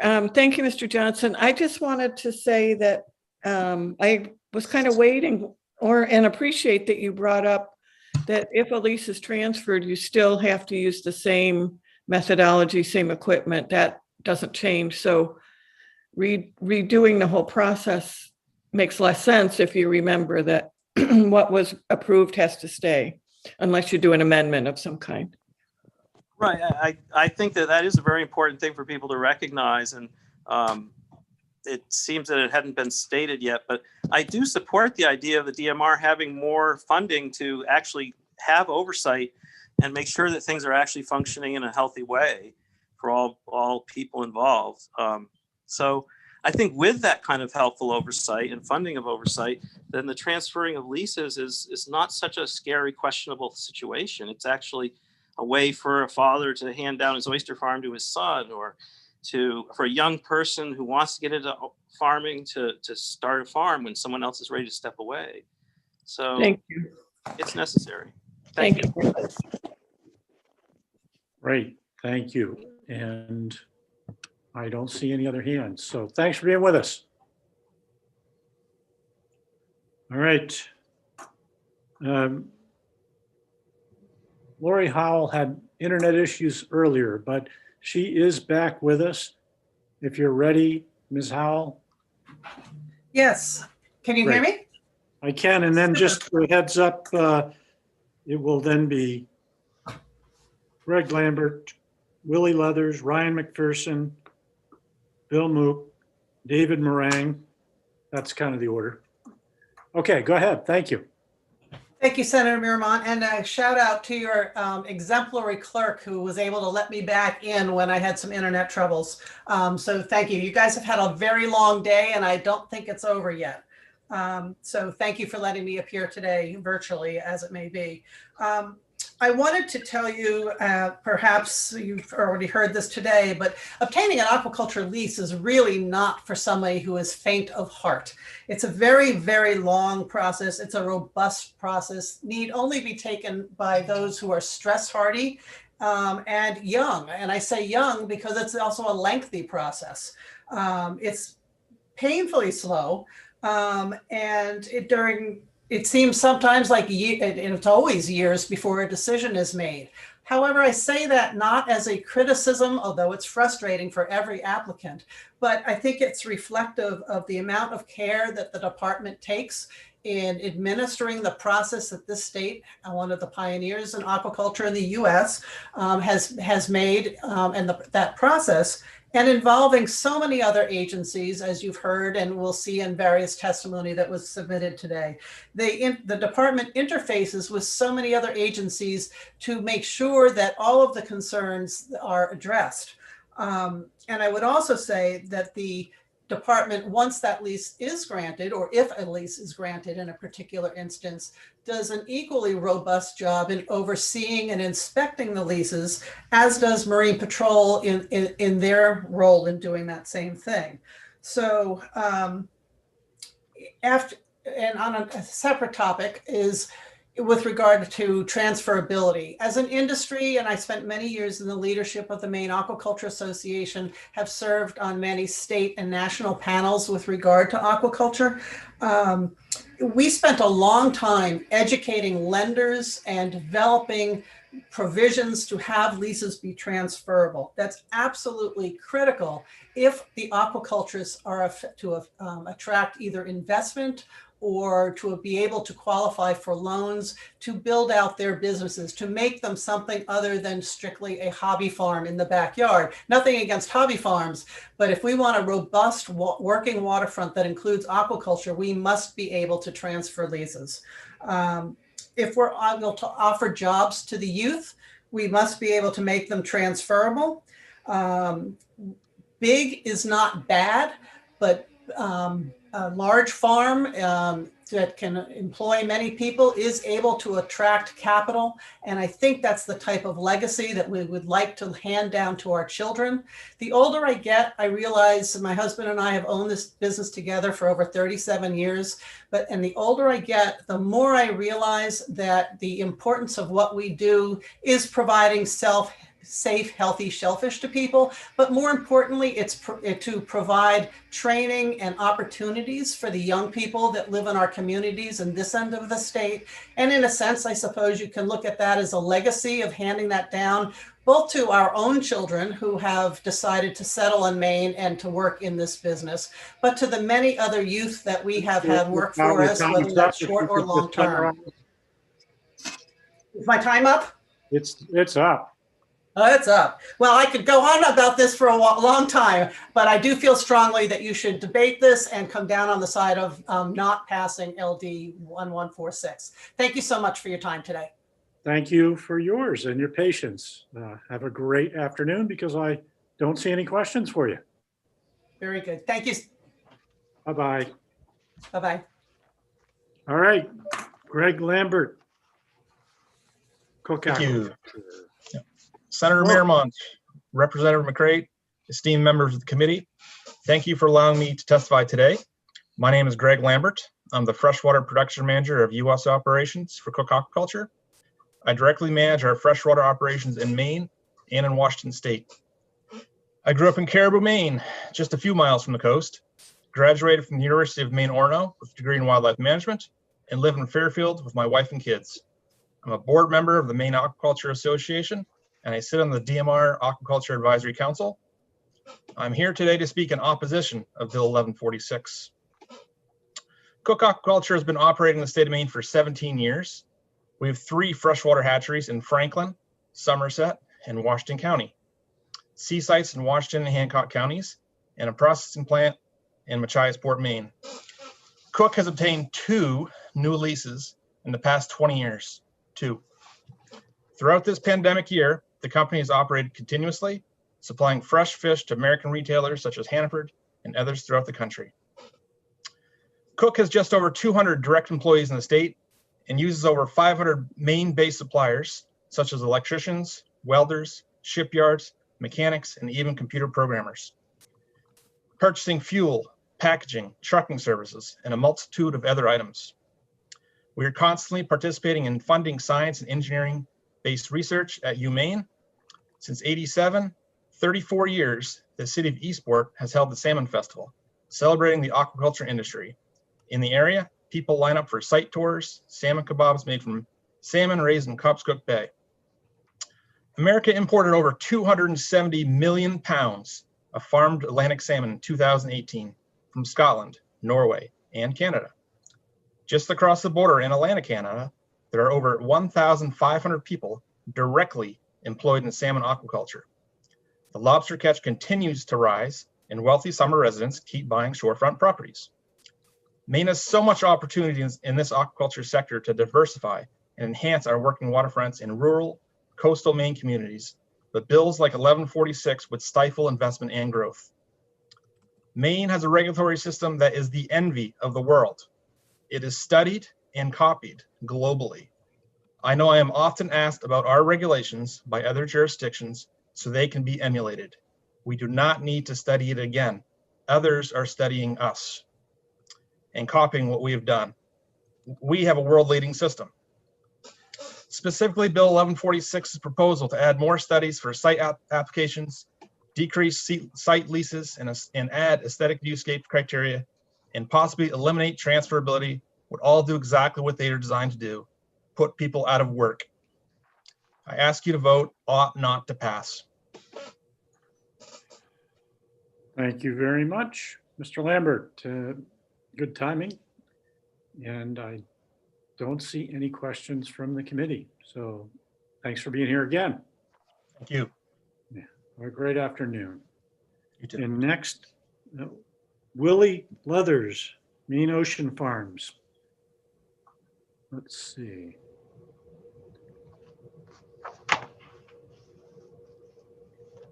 There you are. Okay, your name's here. You're muted. If you're behind that name, unmute.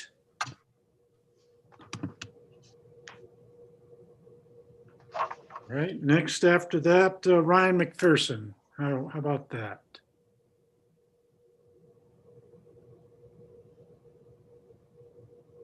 If you're hearing your name, unmute, speak up so I know you're there. No Ryan McPherson. Bill Mook, I see you're there. You know how to do Zoom. Unmute.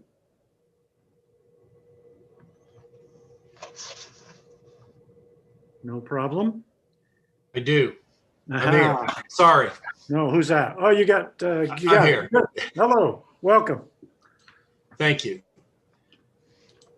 Senator Miramont, Representative McCrate, honorable members of the committee. My name is Bill Mook.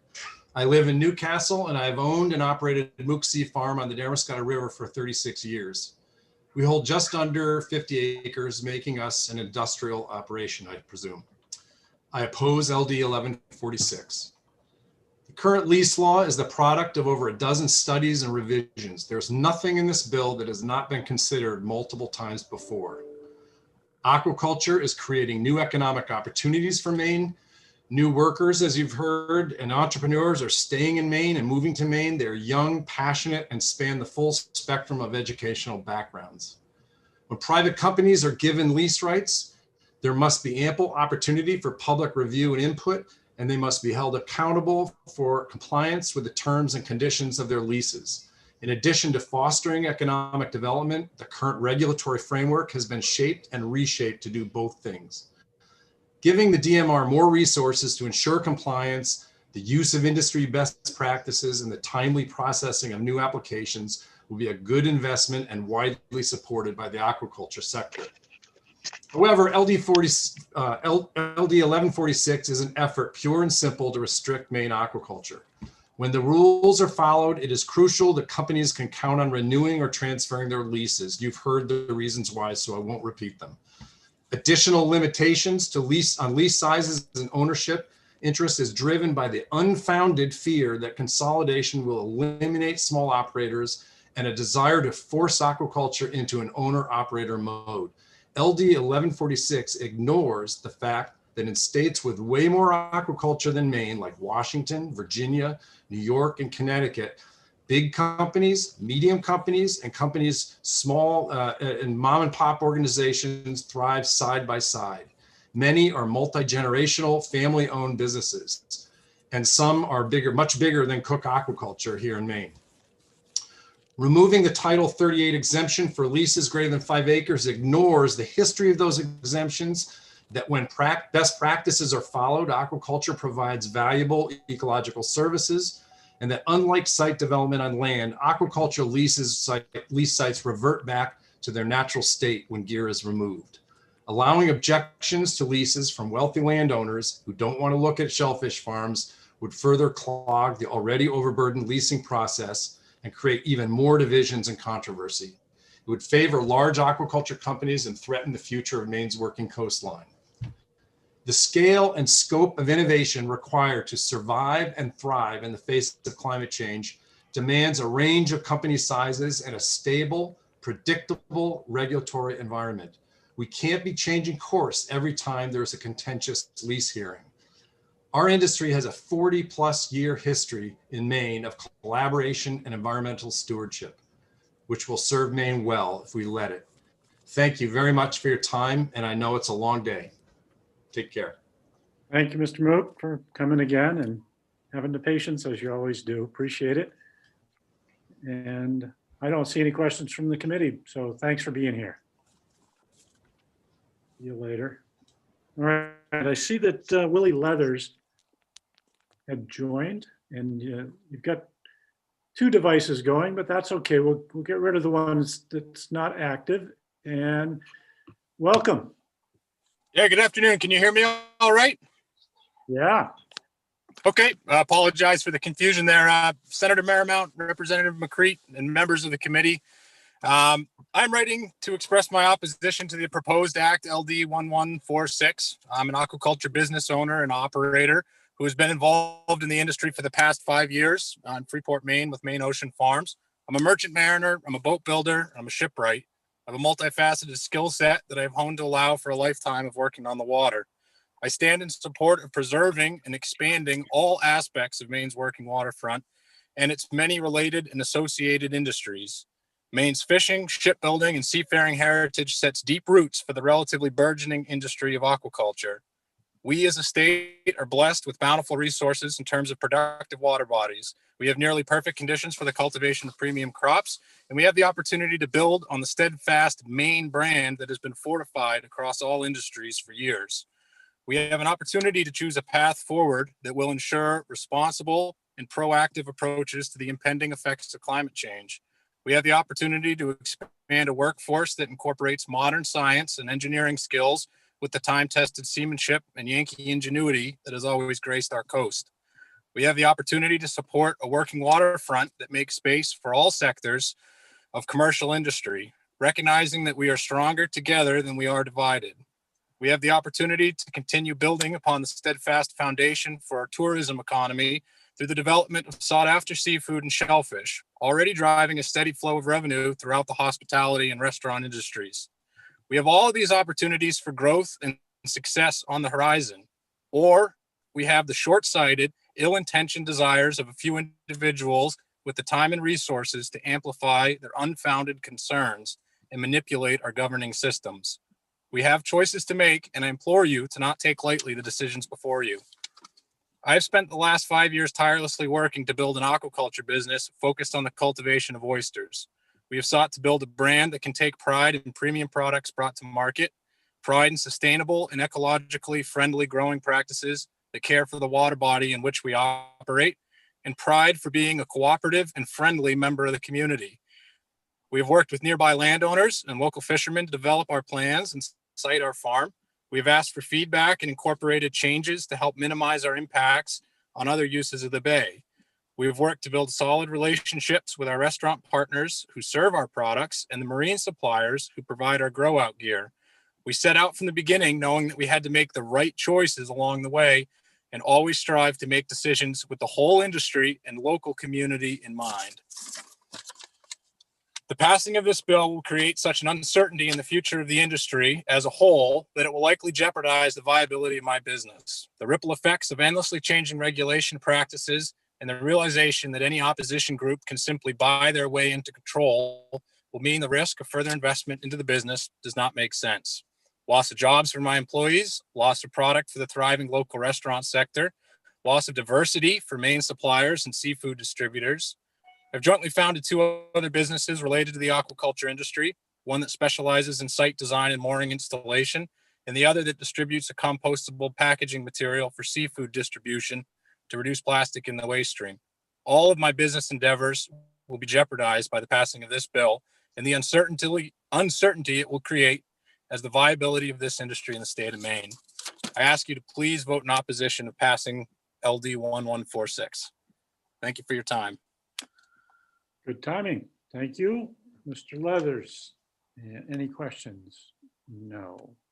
Don't see any. Thank you very much. Now, it looks like you might have shared your link with someone. And who is that you would have shared it with? Ask again? Somebody's showing up under your name. Who'd you share the link with? I don't think so. We have two business members, so it could be from the same email account for Eric Aransky, but I think that would be the only other access if I clicked on the wrong link. No, you're in the right place. Okay, whoever else has Willie Leathers, click in the box, change the name to the right name, and I'll be back to you in a minute, unless you're David Meringue. No, I'm David Meringue. Hey, all right. How are you? Welcome, Ms. Meringue. Jump right in. Representative McCray, Senator Merrimack, thank you for letting me speak today. Members of the committee, my name is Dave Meringue. I'm the Business Development Manager for Cook Aquaculture USA. I live in Eastport, Maine, where I was raised and where I raised my family. I've worked in the aquaculture industry for over 30 years. I am asking you to vote not to pass LD 1146. In the early 80s, I witnessed the collapse of the herring industry in Maine, and I saw the sardine factories closed and the fish meal plants closed, which put me out of work.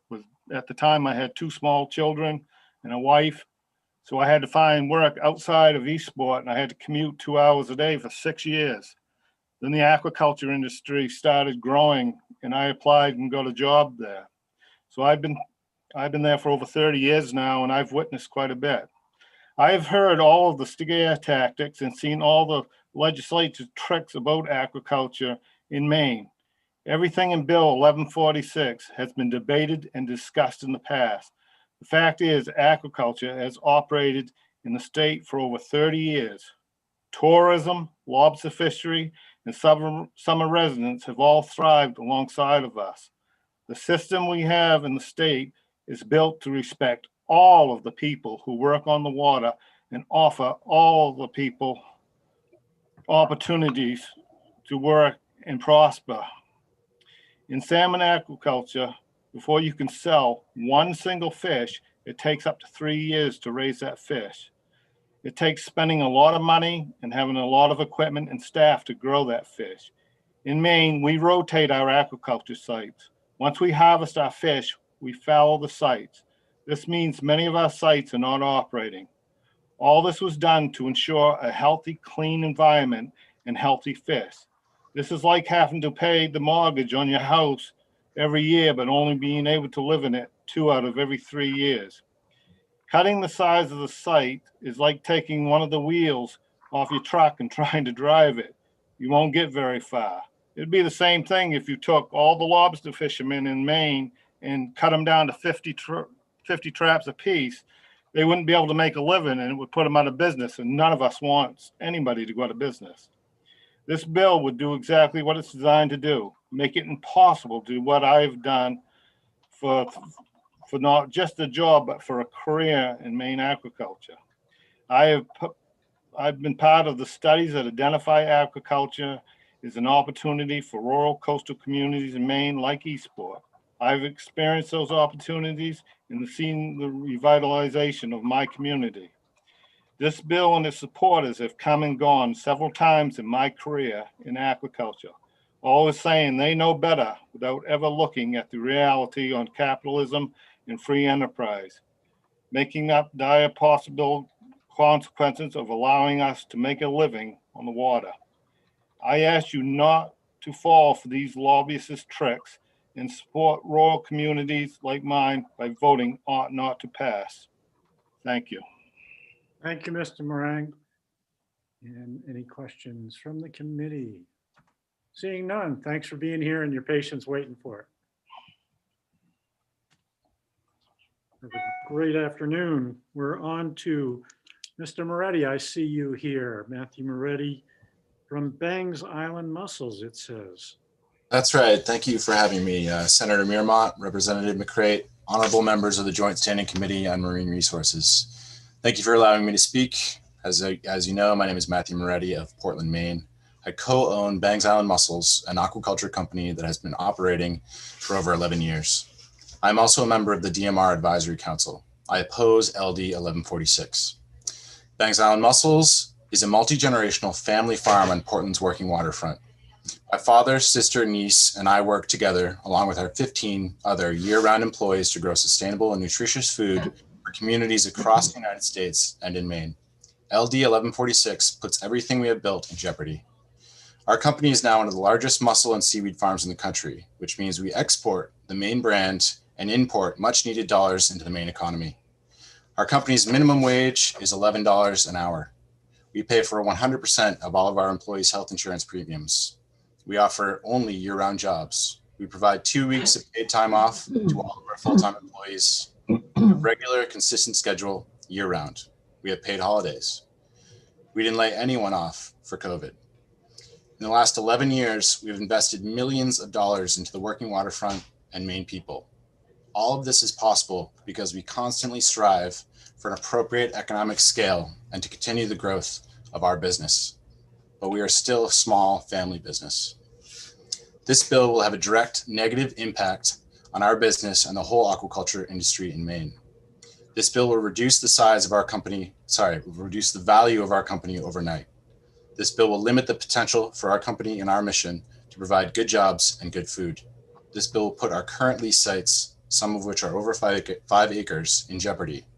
This bill will put our bank loans, which are significant and the only way that we've been able to build our company, in immediate jeopardy. Honestly, I feel betrayed by this bill. I've spent the last decade of my life growing the sustainable business. We have followed all of the many rules and regulations, been good neighbors to our friends in the commercial and recreational fisheries, and put everything we have into making this business work. We have built a good business that helps the environment, supports the working waterfront, and provides good, stable jobs. This bill implies that we have built something bad, something wrong, something that needs to be reined in and restricted. Are we this big industrial farm that everyone is afraid of? Us, this family business that struggles every day to find solutions to help mitigate effects of climate change? We who get our hands dirty as we piece together every single piece of our business with our own hands? We who have pinned our family's entire economic future on hope that we may be able to build a sustainable, responsible business that does good for the world. If we are the big bad guys, this is news to me. It would be news to my neighbors and our crew as well. Please oppose LD 1146. Thank you. Thank you. Mr. Moretti. Any questions for Mr. Moretti? Seeing none, thanks for hanging in there and testifying today. All right, we're going to Doug Niven, Matthew Odlin, Eric Oransky, Jake Patron. That's the next round. So Doug Niven. Yes, thank you. Are you able to hear me? I am. You see Okay. you and hear you. Good job. All right. Senator Maramat, Representative McCrate, honorable members of the Joint Standing Committee on Marine Resources, thank you for providing me the opportunity to speak with you this morning, or actually this afternoon, sorry. My name is Doug Niven, and I've lived in Brunswick all my life, and I own Muir Point Oyster Company with my business partner, Dan Devereaux. I'm speaking to you today to testify in strong opposition to LD 1146. About 5 years ago, my family started an aquaculture farm in Casco Bay. The farm provides a living for all of us, my wife and 2 boys. They're 24 years old and 20 years old, along with Dan and his 2 boys, who are aged 24 and 22. We all work on the farm. It is a dream come true to be able to have our kids make a living on the water, earning a livable wage, and live in the town they grew up in. Both my boys have commercial lobster licenses. I used to lobster as a kid and throughout college. However, they are concerned about the future of that fishery and see aquaculture as a promising alternative. All that we have built in the last 5 years would be at risk if LD 1146 passed. We spent 2 years going through the leasing process with DMR. In the end, we were granted a lease. The process is very thorough and involved. It is not broken. Quite a lot of applications are actually not granted because of any number of reasons, actually don't even make it to the hearing process. There are a lot of checks and balances, and the process does work. Lastly, why take away the aquaculture exemption from NERPA and site development law? This makes no sense other than providing the aquaculture opponents to push for more visual and alternative site studies. This will be more costly and time-consuming for the applicant and DMR. It will effectively kill any further aquaculture development. So please oppose LD 1146. This is not the answer. My family's future livelihood will be in jeopardy if this is passed. Thank you. Thank you very much, Mr. Niven. Any questions for Mr. Niven? I Don't see any hands, so thanks for being here today. Thank you. Okay. Matthew Odlin, Running Tide. Hi, good morning. My name is Marty Odlin. I run Running Tide. Our company raises shellfish and kelp and builds tools to assist in the prosecution of those industries. We've worked really hard to put Maine at the forefront of implementing natural ocean-based climate solutions that can remove excess carbon and restore our coastal ecosystems and rebuild food systems. Speaking today in opposition to LD 1146 and recommend that it ought not to pass. I'm a member of a multi-generation Maine fishing family. I have deep roots here in the state. I think I have 13 family members that have plied the trade on Casco Bay. And I want my kids and future generations to be able to experience the same healthy ecosystems and, positive local economy that includes working waterfronts, commercial fishing, and a diversity of employment opportunities. I think thoughtfully managed aquaculture is actually a critical part of that future.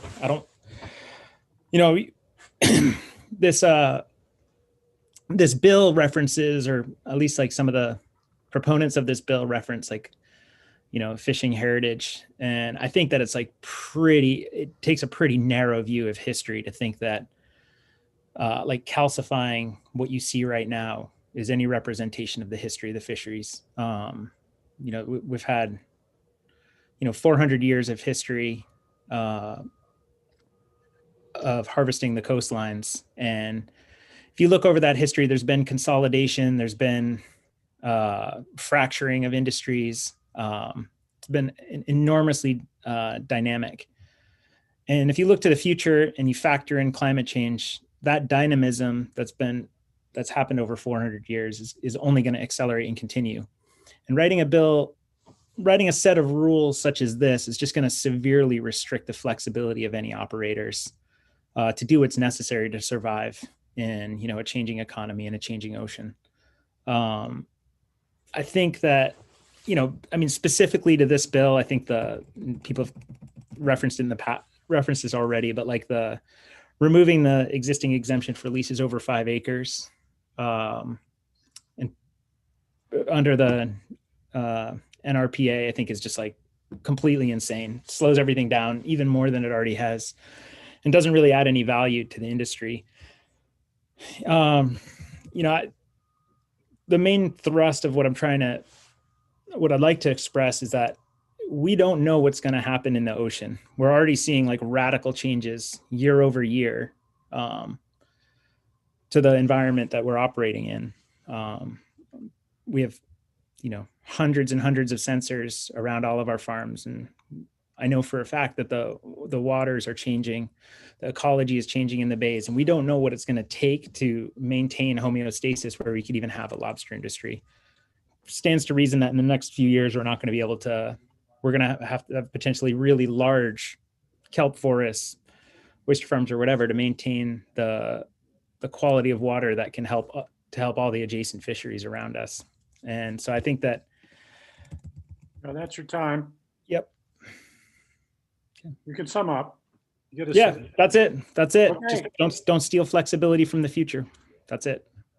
Great job. We talk about these climate change issues we're dealing with every day up here in the legislature, and all the different committees, almost all of them. And it's like a big, yes, this is all happening, but it's bigger than we can talk about. So great when you talk about what's affected directly, especially for marine. Representative McDonald. Thank you, Chair, and thank you for being here today, Mr. Odlin. I just had a question, really honestly, to state my own curiosity, which is about your business, because you aren't growing seaweed for harvest, right? You're growing it to sequester carbon.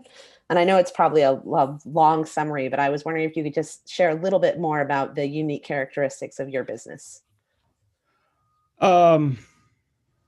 Yeah, I mean, I mean, we're faced, the fisheries are faced with an existential threat. Everyone's faced with an existential threat. There's too much carbon in the atmosphere. Everyone knows it. The question is, what are we going to do about it? The ocean is the biggest carbon sink on Earth, and there's ways to accelerate, to nudge natural processes forward to remove carbon faster. Turns out there is a market for carbon removal from the oceans or from the atmosphere. It looks like that's going to be a pretty big market in the future, and that's something that we're tapping into using some of our systems that we've developed. It's, you know, but you know, we're a R&D based organization using a lot of, you know, doing a lot of experimentation. So it's going to take quite a while before all of this bears fruit, but it does look like it's going to be a significant industry in the future. And hopefully it's something that Maine can tap into with its massive coastline. This could be, you know, as big of an industry as we've ever had on the waterfront, managing coastlines to remove carbon and increase biodiversity. Excellent. Well, thank you for being on the forefront of innovation, and good luck with your business. Thank you. Thank you. Seeing no other questions. Thanks a lot for being here. Thank you. See you later. Okay. The real Eric Aransky from Brunswick. Glad we got the name straightened out. Yeah, sorry, there seemed to be an issue with us sharing an email, my business partner and I. No problem. You can always fix it here. Yep, thank you for your time. My name is Eric Aransky of Brunswick, Maine. I represent Maine Ocean Farms, an oyster farm in Freeport, Maine. My business partner, Willie, and our employees. I'm testifying in opposition to LD 1146. This bill, as it is, threatens the viability of our business, the aquaculture industry as a whole, and the interconnected supply and distribution chains. In the big picture, it threatens the working waterfront, the character of coastal communities, and the ability of Mainers to earn a living on the water. The two most concerning parts are the elimination of transferability of leases and the removal of the NERPA site review exemption. We built a small, successful oyster company from the ground up. In addition, during the same time period, we formed two other businesses that serve the aquaculture industry. The second provides aquaculture-specific mooring system design and installation, and our third business developed and now distributes biodegradable, compostable shellfish harvesting bags nationally. We've done all of this with our own personal capital and a massive amount of sweat equity. Our whole operation was designed to help grow the Maine aquaculture industry responsibly by lowering the threshold for entry to new entrants and sharing information like mooring system designs and driving innovation, given my partner and I's background as merchant mariners and in the commercial marine enterprises. We share the belief that what's best for the industry in Maine is to have many small local farms producing high quality seafood in their own coastal communities, and that this can be done alongside existing uses such as lobstering if communication remains open. This bill will raise the cost of entry into aquaculture to the point where small local growers will not be able to afford to start up or will be forced out of business by the additional delays in recognizing return on investment caused by the longer and more expensive leasing process. Our oysters, just as all oysters, take on the flavor and character of the very specific place they are grown. We couldn't grow our oysters anywhere else. And without transferability, we will no longer have our primary asset, our oyster brand. Secondly, if the NERPA exemption is removed for leases, it would stifle the already slow leasing process. 5 acres is the minimum area that a small oyster farm could operate and sustain a viable business, and it should not be subject to that kind of scrutiny. The leasing process is not broken, although it is painfully slow at times. This last year has required all of us to be creative, optimistic, innovative, and flexible to stay in business. In spite of so many challenges, we found ways to adapt, grow, and flourish, and now have to find ourselves defending our business and our livelihood in this hearing against the possibility of being pushed out of business by the rules changing in the middle of the game, delaying further an already very slow leasing process and stifling an industry that is poised to generate so many jobs, food, encourage innovation, and find new reasons to maintain and invest in working waterfront infrastructure that may otherwise be developed and lost forever, changing the very character of the coast and making it harder for anyone to continue to earn a living on the water. Thank you. Thank you. I don't see any questions. I love these stories. It was funny, last week there was something up about the 2 men from Maine who found their way to California. But anyway, so then this weekend I'm in Raleigh. I walk into this kind of food place that you can order from all these different places, and there's Cousins Lobster, and it's a couple of Maine men making it big. You're all your entrepreneurs thinking of ways to save the planet, to create a viable business, employ a bunch of people. I'm so impressed. This, you look at a list and you go, boy, this hearing is going to go a long time. But it just gets better the more I hear. So thank you very much for that. And see, no questions. You're free. Thank you. All right, Jake Patron, and then Nate Perry, Graham Plattner, Will Sullivan, Phoebe Walsh. So Jake Patron, if you're, let me look here. Senator, he's not here. Oh, thank you, Linda. Okay, great. Nate Perry. There you are. Welcome. Thanks to the committee for hearing me today and putting on the hearing. Just say a quick word about myself.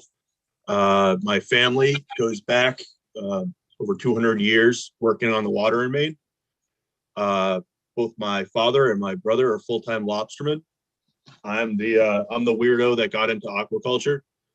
I'm a member of MAA as well as the Maine Aquaculture Co-op, and I also do a lot of advocacy work for our local Fishermen's Alliance, representing mostly lobstermen on access issues. Looking through this bill, to say what hasn't been said yet, so far here. I mean, I heard the word Trojan horse, and that's really what it looks like to me. I mean, I don't see anything in here that's really going to help the industry. And I guess just to be real concise here, I just would really urge the committee to consider the possibility that this is really going to push the small applicants, the small operators out of the running. If you have a lease process that's already at, let's just say it's at 3 years, because I think that's what it is right about now, and you tag on a few more years, you're at 5 years, and now you have tripled the expenses or even more to apply, you're not going to be pushing out, you're not going to be discouraging those, giant corporate operators that everybody seems to be so worried about. What you're going to be doing is pushing out the small folks that just can't afford to do it. So I think that's a really important consideration here. Personally, my thought is, the industry, the sector needs, businesses of all size, hold value, create spaces in the market that it's good for everyone. But I just strongly urge that this bill is ought not pass. Thanks. Thanks, Mr. Perry. Thanks for waiting and sharing your testimony. And I don't see any questions, so have a great afternoon. Graham Plattner. Senator Miramont, Representative McCrate, members of the committee. Actually, Senator, I wanted to follow up on your story. A buddy of mine from the Army has a brewery in North Carolina where he serves Cousins lobster. So I just saw him post on Instagram yesterday, actually. That's funny. But my name's Graham Plattner, and I live in Sullivan. I'm the owner-operator of Frenchman Bay Oyster Company. We've been operating since 2011 on 3 LPAs. And in 2019, we began the process of a 5.5 acre standard lease, which means the last time you saw me 2 years ago, we were 3 months in, and now we're 2 years and 3 months in. So this is quite the long process. Rescinding the NERPA,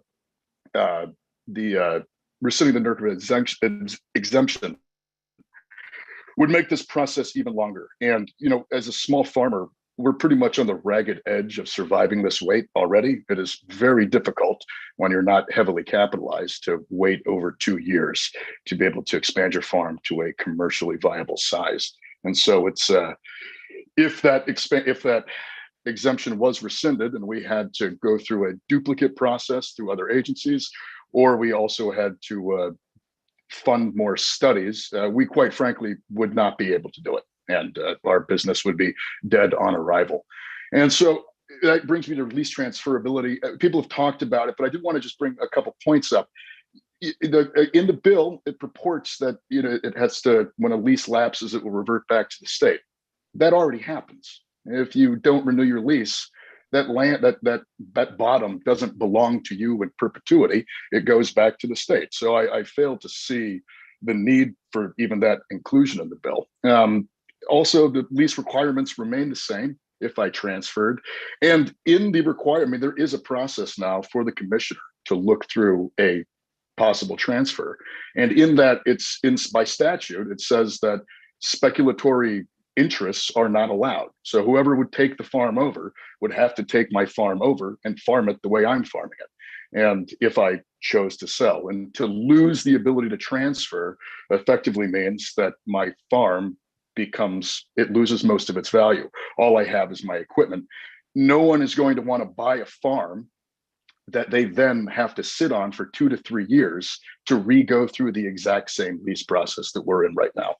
You wouldn't go to a guy farming potatoes and say, hey, if you want to sell your farm, you don't get to actually sell the land. You can sell everything else, and then the buyer has to wait 3 years. That's never going to happen. And so that would put us in the exact same position.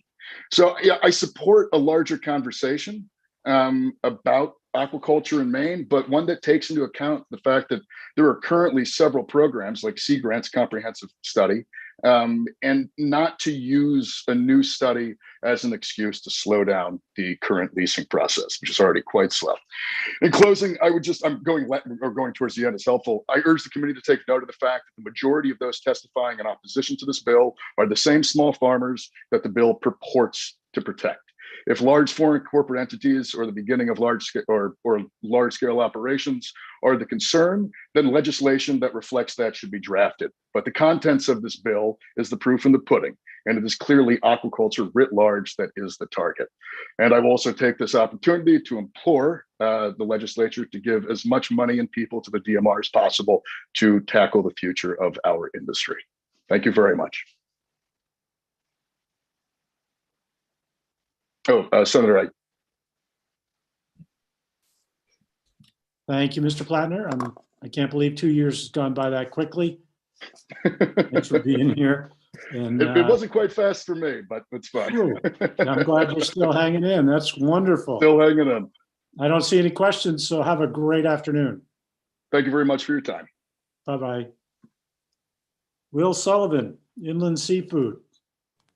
Hello, distinguished members of the committee. Can you all hear me? Yes, and see you too. Perfect. My name is Will Sullivan. Thank you for listening to what I have to say today. I work for Inland Seafood. We're an employee-owned company based out of Atlanta, Georgia. We have offices in South Portland, Millbridge, Boothbay, Prospect Harbor, and Eastport. I manage the Maine Shellfish Program, and I work with harvesters and farmers along the coast. I am a father, a husband, and I want to pass down a state of Maine I can be proud of. I'm very much opposed to LD 1146. Many Maine aquaculture businesses are family owned and operated. Many of those I work with have spoken earlier today. Farms provide jobs to eager individuals invested in advancing food accessibility and elevating the quality of seafood cultivated in Maine. Seafood is something Maine has always been known for. Our oyster and shellfish industry has been expanding rapidly. We need more diverse products now than ever to meet consumer demand at restaurants, fish markets, and through e-commerce websites. Maine's coastline is 3,478 miles long, but only 12% of that is under public ownership. Private owners of oceanfront property in Maine have no issues going out to eat seafood, yet they can't be bothered to see where their food comes from. LD 1146 would drastically lower the quality of shellfish grown along the coast of Maine. It will, if passed, decimate Maine's rising market share and glowing reputation. This threat to the future of aquaculture in Maine is real. We need to work more out on the water. We cannot restrict access to prime growing locations just because we may be ruining someone's quote unquote view of the sea. Whatever happened to wanting to know where your food comes from? Maine has a tourism industry that is already showing how resilient it can be amid a global pandemic. LD 1146 would be a death blow to an already struggling aquaculture industry. figuring out more ways to utilize the ocean to cultivate food for human consumption is extremely important. We should be utilizing more of the coastline in Maine than we already do to support the growing demand for healthy food with minimal ecological impact. The Gulf of Maine is warming faster than 99% of our world's oceans, and we need to find alternatives to lobster before it's too late. Aquaculture is a collection of efforts for a better future. We need a thriving working waterfront, and we need to work together to get there. Thank you. Thank you very much. Mr. Sullivan, interesting testimony. So I don't see any questions from the committee. And so have a great afternoon, maybe outside. I'm going to open the window. Boy, is it beautiful out here. Well, thank you. We're going to move on to Phoebe Walsh, please. I see you're already here and ready. Thanks. Great. Hello. Thank you for your time. I'm excited to be ushering in the W's as we come to the end of this. I'm speaking today in opposition to LD 1146. So my name is Phoebe. I'm from Portland. I grew up in Yarmouth. I have a master's in ocean food systems, but I'm most importantly an oyster farmer in Casco Bay. So LD 1146 states that its aim is to support the long-term health of the aquaculture industry and advance the interests of the people of the state. Instead, this misguided bill favors the aesthetics of Maine's coast and the fear of big business over those that actually work in aquaculture. As an environmentalist, I support appropriate industry regulation, obviously, but I also understand the tremendous environmental benefits of aquaculture and what is already in place to keep the industry sustainable. This act would cripple Maine's climate and economic resilience and unnecessarily damage all small, medium, and large aquaculture farms and the Mainers they employ. So speaking of employees, our farm, Basket Island Oyster Company, has 5. 3 of us are women, and all of us are in our 20s and 30s. And we're really excited to be participants in this industry for our careers and our long futures. So we are currently moving from a 4-acre lease to 8 acres. And that scary industry growth is occurs out of junction when we would normally apply for lease renewal. But we recognize that our current site is not sustainable. And so therefore we are working with all stakeholders to consider a new site. Our expansion is not for extra profit, it is for survival. And that is especially important after this year. And believe me, current plans and regulations overseen by DMR are thorough and extensive. I'm learning a lot about the process and it's a long one. There are limits in farm density and farm size, and opportunity for public input is very much required. So NRPA review is concerning. It would slow the already long permitting process, and even farms under 5 acres will be stuck in queue behind larger ones because lease reviews are generally done in chronological order. So it would really lengthen the process. So this experience today has been quite frustrating because there seems to be a huge lack of knowledge coming from the proposers of this bill. If the drafters of this bill really aim to support the aquaculture industry, they should support the efforts of the experts like the Maine Aquaculture Association and DMR that are working to find constructive solutions that marry industry growth with stakeholder concerns. So thank you for your time. Thank you, Ms. Walsh. I see Representative McCray has a question. Thank you, Mr. Chair. Thank you, Ms. Walsh. Could you just say a little bit more about, you said this would cripple climate resilience, which really interests me. Could you say a little bit more about that? Yeah, gladly. So, aquaculture is one of our tools that our state has when, we're seeing the trends with climate change, how our fisheries are changing. And there are a lot of lobstermen themselves who agree that aquaculture will help to buffer that economic impact. And so, I don't know the exact statistics on what the economic impact will be from climate change in Maine, but I imagine it will hit pretty hard. And so not only will aquaculture kind of help buffer the impacts of climate change, we've seen how oysters can help prevent a storm surge, and kelp can with carbon sequestration, and also salmon can help limit or reduce how much beef we're eating in the country, for example. But also it's going to provide jobs and an alternative form of income for people who are impacted by climate change. Thank you very much. Yeah. Thank you again. And seeing no others, looks like you're all set. Thank you. Have a great afternoon. Thank you. Okay, so it looks like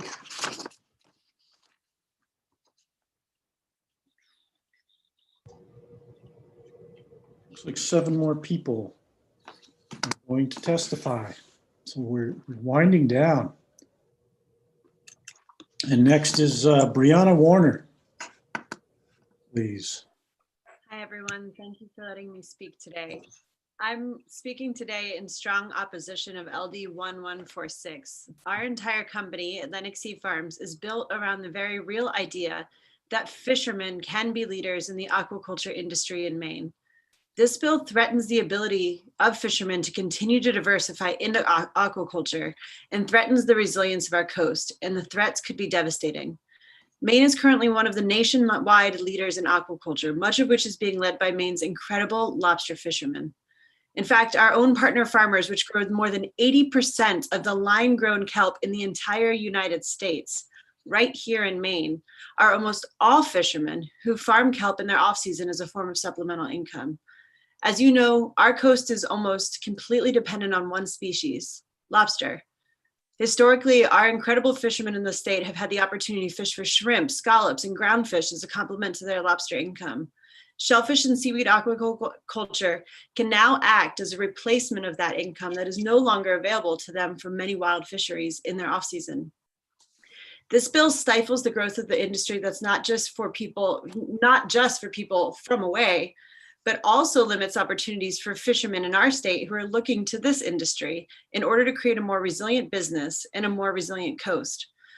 My business, Atlantic Sea Farms, exists for the pure purpose of creating year-round income opportunities for fishermen. Kelp is grown in the lobster off-season and uses much of the same equipment as lobstering. Without access to leases large enough to make a profit, these fishermen would not be able to make money in kelp farming. Furthermore, many are getting into aquaculture to build a long-standing supplemental income source to help absorb some of the shock of the volatility of the lobster industry.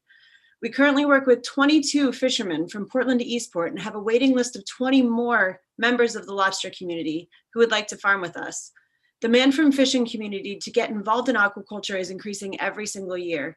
The current process for getting leases is fair and is also complicated and rigorous. These new rules would make it extremely difficult for responsible businesses to get leases and funding to start these leases. This bill could put a stop to that fair process and instead slow growth in the sustainable, resilient industry that is creating new jobs in Maine. Aquaculturists throughout the state have operated for more than 30 years without threatening fishermen or riparian landowners. This bill would, in essence, punish the aquaculture industry for doing things right and for creating hundreds, maybe thousands of jobs along the coast.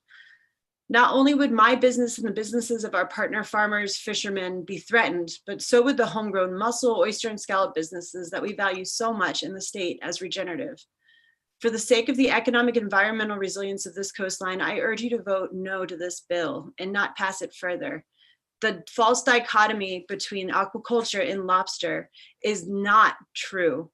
We are proof. Thank you for your time. Thank you very much, Ms. Warner. Anybody have any questions? We're questioned out by this afternoon. Thanks for your clear testimony. Okay. Like I was going to bring something else up, but it cannot have been important. Tegan White, please, from Bar Harbor see your name in here. Hi, thanks for Hello. taking the time to listen to all of us. I know it's been a really long day. And thanks for Phoebe for starting the W's off. I didn't think we were ever going to get there. My name is Tegan White. I'm 25 years old. I'm a graduate of College of the Atlantic, and I studied marine conservation and coastal community development. I make my living working on aquaculture farms in the summer and then fishing for scallops with a diver in the winter. I've worked for 3 years at the Bar Harbor Oyster Company, which is an oyster farm in Bar Harbor, owned and operated by Joanna Fogg, who spoke earlier. I don't have the same view shed as Joanna, but I can describe what it looks like on the ground.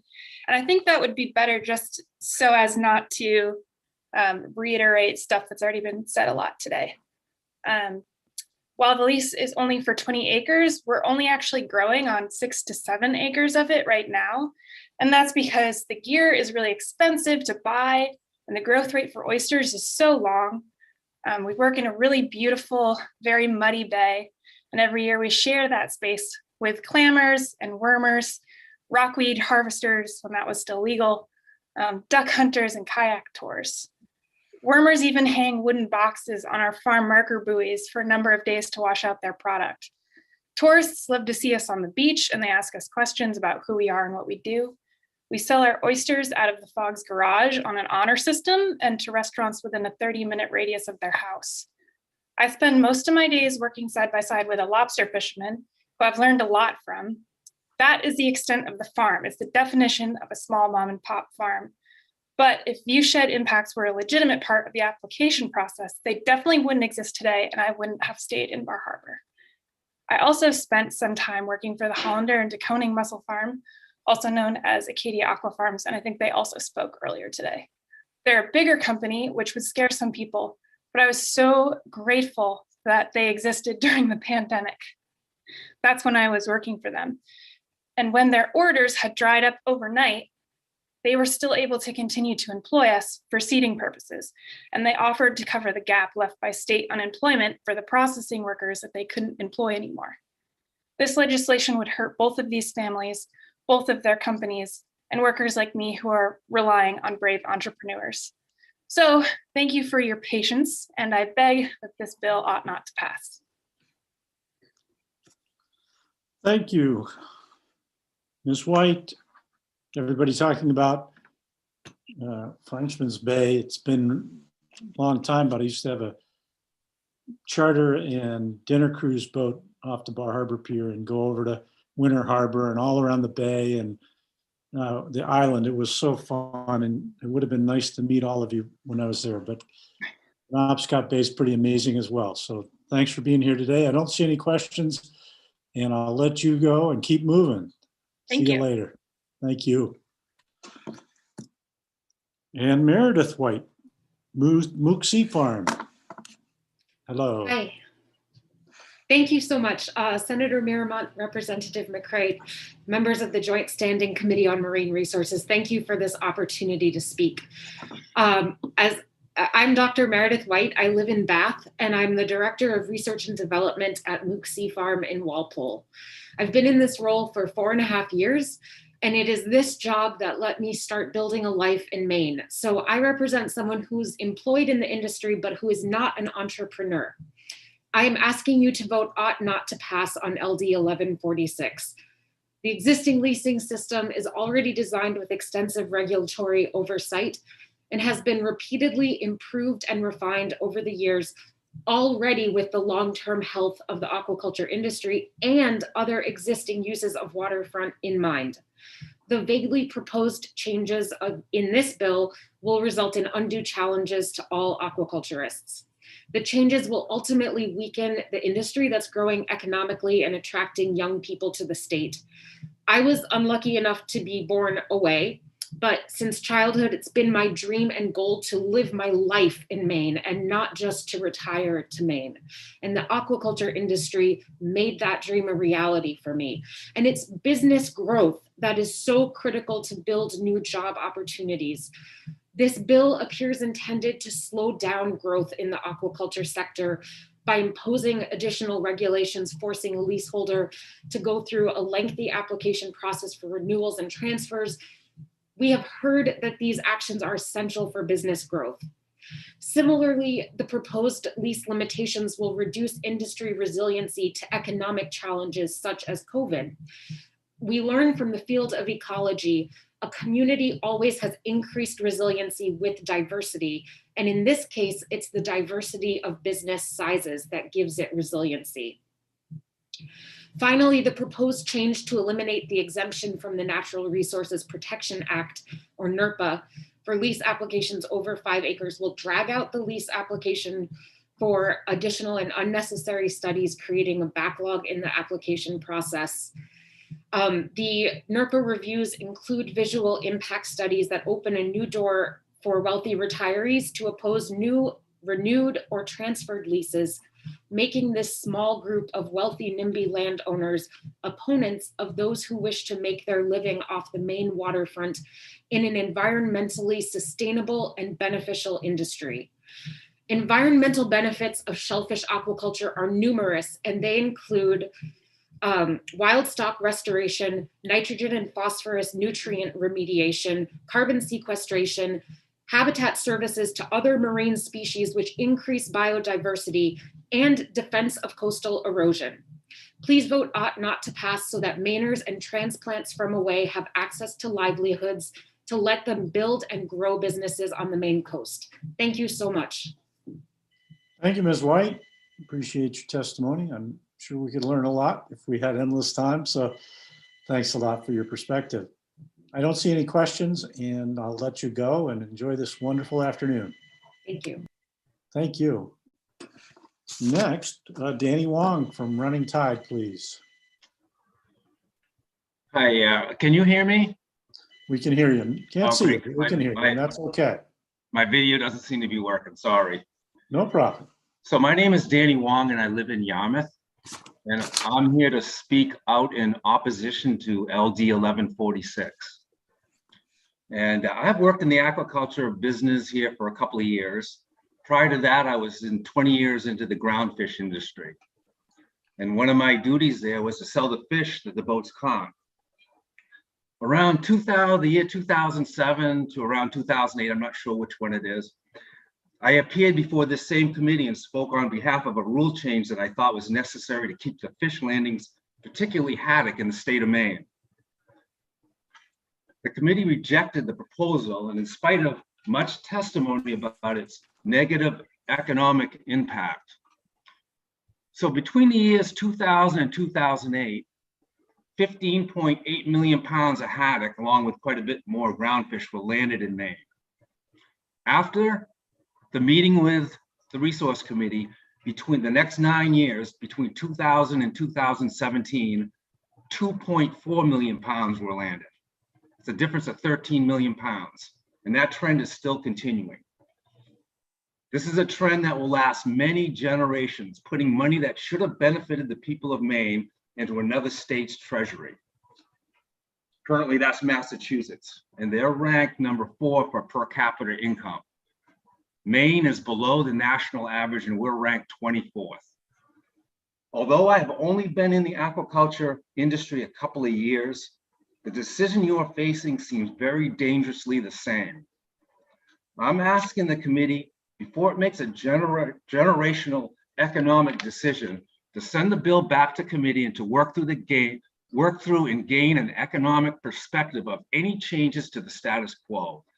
This would be in the best interest of the entire population of Maine. That's the largest stakeholder in this process. In summary, I will applaud any effort to begin a conversation about the economic future of the Gulf of Maine.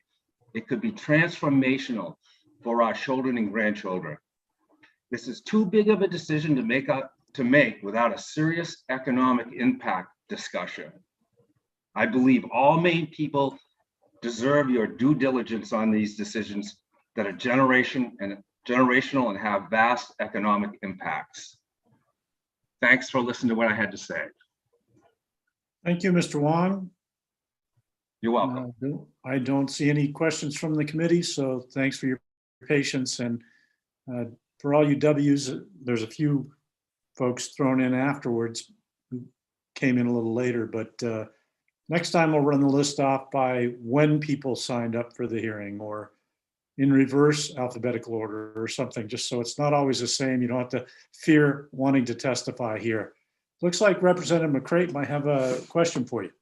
Just a comment. I was just thinking probably all the W's want to change their last name. So I like your idea about doing it the other way for a change. Thanks. Us W's are used to it by now. Thank you again. Have a great afternoon. I was always jealous of Billy Angel in my class, who always got first. All right. John Souls, please. Yes, hi. Are you able to see me or hear me? I see your picture, so okay. No, but I can hear you. I'll start the video. There we are. There you are. Hi.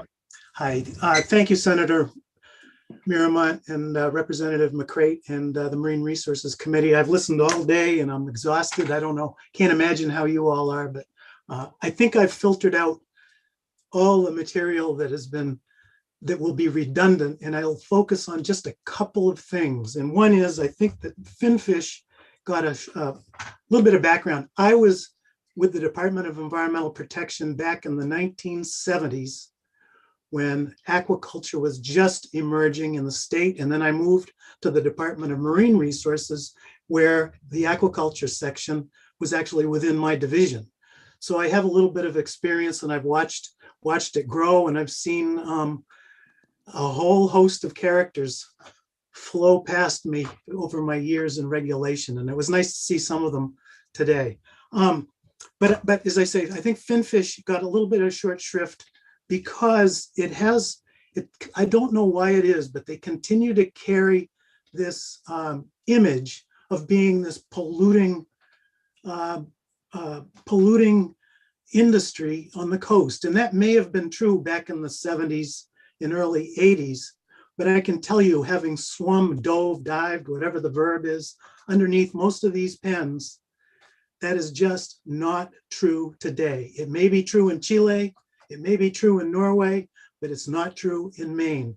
In the state of Maine has a, separate from the Department of Marine Resources, the Department of Environmental Protection, through the authority of the EPA's Clean Water Act, issues a waste discharge permit that is totally independent of a lease. You could get a lease, but be denied the waste discharge permit. That permit is the same permit that the land-based facilities are wrestling with right now in Belfast and Bucksport. So water quality is being protected. The other thing I wanted to say is I think I found that lost bottom that people are referring to. The bottom underneath pens, underneath aquaculture operations, actually are very much like, some people, it's a pejorative term to some, but they're like marine protected areas. They're protected from dragging, they're protected from motorboat prop wash. These areas are highly diverse, sometimes nutrient enriched. And I have, one of my sidelines is I do aerial photography for mapping for low tide for the department, still for the department under contract. And you can see these shellfish areas where eelgrass is growing underneath the shellfish racks, but yet just adjacent to them, you'll see it's scoured out by recreational boat propellers, etc. So I wanted to point that out. And then my final point is, I think you'll hear more about this when Meredith Mendelson in your work session, because her testimony was very good. When you hear questions or concerns or impacts, please ask what the detailed nature of those impacts are. Please ask where those impacts are. And please ask, are those impacts still occurring, or have we addressed them? Because the department and the state, I think, does a pretty darn good job. And with that, I'll say I oppose the LD 1146 or 8 or whatever it is. And good luck with your deliberations, and thank you. Thanks, Mr. Souls. Background then, a bunch of my fellow science majors from UMF seemed to go down to the DEP lab. I don't know if you got to work with any, but that was fun. I used to drop in when I was right out of college. I did 1 year as a sales rep for VWR. That was like we bought a totally lot out of- of character, but We bought fun. we bought a lot of equipment from you. Yes, thank you. Great. Okay, good luck. Look, thanks. I don't see any other questions and appreciate your perspective. All right. We have three more folks, if you're all here. Chad Strader, Halevi Jaegerman, and Christopher Davis. So the D ended up at the bottom of the list this time. Senator? Anyway, Yeah, Chad Strader is not here. So we have, I'm going to say this wrong, Halevi Jagerman and Christopher Davis are the last two. all right, Mr. Jaegerman, go for it. Hi, thank you for having me. Miss, yeah, that, sorry about that. That name No, did not no worries. Yeah, fit gender. Hillevi Jagerman. It's I have to spell it a lot, if you can believe. I bet. And I hope I don't butcher anybody else's name here. But hello, Senator Miramont, Representative McCreight, and honorable members of the Joint Committee for Marine Resources. Much of what I have to say has been said before, and I will spare you, as I've been participating since the beginning of this as well. I want to just reiterate, I think that the points that were brought up by those who oppose LD 1146, as I do, and I urge you to, have some serious concerns about NERPA, renewability, and transferability of oyster farm leases or aquaculture farm leases. And I express those concerns as well. I think it's important to remember in terms of transferability that this isn't a capture fishery. And a lot of people do compare growing oysters to a small agricultural farm, but I actually would urge you to think of it more as like an apple orchard, in that these oysters take multiple years to grow, and your investment in your business takes many, many years to come to fruition. And any setback that you face, whether it's resiting or COVID-19 or any other sort of unexpected outcome, it's pretty difficult to pivot on your heel when you have 3 years worth of product that is going to be affected. That said, I've found that this industry has been so incredibly impressive and resilient throughout these hard times. And I think that this is a really viable path towards providing great careers and futures for Mainers like me. And the only way that I will be able to do what I love and continue to farm oysters is if we continue to allow our industry to grow.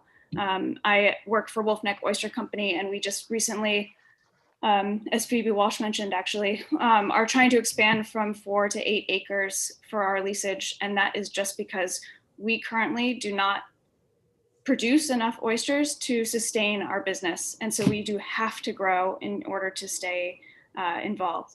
But the reason I love doing what I do is because I find that aquaculture blends ecological sustainability with economic resilience and provides good jobs for people in Maine.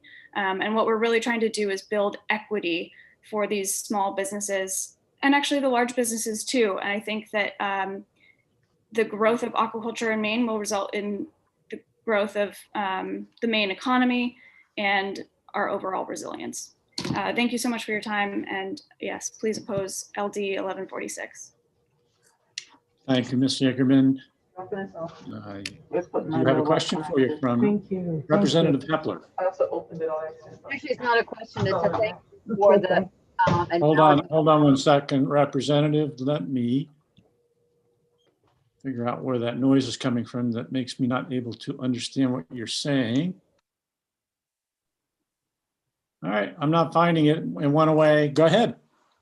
So thank you, Mr. Chair, and thank you, Ms. Jagerman, for the analogy of the apple orchard. That's all I wanted to say. Yeah. Great. Okay, thank you. Have a great afternoon. Thanks for being here. Thanks, you too. Whoa, last but not least, Christopher Davis. Well, this is I don't know if Chris's last name got me to the end of the line here, which is I have been sitting here since 9 o'clock. Senator Miramont, Representative McCray, and distinguished members of the Marine Resources Committee. I'm here to voice my opposition to LD 1146. I'm Chris Davis. I live in Waldoboro.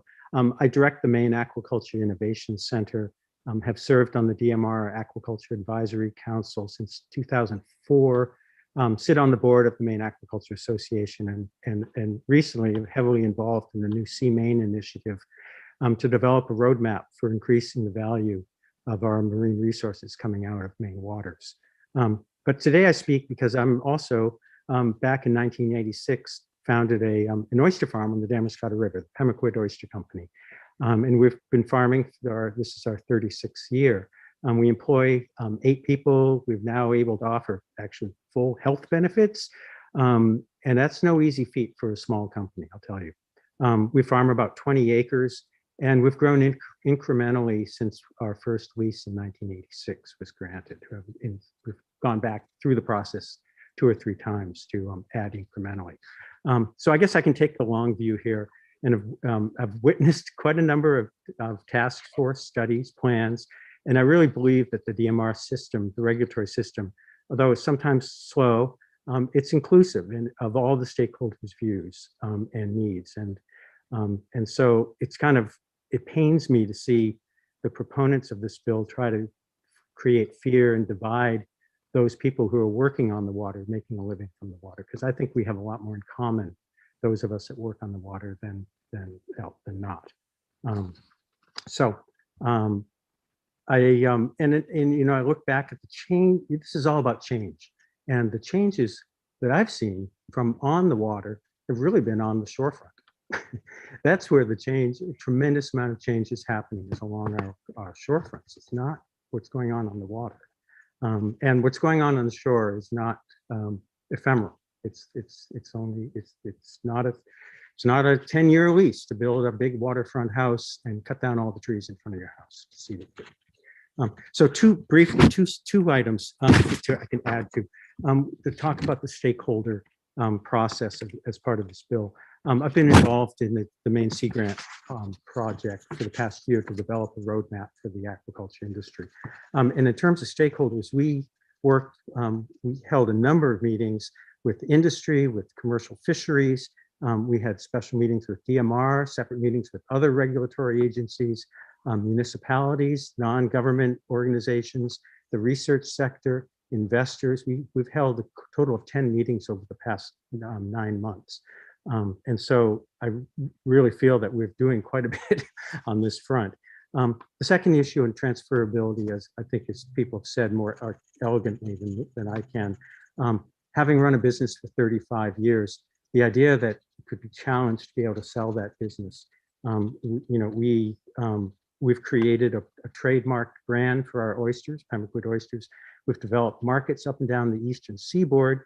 And we've built this infrastructure that is all tied to the farm, and the DMR has a process in place that should we transfer anyone buying our farm, they have to live by the same rules we've had to live by.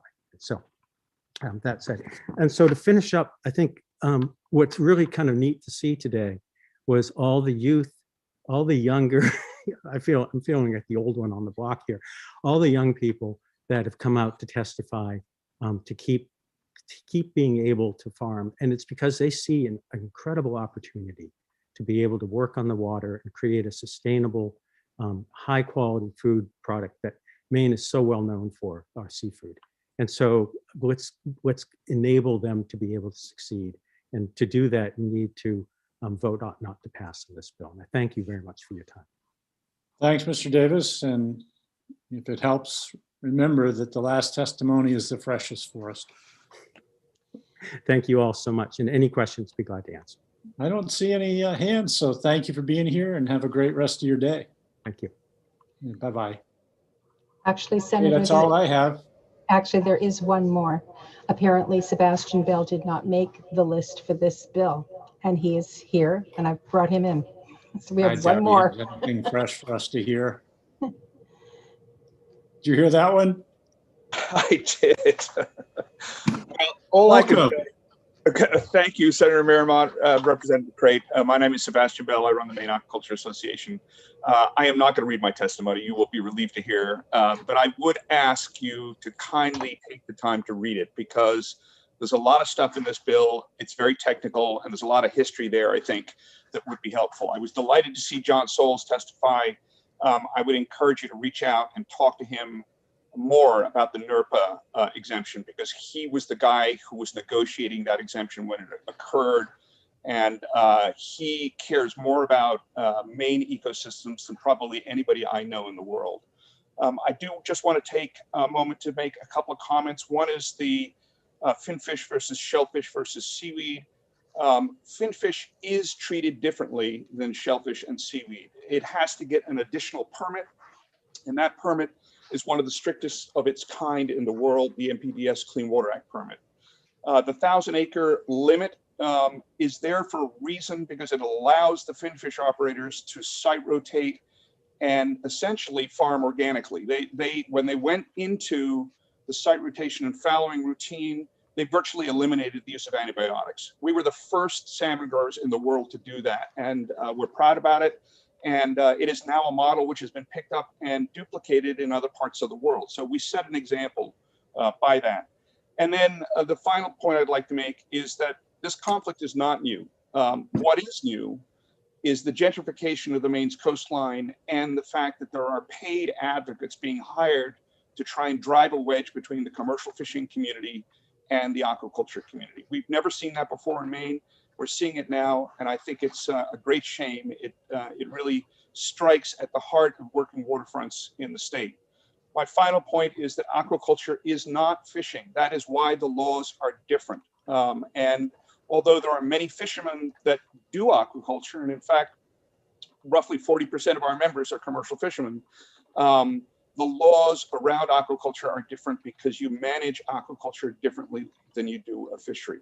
I will stop there. I would be more than willing to come to the work session and answer any questions for you if you have them. And thank you so much for being willing to take the time. I hope today you understand why I am so proud to represent these people. They are amazing. Thank you. Thank you, Mr. Bell. I do know how you feel. Just the comparison of yesterday's hearings about the airboats and a few of the comments even from one of our colleagues saying he's been woken up for 30 years at 4 a.m. and he doesn't complain about it. And why don't everybody else stop complaining about it? As compared to what I heard today about the horizontal integration, the vertical integration under the water, on the shore. I mean, that was so impressive. What a wonderful thing to hear. And I know what you mean. Thank you very much, Representative Fockingham, then Representative Hutchins. Thank you, Chair. Good afternoon. Getting close to evening, Mr. Bell. So the biggest concern that I'm hearing, and when you talk about, or I guess I was the one that started this conversation the most, separating finfish and shellfish and seaweed even. The biggest fear from the public seems to be the bigger finfish salmon farms. And so right now there's a proposal coming up in Frenchman's Bay. It seems to be like a very large proposal that's causing a lot of concern. And then when you look at the laws and you see that one company or corporation can have up to 1,000 acres, and then even as we discussed earlier, if you made that size smaller, they'd just buy more leases, more contracts, or whatever. So I guess the possibility there is for that now that they could get more than 1,000 acres doing the same thing. But anyways, so these are going to be proposed to be some pretty big pens in acreage wise, a lot of equipment traveling daily to take care of them. How do you alleviate the concerns addressed by that issue? It's a great question, Representative Fockingham, and thank you for asking it. I'll start by saying that let's just set the record straight here. The 1,000-acre number has been used, in my opinion, to scare people. The facts are that an individual business or entity can lease up to 500 acres. And if it wants to go above 500 acres, it has to go to DMR and to DEP and ask for an exemption on that cap. And DMR then has to do an assessment in terms of whether or not it should grant that exemption to the cap and let them get larger. So I recognize that 1,000 acres sounds scary. 1,000 acres is the size of 2 average potato farms in Aroostook County. So let's just be honest about it here. The concerns are legit, though. I understand big sounds big and scary. And so I think what I would say to people who are concerned about that is trust the system. The system is designed to prevent a project going forward that is going to unreasonably interfere with a whole series of criteria. We are the only marine resource user that is not able to get access to a public space if somebody else is using it, whether it's fishing or recreational or natural habitat or essential habitat or even upland habitat. So if we apply for a lease next to a piece of upland habitat, a piece of habitat on the shore that is deemed to be important or critical, we will not get that lease. So it's not just what goes on in the water, it's actually what goes on land as well. And, you know, in terms of the size of leases, the 100-acre cap, for example, was specifically designed for mussel bottom culture, as Fiona de Koning alluded to, because it's a less intensive form of farming. And so you need more area because you're only farming in 2 dimensions, not 3. And if you were to take that cap lower for an individual lease, all you would do is spread that out into multiple leases around the bay and probably create more conflict, not less conflict. So there's a balancing act that has occurred here historically. To be very direct about it, if you take away the 1,000-acre cap and reduce it to 100 acres, you will put 300 people at least out of work in Washington and Hancock and Somerset counties in the salmon industry. And overnight, you will eliminate a single company owned by 2 brothers and a father. That lease acreage increase was lobbied for by the industry to save the salmon farming sector when we had a bunch of other companies decide to leave Maine because the leasing permit conditions that were being imposed on them were so strict that they felt they couldn't operate. So we were lucky to have the Cook family come in. They saved the salmon sector. They saved 300 jobs. And they developed this new farming method of site rotation and fallowing, which was the first of its kind. And they were the ones who developed ways to reduce the use and, in fact, eliminate the use of antibiotics by doing that. So we would be penalizing a family that has been the leader worldwide in the development of best management practices for salmon farms. It just doesn't make a lot of sense. The project in Frenchman's Bay, I say that we have to see whether or not it's going to make it through the process. We have a very rigorous process. There's a lot of criteria that they will have to hit. I trust the process and I trust DMR, not because I am an aquaculture advocate, because if we allow a project to get through there that is going to negatively impact the environment or Maine's coastal communities, my entire sector will pay the price for that. And that's why I trust the process and think that DMR is very careful about what they allow through, as is DEP. The DEP permits are, as I said, the strictest in the world. I'm not sure that I answered your question, Representative, but I tried. And if I didn't, I would be more than willing to answer more in the work session. Yeah, thank you. Representative Hutchins. Yes, thank you. My question was basically the same on the size. The 1,000 acres seems large, especially if we end up with multiple 1,000 acres farms. But I also was concerned with the fact that I sat through hours of testimony and didn't see Sebastian's name on here. I thought he was being held hostage somewhere.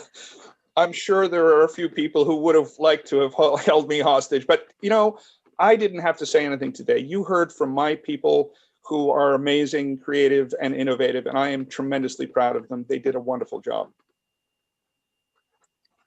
And Representative Hepler. Thank you, Mr. Chair, and good afternoon, Sebastian. One of the things maybe you could clarify, and I think you may have said it before, but it gets again to that size. Don't part of these large farms lie some land or water fallow, and so they don't use, so they have access to it, but they don't. It's like farming bananas, right? You don't use all of the land at the same time. I would say it's more like rotational grazing and pastures. Yes, you're correct. Roughly 30, in the case of salmon, roughly 30% of the acreage is fallow on any given year. And that is a tremendously powerful tool that has allowed them to manage around pests, parasites, and pathogens without using chemicals. So it's a good thing. It's not a bad thing. I thought, thanks. Representative McCray. Thank you, Mr. Chair.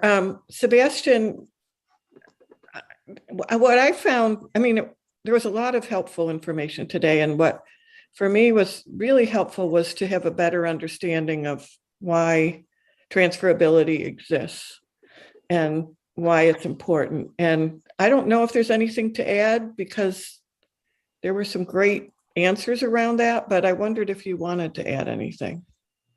Well, thank you for the question, Representative. And I feel very guilty keeping you here longer because you guys have had a very long day. I will just say very quickly with transferability, it is really important for three things. One is generational transfer between generations and families. If we don't have transferability and they have to go all the way back to the beginning, we will run the risk of losing those family farms. The second is value of the business. For a banker, if they look at your aquaculture farm and the lease is not transferable, they will assume that the risk is higher and they will either charge you a higher interest rate or they may not loan you any money at all.